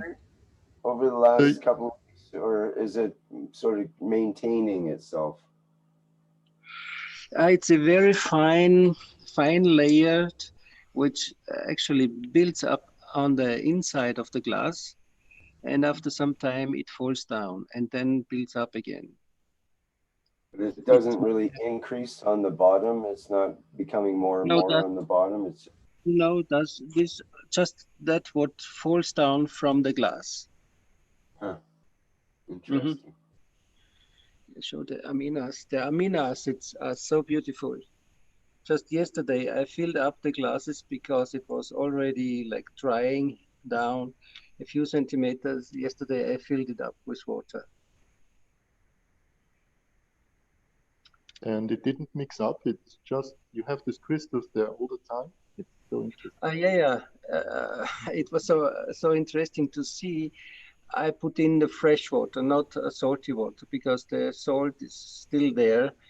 It was just evaporating, and the fresh water did just go down to the middle of the cup, and you could see that the separation at the beginning between fresh water and the salty water, and slowly it was mixing, because salty water has much different density than the fresh water.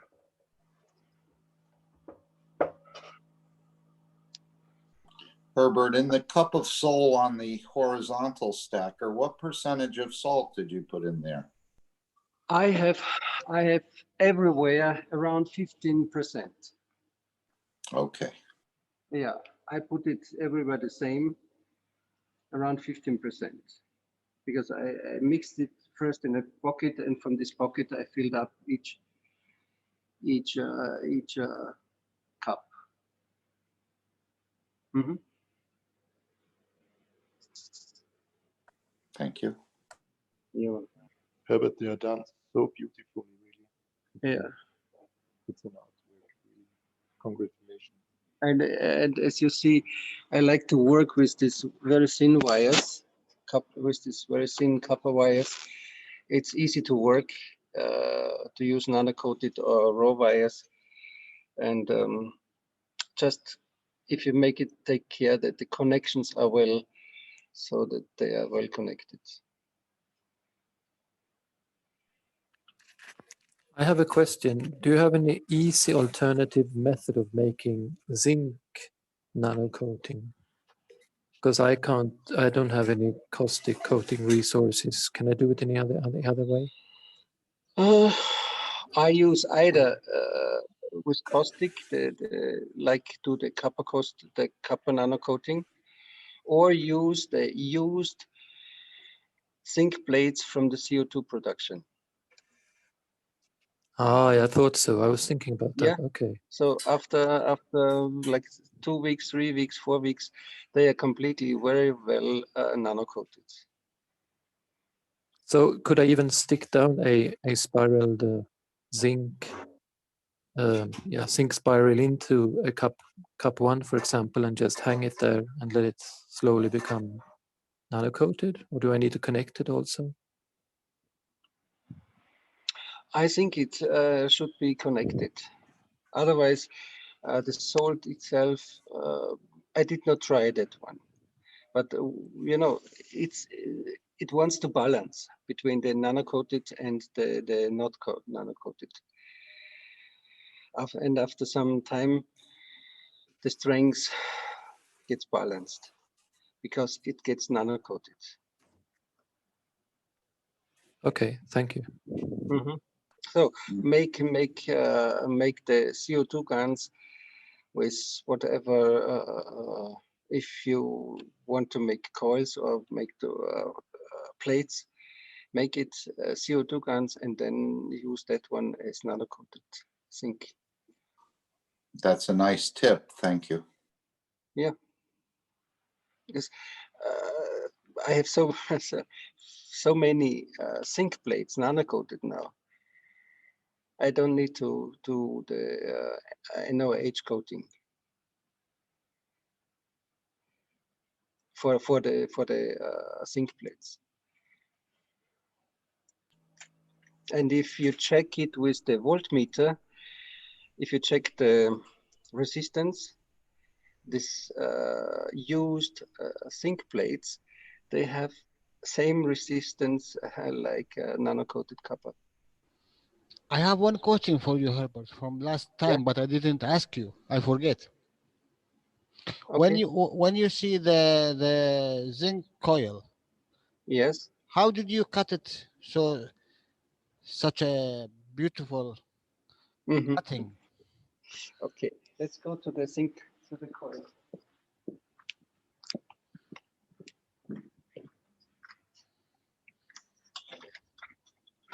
So more down. So you see the coils. Yes. I have cut.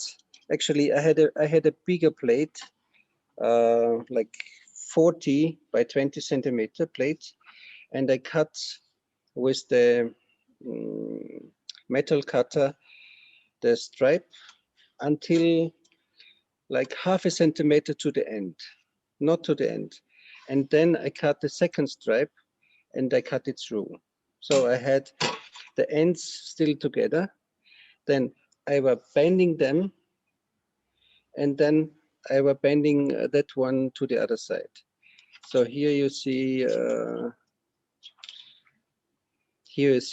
connection. They're still connected. They are not two parts. And then you have the long stripe and twist it over a stick. So you have a hand cutter.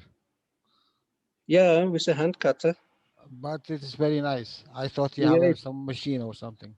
Yeah, it looks like machine, you know. If you do it many times, each time it gets better. Even if you look at this. Yeah. This is perfection of the art. Yes. Nice. Handcraft. Nice one. Thank you. So, okay. Yeah.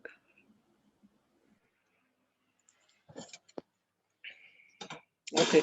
Thank you. Thank you, guys. Any more questions? Otherwise, we're going to wrap up in a sec. Maybe this may be interesting for them. Okay. Yeah. more goodies to show. Yeah. You know, the property of nano-coated copper or even nano-coated zinc is that it is shielding. And most of us have many ganses at home, but not much space to store them. So when you store them next to each other, they interact and will eventually balance their fields. So if you put nano-coated copper and also nano-coated zinc in between, like on a stand like this is easy, and pack it into each, probably on top and bottom, so you protect the ganses from the influence of the other ones. Yeah. Okay.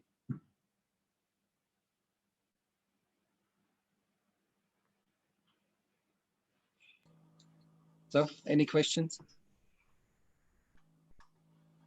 Well, excellent hints. Thank you very much. Yeah. Because most of us do our guns making in the kitchen, in the garage, and where to store them, right?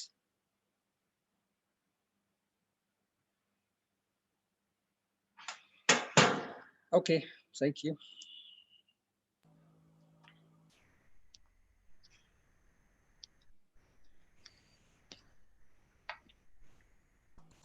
Well, thank you, Dean and Herbert. You're welcome. You work so much with the glass jars and plastic jars. Yes. Yeah. Previously at home, I do not have yet these ones. I have the metal cups, but I like these ones more because it's more glass and easy to wash. From time to time, you need to exchange this one because it gets rusty, but it's less metal. It's funny because when I was using my ganses and when I was trying to store them, that's exactly the mason jars that I bought. Yeah. Just instinctively, they felt right for me. So Yeah. that's what I've been using. The same thing with me. Yeah. But you do work with the small plastic vials, yes? With the small plastic cups? Vials. Yeah, cups. Wires. Cups, did you say, Jalal? Cups? That's what he showed Vials. me. Vials. Vials. You know the small one, what you showed me? Yes, what you have in your pocket always. Jalal's extracting maximum information from you today. This one, what I tried to steal from you, but I couldn't. You're looking into my pocket. I tried to steal it from you, but I couldn't. Yeah. This is the plastic, yes? This is a glass one. Glass one. Okay. Yeah. I wonder if you use a plastic one and you put it in a jar with the salt. Two different jar, two different ganses. What will happen? Our experience was that we checked it, the how you call it, the filter property of glass and plastic. Yeah, what is different? Yes. I want you to speak about that. Yeah. Yeah, and we checked it by checking the pH level of the water we had in the glass bottle, half-liter glass bottle, half-liter of plastic bottle, and a half-liter of plastic bottle having been nano-coated in a cold NaOH water, liquid water, for 1 week, and then washed thoroughly. So it was to find out the difference of the filter, which one would raise the pH level of the water inside more quick. So which were in an environment of Ganses. You understand what I mean? So, because when you check the influence of the environment to the water with the pH level, then you see is the influence through the containment of a glass less, or is the filter blocking more with the glass, the bottle, plastic bottle, or nano-coated plastic bottle? Okay. What you found? Yeah, the result is that glass bottle, the pH level rose more fast than with the nano-coated plastic bottle, but not much more. But with the not nano-coated plastic bottle, it was much lower. Can you please, and I know you know why? Why? I think that the glass itself is a weak filter. Is not filtering much, so let it through. The plastic bottle, not nano-coated, is a stronger filter. It's blocking more fields. But when it's nano-coated, it's more open for interference of the fields. Is it inside nano-coating or outside the nano-coating? The plastic. I put the whole bottle, I opened the bottle and put it underwater. So inside and outside nano-coated. Okay. Mm-hmm. But in a way, if you because we know the plastic is CH bound, yes. Yeah, but still in the matter state. In this test, it showed very clearly. But when we opened the bottles, so this was tested with closed bottles. But when you open the bottles, the difference is very little, because through the openness, the field interaction goes direct in, and it rises much faster. Okay, in a way, if I say, if I bring a plastic jar, I will block the field of a carbon and a hydrogen due to the equality of the blocker.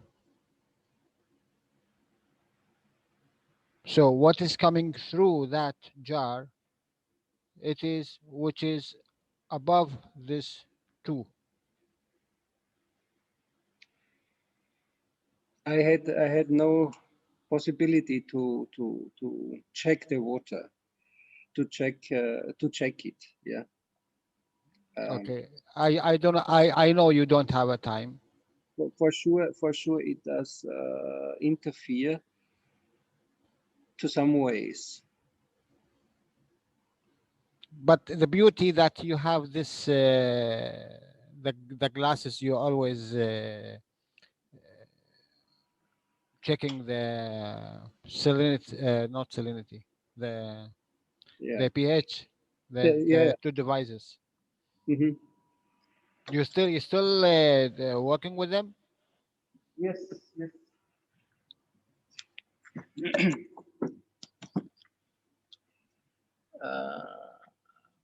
Yeah. This is the unit which I use. It's a German product, so I can use. This should be. I have here a water from the tub from the toilet here. I put it here and put it outside. This is already few days standing. Now we have 8.79 pH level here. When I brought it directly out from the tub, it was 7.55. So, but this you can check at home everywhere, even if you don't have a plasma field around with Ganses. Naturally, when it's in open air, I observed that the pH level of the water will go up at least 1 point, 1 full point. If it starts with 7, it will go up to 8. After 1 day, maximum 2 days, it will be up at 8. Nice experiment. Yeah. Only one last question, and I leave you in peace. You know, it's not very crowded. Good. There is a whereas the reactors, there is a stones in the table, the black stones and the white stones. Yes. Do you know why it's there, or is there a purpose of them? Yes. I don't know. So firstly they are for decoration, but Mr. Keshe may have had some sort with it. So Mr. Keshe brought them.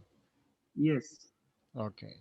Or Ella when they were doing shopping together. So black and white in different forms. So they're beautiful stones. Even I don't know which type of stones these are. I know what they're for. Yeah. You know? Yes. Absolutely. Yes. Tell us. Absolutely, I know what they are.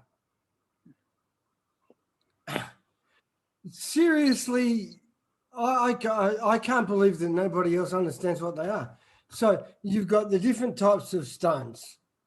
If you look at the gemstones online, you'll find that there are some that have gravitational magnetical pull and others that do not. And I've used the white stones to change a 2-cup into a replication device. So yes, I understand exactly what they are, but sorry, I can't tell you more. Yeah. Okay.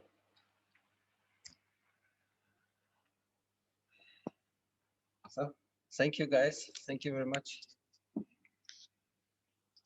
Hello, this is Lawrence from Hungary. Do you allow a question to Herbert? Yes, Lawrence. Hi, do you know the work of Mr. Gerald Pollack, who works with easy water? I have followed a short time, but not for sure, not enough. And Mr. Masaru Emoto, you know, with the snowflakes, the water memory? Yes. The reason why I ask is because Mr. Keshe, about 2 weeks ago, in one of his Nation, One Planet, One Race teachings, taught us about these memory boards, these access devices to access the computers of the universal scale. And he also said that if we learn how to place the Ganses in a proper way, or use the Ganses in a proper way, we will be having access to these honeycomb-like structures, which are a result of the fields. And The reason I brought these questions up is because I have the feeling that these scientists, a little bit outside of the Keshe Foundation's work, have been working with the same topic as we are. So the thing is, in my understanding, the Ganses that we use are all field devices that transfer cosmic energy into these hexagonal shapes of fields that are then manifesting in the water. And I wanted to ask if you always measure in the same spot, in the same different distance from, say, the top of the Ganses, or where you measure the pH level of the waters. Because I think there will be a difference, just like with the easy water. There needs to be somewhere the other side of the pH. The protons need to be pushed away somewhere through this effect of what we can learn from as easy water from Mr. Pollack. The same happens with the Ganses too. So how do you do the measurements? Usually with this one, I measure like around 5 centimeters below the top. So I cannot go deep into a jar to measure it. Yeah, maybe so, on the bottom it may be different. I did not try. I can try. My thinking is that Mr. Pollack uses different hydrophilic materials, and he measures a certain distance, a few micrometers, a very small different distance from those materials, and he sees this easy water effect, where hexagonal shapes in the water like honeycombs are being formed. My intuition says that when we create Ganses, we create systems that continuously reproduce this hexagonal shape, this energy field effect that has an ordering effect on the water, and the Ganses themselves work like those materials that Mr. Pollack works with, and create this this transformation, this what Mr. Keshe says, it's everything is a black hole, so energies are being absorbed. It's mostly light and heat that's being absorbed by the Ganses. This is why we see a difference in the different containers, because more light is passing through the glass, and less light is passing through the plastic containers. So there's a field conversion effect going on with the Ganses. And the Ganses emit high level, say, just as the nanocoating emits high level of cosmic fields. This is the effect that we can see in the hexagonal structures around the Ganses. And the reason why we see an increase in the pH is because, just like with easy water, we have a push out of protons outside of that zone where those fields don't interact so strongly anymore. So basically we create an energy converter that constantly works through the Ganses. And those Ganses are just like our own energy converters. We ourselves convert energies too. And this is why I brought up Mr. Masaru's work, Masaru Emoto, with the snowflakes, because whenever we express our intention, when we are having good intentions, we create those hexagonal fields ourselves too. And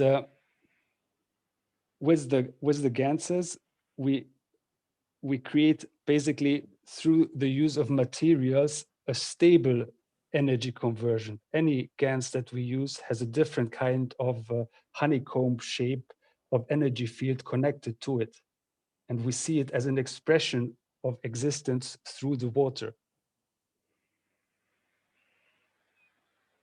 And I think if we consider our own heads, we have as a container of our soul, we have also water in our head. So if we clear the water, then that water in our head will also work in the same way and increase our access to that magnetic field or energy field or whatever. So it's all these tools that we are being shown are training for our minds to understand who we are and how we ourselves operate. We are also Ganses, so we are also converting energies. Yeah, converting and reacting to those fields, the water in us. Yeah. But this is all in the matter state. That's all in the matter state. Everything you just said is all in matter state. So when you start thinking and start to reacting with your intentions, that's way beyond water. You're not interacting with the matter state. That thought and intention is on different. It's on a plasmatic level. It's different. I wouldn't call water only matter state. I would call it somewhere in between. Does it exist in the universe? Yeah, it does. It does. Well, yeah. Dean, you're right. It's only matter state, but it's the thing that we can learn through and understand by means of interaction, because that's something we see with our eyes. I brought up these topics, Mr. Emoto and Mr. Pollack, as in connection with the Ganses, so that we can understand easier what we're working with.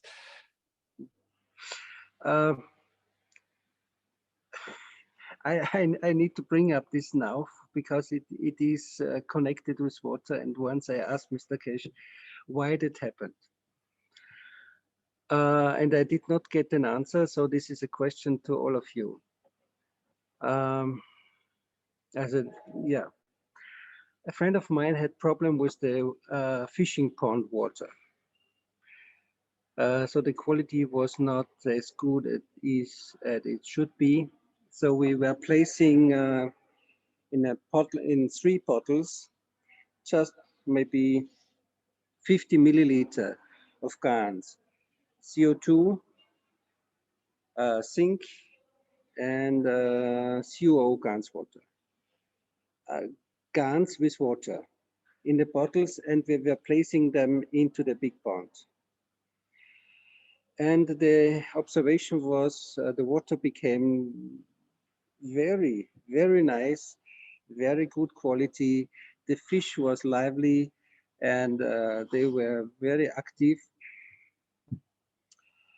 and very healthy. So, and after 2 months, he would have to use this water for watering his plantation of cherry trees. He was normally pumping the water from this pond uphill where there's a filter, and from there it would go to the trees. And this time he was pumping, he has a big, powerful pump, switching on the pump, and the water did not go through the filter. The filter was clean, the water was clean, not different than any time before. And the pump got hot, almost burned the pump. So the water did not go through the filter. Even he tried a different pump, was the same. It was not dirty, the filter was clean, was not blocked, but the water did not go through the filter. Nothing came out through the filter. So what happened? This is the question. What did change the water that did not go through the filter, which it did go through before using the Gans in the water? We were trying to solve this because he needed the water for the cherry trees.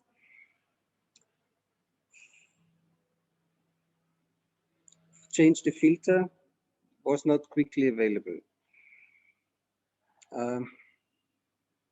So then there was one idea of putting CH3 into the circle of the 3 bottles, not into the in in the settings, not in the center, but in a circle together. Yeah, CH3. The same, around 50 milliliter in the swimming bottle.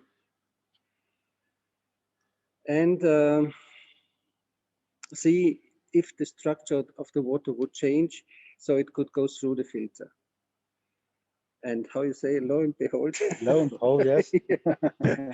After 2 weeks, he tried it, because the way it was blocked, the next day the rain came, so he did not need the, the water. Yeah. So after 2 weeks, 3 weeks, then he tried. He was curious, will it work or not? And he switched on, and it was like always before, it went through. So what really happened?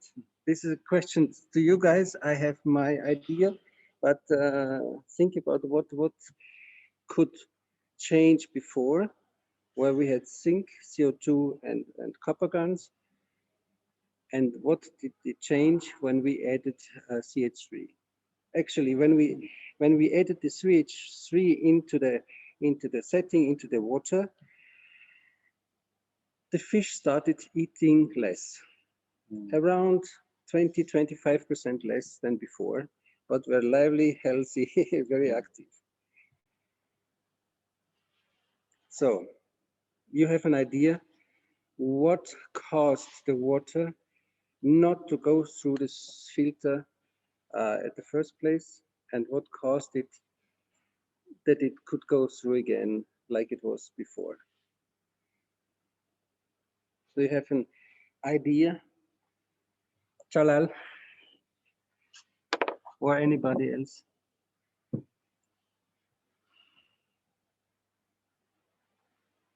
So when you added CH3, you added energy into that water system. Yeah, as a feeding for the fish. Yeah, I've experienced this before when I was back in the UK. I built a pond, and I added some ganses, just a tiny minute bit, but the water was crystal clear. Yeah. And the fish were extremely happy. I could see, I could feel that they were very happy. Yeah. And they really enjoyed that environment. But as to why the water did not go through the pump, that's another question altogether. Yeah, this is a question. When I asked Mr. Keshe, he just thought, yes, we observed this, not more. That makes me think now, because I had a pump system through that pond, and it makes me wonder what water was flowing through on a regular basis. That's interesting you said that. Yeah. So has anybody got any ideas? Rick, I'm sure you can come up with a classic line.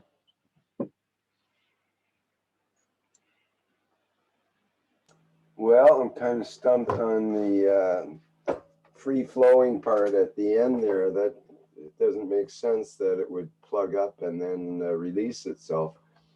So somehow you've created a valve out of Gans. Maybe you can make use of that somehow. Maybe we don't need faucets anymore. You just put a little injection of Gans in and it shuts things down and so on. You know, it's interesting. I know with iron, with the iron-based things in water, it'll tend to plug up a filter. It'll act as a stain. And we know that iron Gans doesn't tend to settle out so much. It stays in solution, right? You see it staining the water. So, but that's a long shot. I can't see. I mean, in terms of if it was a buildup of bacteria, that could happen in some home systems with filters.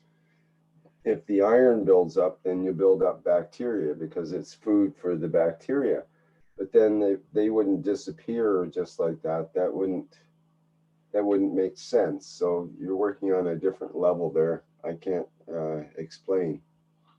Maybe you created a spaceship and the water didn't want to exit the spaceship until you opened it up with the CH3. Yeah, I do have a thought for it. I shared and you can think about. We have CO2, zinc, and COO. All three of them are more gravitational. So pulling in, it's like you breathe in, the lung gets bigger and bigger. Mm-hmm. So you need to breathe out, but there was nothing there to breathe into. So when we put the CH3 there, so they could give to the CH3, breathe the structure of the water could eventually breathe out, give it to the CH3, and so that the structure of the water would go back where it was before. Should be scientifically tested, checked it, but from the understanding, could be like this. What do you think about it? I think that's a great explanation. I think you've hit on something really quite wonderful. Copper is gravitational. Yeah. Zinc also. So you gave, just by adding that CH3, you gave it a structure to be able to express itself and give to. Yeah, That's when you said that. That resonated with me. That was a beautiful statement. That one. Yeah, that does tend to make sense. Yeah. This is Marshak. I have another comment. The CH3, if you look at the field of the CH3 and the iron in the filter, CH3, it's 4 times the field of the CH3. So you have a matched field created by CH3 with the iron. Before you didn't have this. And it's as you said, it's magnetical as well. So it's pushing it out. So that together with the matched field, I think is why it worked. But this is, I mean, I'm adding to you what you just said, and I think you are in the correct direction as well. But I think there is a match field as well of CH3 with iron. The filter itself is a plastic filter, so it has no metal parts. All is plastic. No. The matter part is the field in the iron of the motor. I mean, I'm talking about the other side. Of the motor? Yes, it is iron. It has iron. Yeah. No? But the water would go through the motor, but not go through the filter, which was just the filter. Just the filter, which was 300 meters away, which was 300 meters away uphill. Okay, then I'm incorrect. Sorry, I thought that filter was. All right. No, the filter was far away, separately uphill. Okay. So from my feeling, it has changed the structure of water. Yeah. Yes, I think so too. We should think first of what happened when you put the first bottles into the pond, which cleared the pond. I think this is the effect of the fields, those hexagonal fields interacting, which created the clear water at first. So basically, when you were asking about why the filter didn't let the water through, you were talking about already a form of structured water, a water that has been given those fields through the bottles of Ganses that you put into the pond. And then you somehow, through the CH... that already the three Ganses before changed the structure. And then, yes, like blew up the structure that it could not go through the filter. Or it didn't want to go through the filter. Yeah, it did not go through the filter. If it didn't want or could not.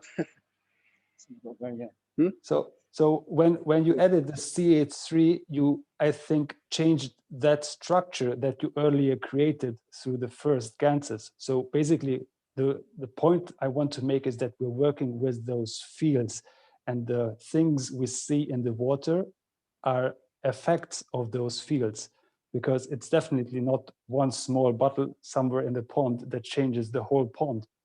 So this is why I want to contradict Dean in terms of it's not only matter state, it's matter state as long as we're looking at the Gans bottles, but it's the field state once we see the effects of those bottles. So we're looking at the effects. And through the addition of the CH3, we have somehow, I don't understand either, changed the field effect of the first three fields. And this is why I said we created the spaceship, because just like you say with the the water changing the pH in this EZ water is the same because there is a capacitor interaction going on with the water. One part of the water changes into almost clean state, where this hexagonal energy field effect is going on. And the other part of the water contains all the contaminants, the protons. It gets a positive charge. So the negative charge is the high pH water, and the positive charge is the low pH water. And I think with this pond, the same thing happened, that most of the water got a negative charge, a high pH, and pushed out all the contaminants. So maybe the water considered that filter a contaminant, and the charge of the water as a whole in the pond was so high in terms of pH that it didn't want to go through that filter. The filter was basically matter state to the plasma state, and it couldn't enter the spaceship. And through the interaction with the CH3, by whatever it did, I don't understand quite, you opened up the spaceship and you let the plasma that was contained in the water flow through the filter. Can I say something? Sorry, I didn't hear from the beginning, but I heard it from the last when you are speaking. I think I understand what you are speaking about. Maybe there is no flow between high level field and low level field. You know, when you see in the pictures, when you see the seas, different kind of seas, they cannot one goes to the other. They, you know, like there's a line between them, because in a way when you added these gases, you create what do you call it, a field which is a residence with the field of the filter, that nothing can penetrate because there is no give and take. In the why do you have flow? Even if you push it, you cannot, because there is no flow in the level between high level field and low level field until you put the CH3, and then you made the difference. What is inside the filter? Is there something? This is a very fine plastic mesh. Okay. So the opening, the size of the mesh did not change. There are many layers of the plastic mesh. Okay. So calculate the field of the filter, and calculate the field what you have done. Leave the water. The water is carrier. It's have nothing to do. It's only a carrier, because water is in a way plasma, and in a way is matter state. So to carry the both of them. So now we are speaking about plasma. What you have field, what you created field of 3 Ganses. What you have? 6. This is the CO2. When you made the CO2, 6. So zinc plus 3, is it? What is the difference between zinc oxide and CO2 and the atomic weight? I think 3 difference.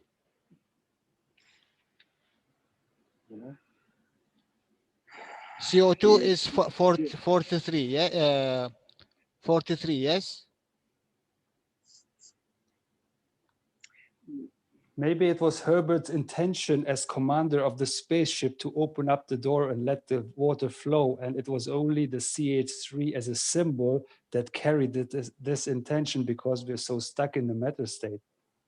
Maybe he didn't even need the CH3, it was just his intention to open up. Look, I was actually, I was not there. It's not my, it was not my intention there. It is a friend of mine. His pond, he has it since 30 years and knows very well how the water normally behave. And before it went through, always, yeah. Even when there was some dirt and the filter was not clean, some of the water went through. But this time, nothing went through. Nothing, not drops came through. Yes, yes. You have a block the field. Look. Yeah. Dean, I think you remember when I said when I came across these two units, and I said there is when I brought my case from back, and I told you that there is a field there which is hit you. Yep, I know what you're saying, Jalal. Because I am more stronger from this field, so I in a way I penetrated because of my high field. That's all. It's the same thing. Just remember when someone made the magraph and he put his hand above the magraph, his hand is disappear. What the meaning? It's the same thing in the opposite side.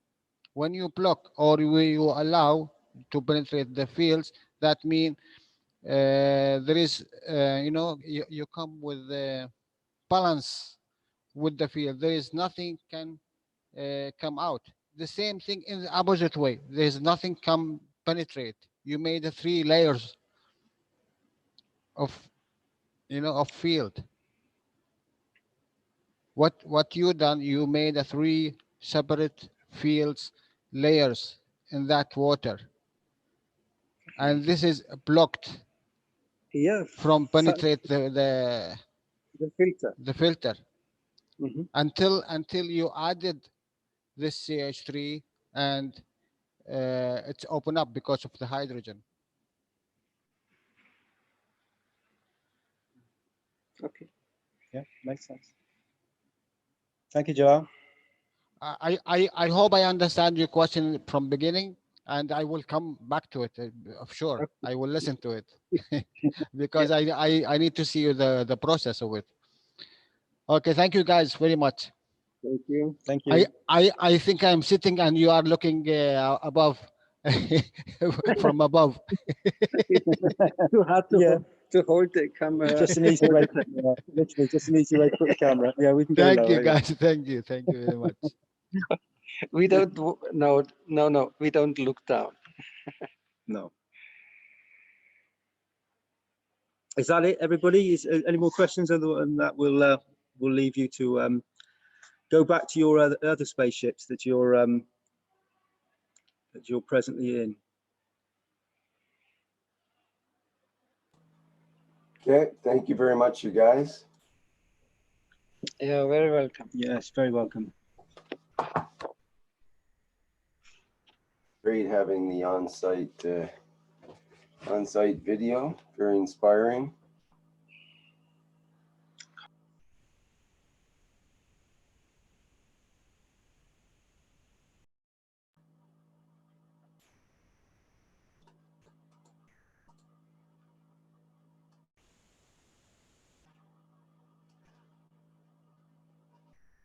Okay, any other comments, questions, or otherwise?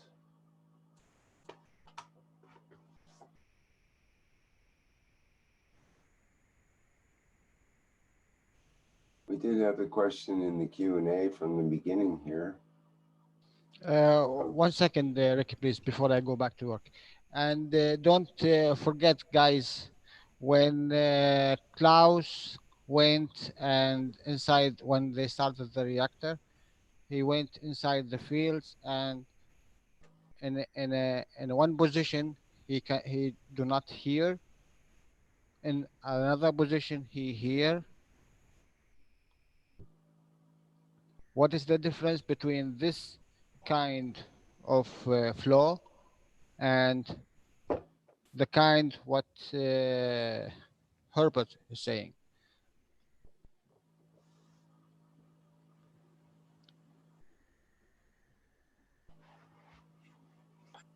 Jalal, just quickly, just to let you know, while Herbert was talking and that conversation was going on, there was one moment where I suddenly had this very distinct feeling of not detachment, but you know, when you get that very floaty feeling, and all of a sudden it's like, wow, it just come out of nowhere.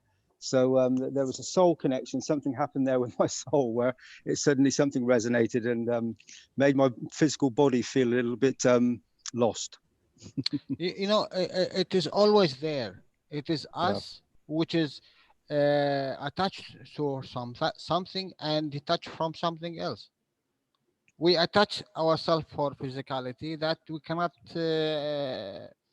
feel the other fields, the higher fields, because we didn't used to that, and we cannot work with them. That's why we are staying with them matter state. That's why we have a stomach and all of that things. Awareness and aware about what you are, you could and you can do. You can detach from some line and put it, you know, like this the old phone device, when they plug to take the wire from one hole to put it in another one, the old system of communication. It's the same thing. We have this wire, we need to take it out from there and put it in another place. Thank you, Jalal. Thank you, guys. Thank you. Much appreciate what you are doing there. Yeah, and you're very welcome. I love the way you explain things. You're a beautiful teacher. You've helped me tremendously with that. With your knowledge. Thank you very much. Well, hi, this is Lawrence again. I just wanted to add that we can create this clearing field ourselves as human people too, just by the cleanliness of our own emotions and attitudes and intentions. And if we link up each other's clean fields, we create the same easy water-like structure in our social relations, which you know, creates this kind of capacitor, or whatever you may call it, the clean bond that doesn't want to go through the filter. Thanks for listening. Thank you, Lawrence. One way that we can connect is through creating structures such as this that was presented by Mark. And I wanted just to get the picture in toward the end here, because Mark was good enough to send them along. And years ago, we created mag grabs with rotating reactors, and we all connected with each other around the world. And that was when we had the 129 Tesla moment with the magnetic fields from the reactors at the Spaceship Institute that Mr. Keshe was working with. And we were all connected around the world, and we felt like we were there and felt like we were connected. So it's we can do it without reactors. We can do it just with ourselves, but sometimes we need a reminding factor or something of the physicality that reminds us of the reality that it symbolizes. And we can connect with that reality because a model of the thing is the thing itself. And if we have a model like this, then we can connect with what it represents. And it might represent all the cells of our body. It might represent the interaction of our personal MAGRAV fields, or who knows, you could take it on many different levels. What did you have in mind, Mark? I'm wondering. Is it a coincidence we call this whole communion BRICS Keshe Plasma Reactor group?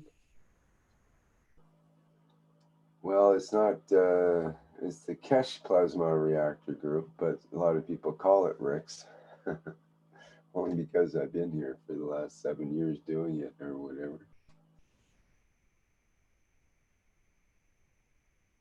But yes, whether it's Keshe, Rick, Lawrence, or any knowledge seeker or any being of the universe, it's the same basic reactor.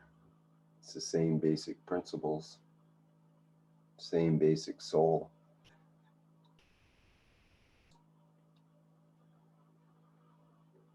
Well, I was just looking to see what sort of Gans or Gans combination, or just getting ideas. Of course, giving me a good idea on the it's more gravitational or magnetical, depending on what you want it to do.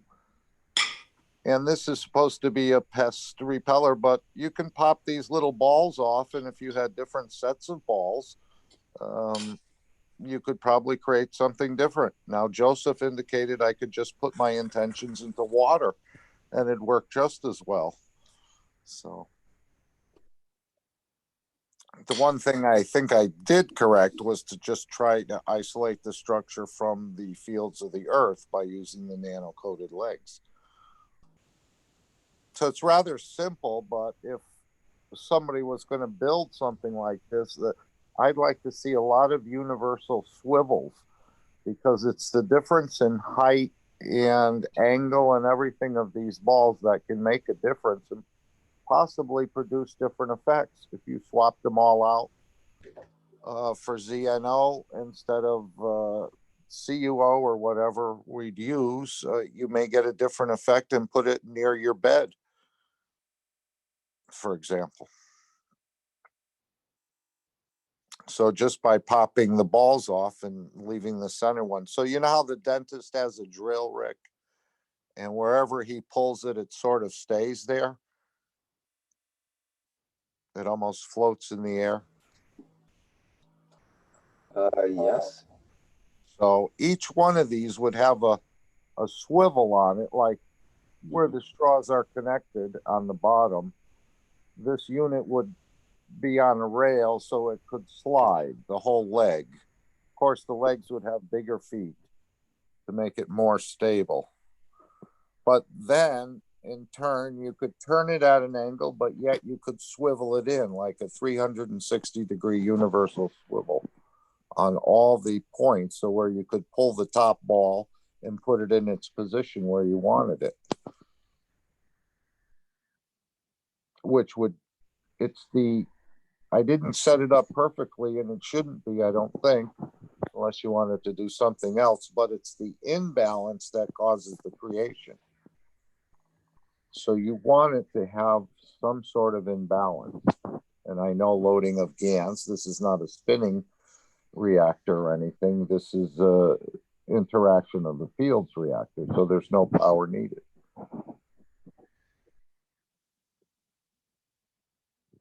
So I was just hoping to get some ideas from people what they thought or what could be added, or they're sharing their knowledge. That's all. And anyone can build this. A very simple structure. But it's the loading that's the critical part, as Dean was saying with the wind turbine there, the little balancing unit. So if anyone has any ideas or suggestions, I'd be happy to hear them.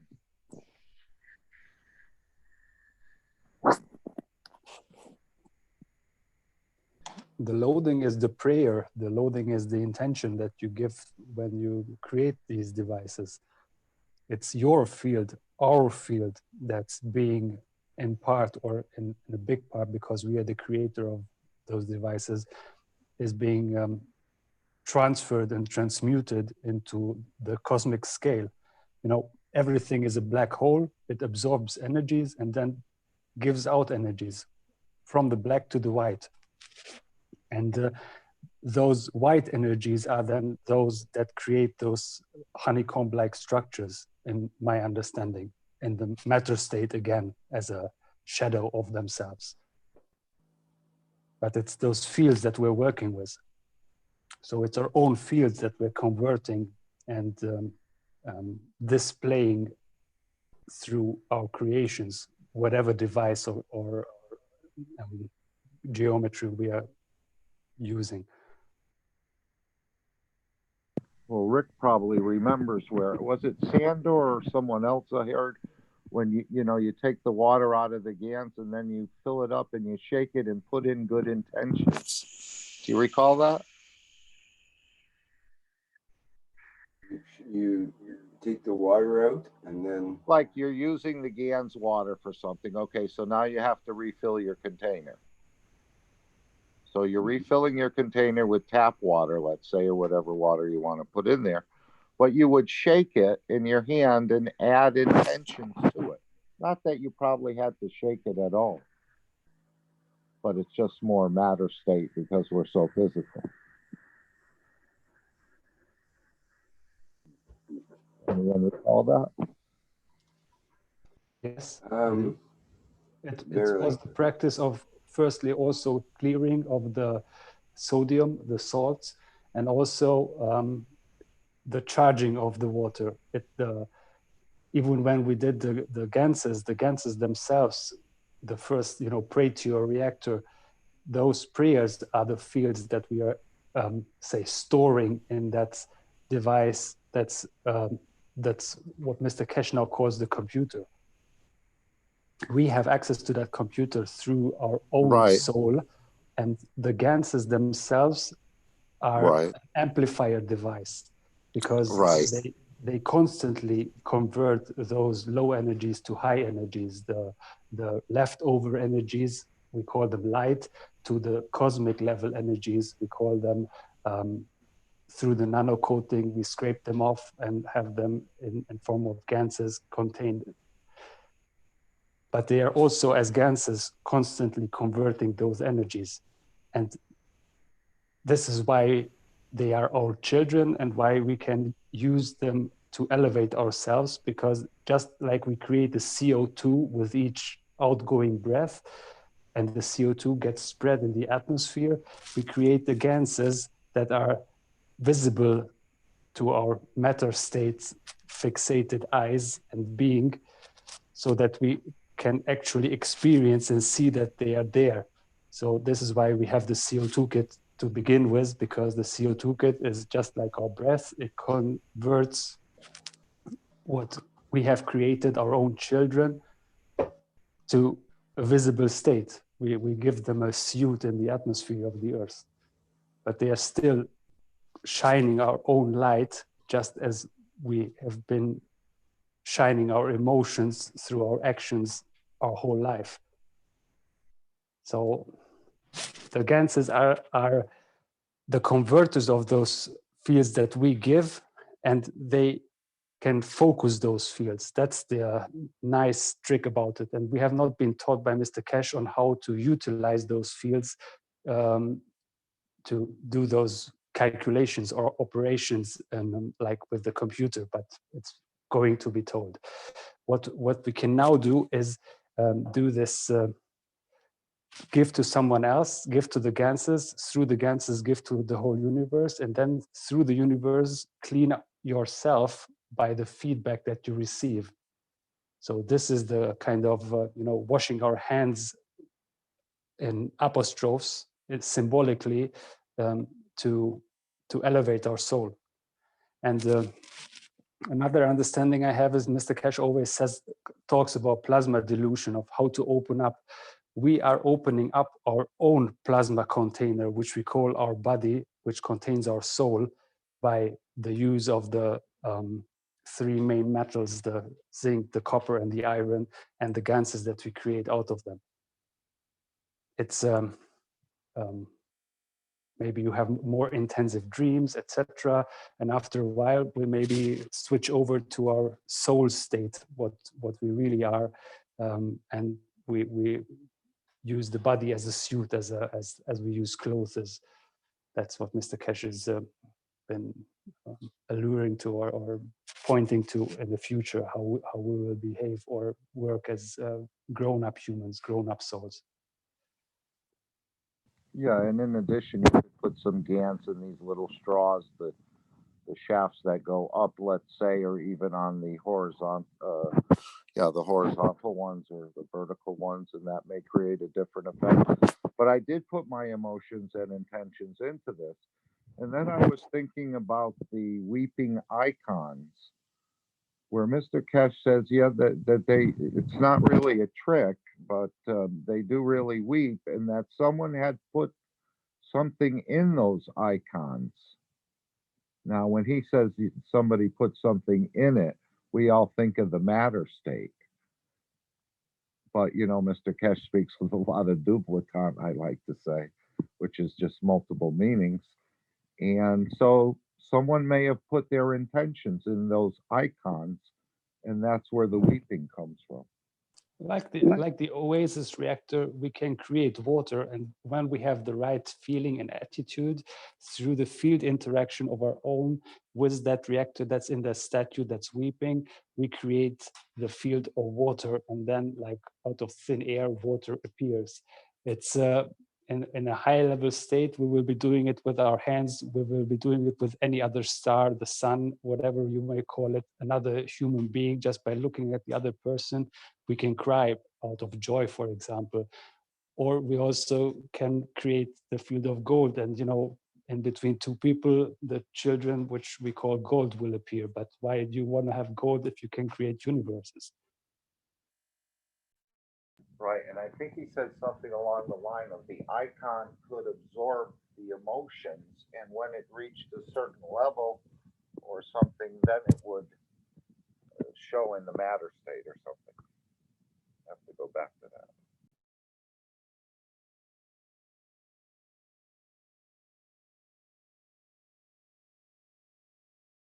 Well, the point Mr. Keshe always makes is whenever we see something in the matter state, it's somewhere in the lower state of being. Whenever we don't see it, it's in the higher state. So I think we should suffice, or we should go into the direction of only wanting to feel something, maybe because even that's higher than whatever we want to see in the matter state. But, you know, in terms of learning, it's much easier to see and touch and, you know, being able to taste and look at, etc. So for learning, it's good to have a pen in hand.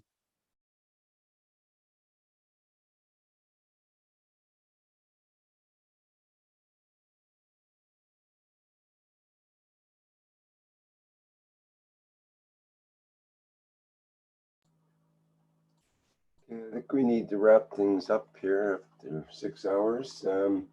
But we do have Thanks. We do have an outstanding question here from Lee in the Q&A, the only Q&A question. Can you have something forever? Can you have like cut something in half, basically? Can you have something forever? So you take something that's a certain length and cut it in half, and then take that length and cut that in half, and take that length and cut that in half. Can you do that forever? It's like squaring the circle. I think you can half forever. Your soul.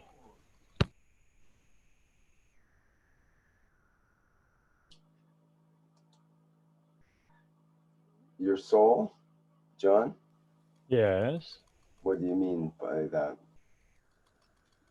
You can have your soul, have your soul. You can half energy, can't you?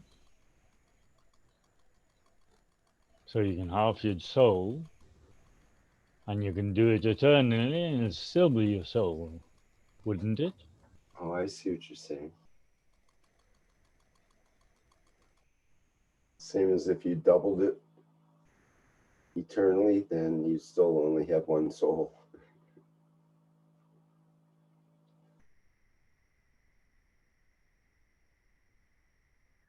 Is it the same as when the neutron divides or decays? It's making a copy of itself, but it's not really halving, right?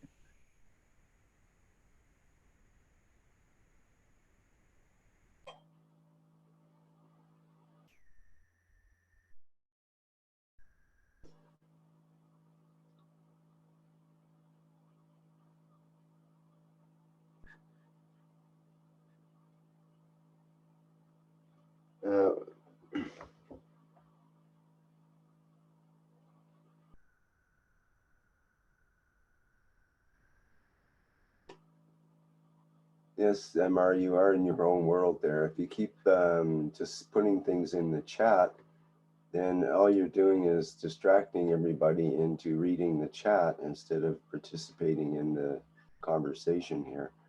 And we have to try to figure out what the heck you're saying, because when you say something, it might be appropriate in that moment, but when people go back and try to read it, it doesn't really make sense. When you say, "Ni of you heard him say that," I guess you mean none of you heard him say that. Then we have to go back and say, Mr. Keshe says, "Well, soon have life forever." Oh, you mean we'll soon have life forever, not need to eat, sleep. Well, yeah, Mr. Keshe has said that many, many times. Okay. It just gets really confusing and convoluted and time consuming to read the chat. If you go back and look at the chat, almost every other comment has been MR, MR, MR. And I haven't been able to follow it because it's too confusing trying to read the chat and actually listen to the people who are trying to talk from their soul usually. And I don't see how you could be possibly listening to people at the same time as writing so much and trying to distract everyone into everything under the sun. It just gets too confusing for me and other people too, I think. You want to host a workshop? Well, right now you're distracting the workshop. So I'm not clear on your intention there. Somebody would call it mumble jumble.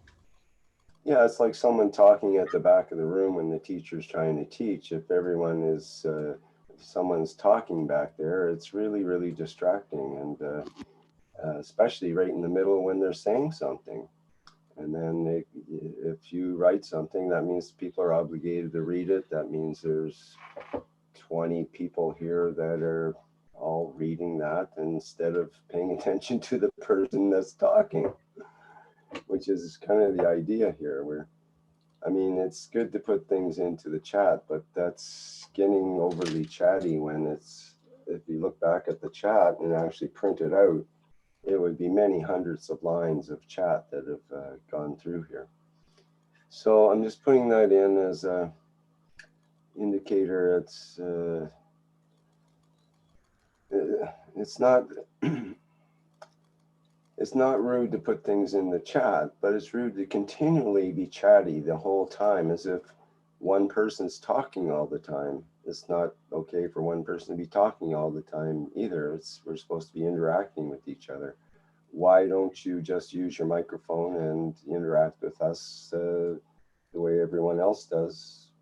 That would be better. Or if you have a question, then you put it in, or a comment that's applicable. But you know, I look at times maybe. They say the clock never starts ticking, just speeds up and slows down. Pause. Yes. Thank you. Really good point. Any clues on projections for the new future Tesla record of the body enhancement unit, Rick? Pest repellent and my heart effects. I just made that connection. See, I can't follow all that stuff and actually run a workshop at the same time. So when I see your comments, I just glance over them. I barely even read them because I just don't have time. There's no time when you pay attention. I mean, I try to pay attention to all the comments and all the YouTube and live stream and in the chat and so on. And it takes up most of my time. Sometimes I don't even hear what people are saying because there's so many other chats that I have to pay attention to. And it's very distracting. So when it's continual chat, I find it continually distracting. And so let's have less of that is what I'm saying. I sense the same. Thank you. Okay, thanks for backup. I wasn't sure if I'm just talking to myself or I'm the only one that's affected or whatever. But I think that's generally the case. It's all good. It's all And good. It's good to have feedback. That's the important thing. Good morning. Hello. You're not talking to just yourself. We're here. Thank you so much for all your input.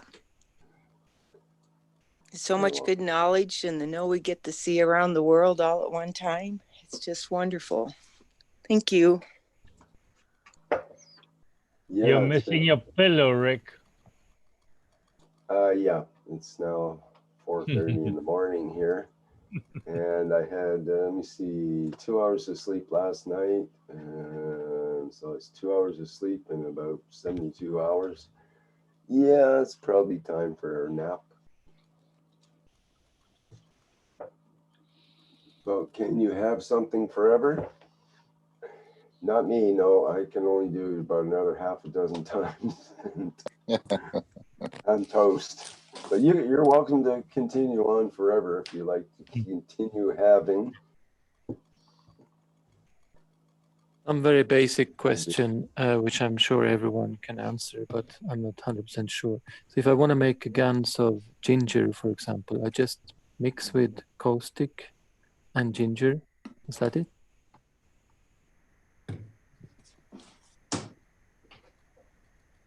Any ginger Gans makers out there? That's the way I understand it. Food Gans. You let it sit for a couple of days, and then dilute it with the water to. And how much of caustic would you use? If I could just add, there was a gentleman who used to come into the meetings, Luigi, and he was a private student for a while, and I think he has a website, and I'm trying to think of what it is, and he shows you a lot about making Gans with caustic, as well as Jim and Lisa in Australia have demonstrated some of that, just making the Gans with seawater, the Gans of seawater, say. I have no seawater available. Okay. But I'm saying, but it'd be nice. Please Luigi continue. moved to Canada, as far as I can remember. On the KF wiki, we have also the informations. What I am doing, I'm mixing the herbs 1-to-1 ratio with the sodium, with the NaOH. And then I pour hot water in there. But you have to have safety equipment. Like a shield for your face that splashes not reach your face. You need safety gloves and also the environment. I'm doing it with a very big jar, such a black plastic material, where I put the jar with the herbs and the caustic in the middle.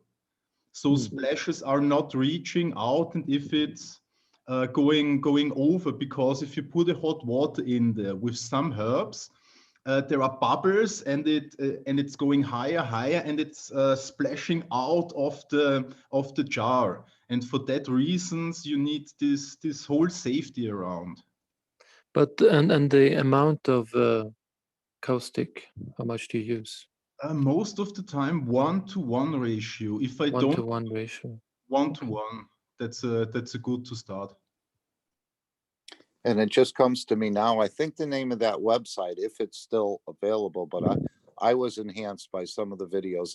I think it was called Master Fast, F-A-S-T, for fasting, what Rick was talking about. Master Fast. Okay. Yeah, check in, see if it's still there. But Luigi was a knowledge Luigi seeker. Di wasn't it?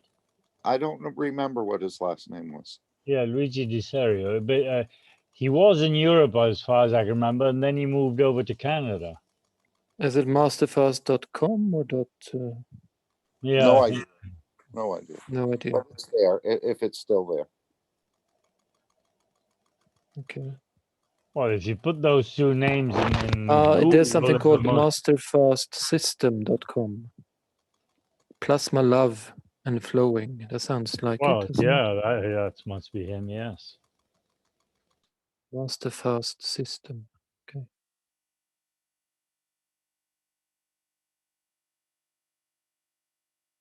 I mean, if it doesn't have the KF logo, it's probably not approved by KF, but I know I sensed he was a beautiful soul. Well, everyone's a beautiful soul.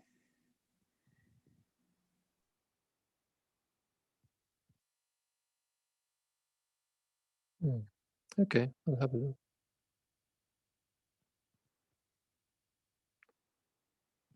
Thank you. Rick, I've got to go to school in about 30 minutes. Can I be excused?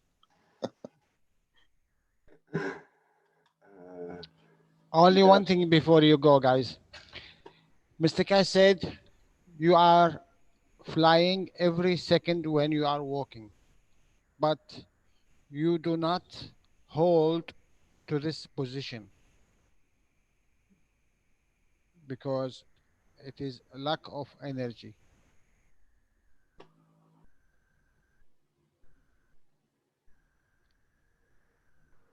So if you can hold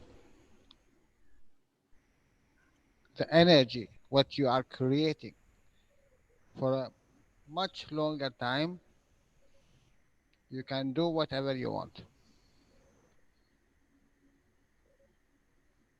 Even if you remember John with his experiment, you see the field is going all over the places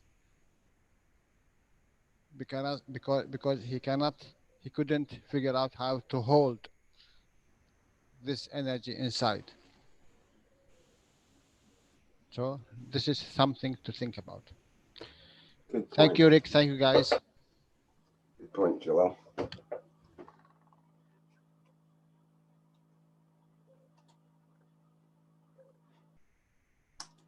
And yes, MR, you're pardoned, and it's okay. But again, you did it again. You said, I cannot speak. You put into the chat at the exact time when Jalal was speaking, an important thing that he was trying to get out at the end. And that is just, it just blows me away. And what did I do? I saw your statement, and it took me away from my attention on what Jalal had to say. And this is exactly my point. So keep that in mind. Yeah, maybe that's his point. That could be his point too. I'm wondering.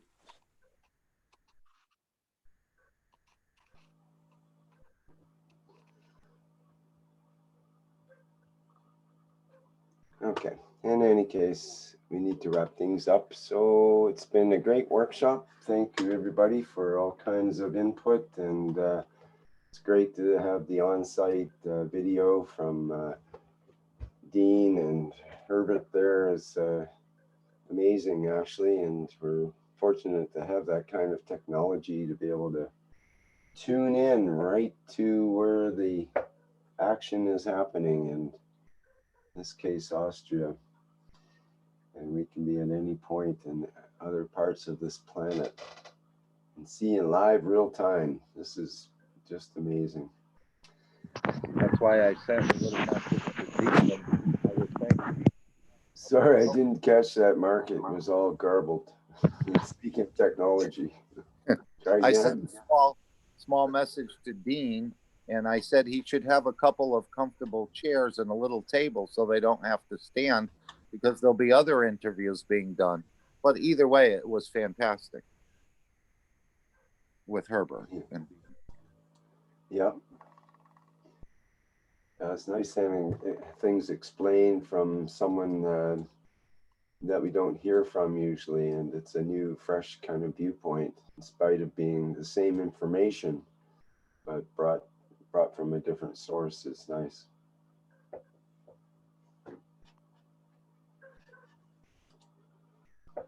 Okay, let's.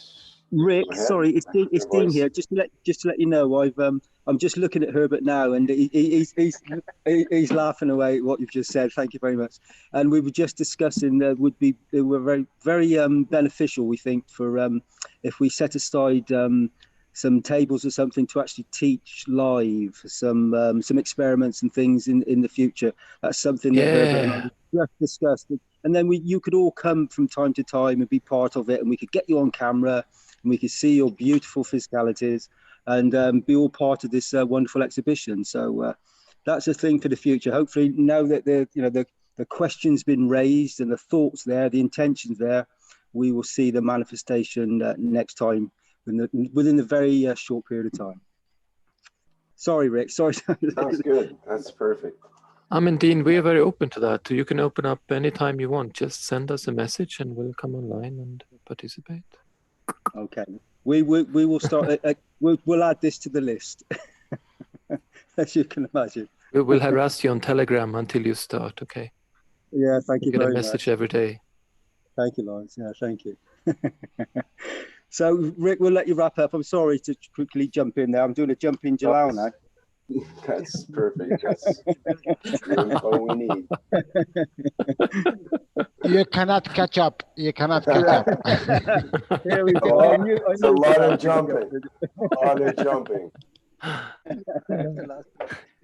It's so beautiful to hear all you guys laughing and joyous. That's the most important thing.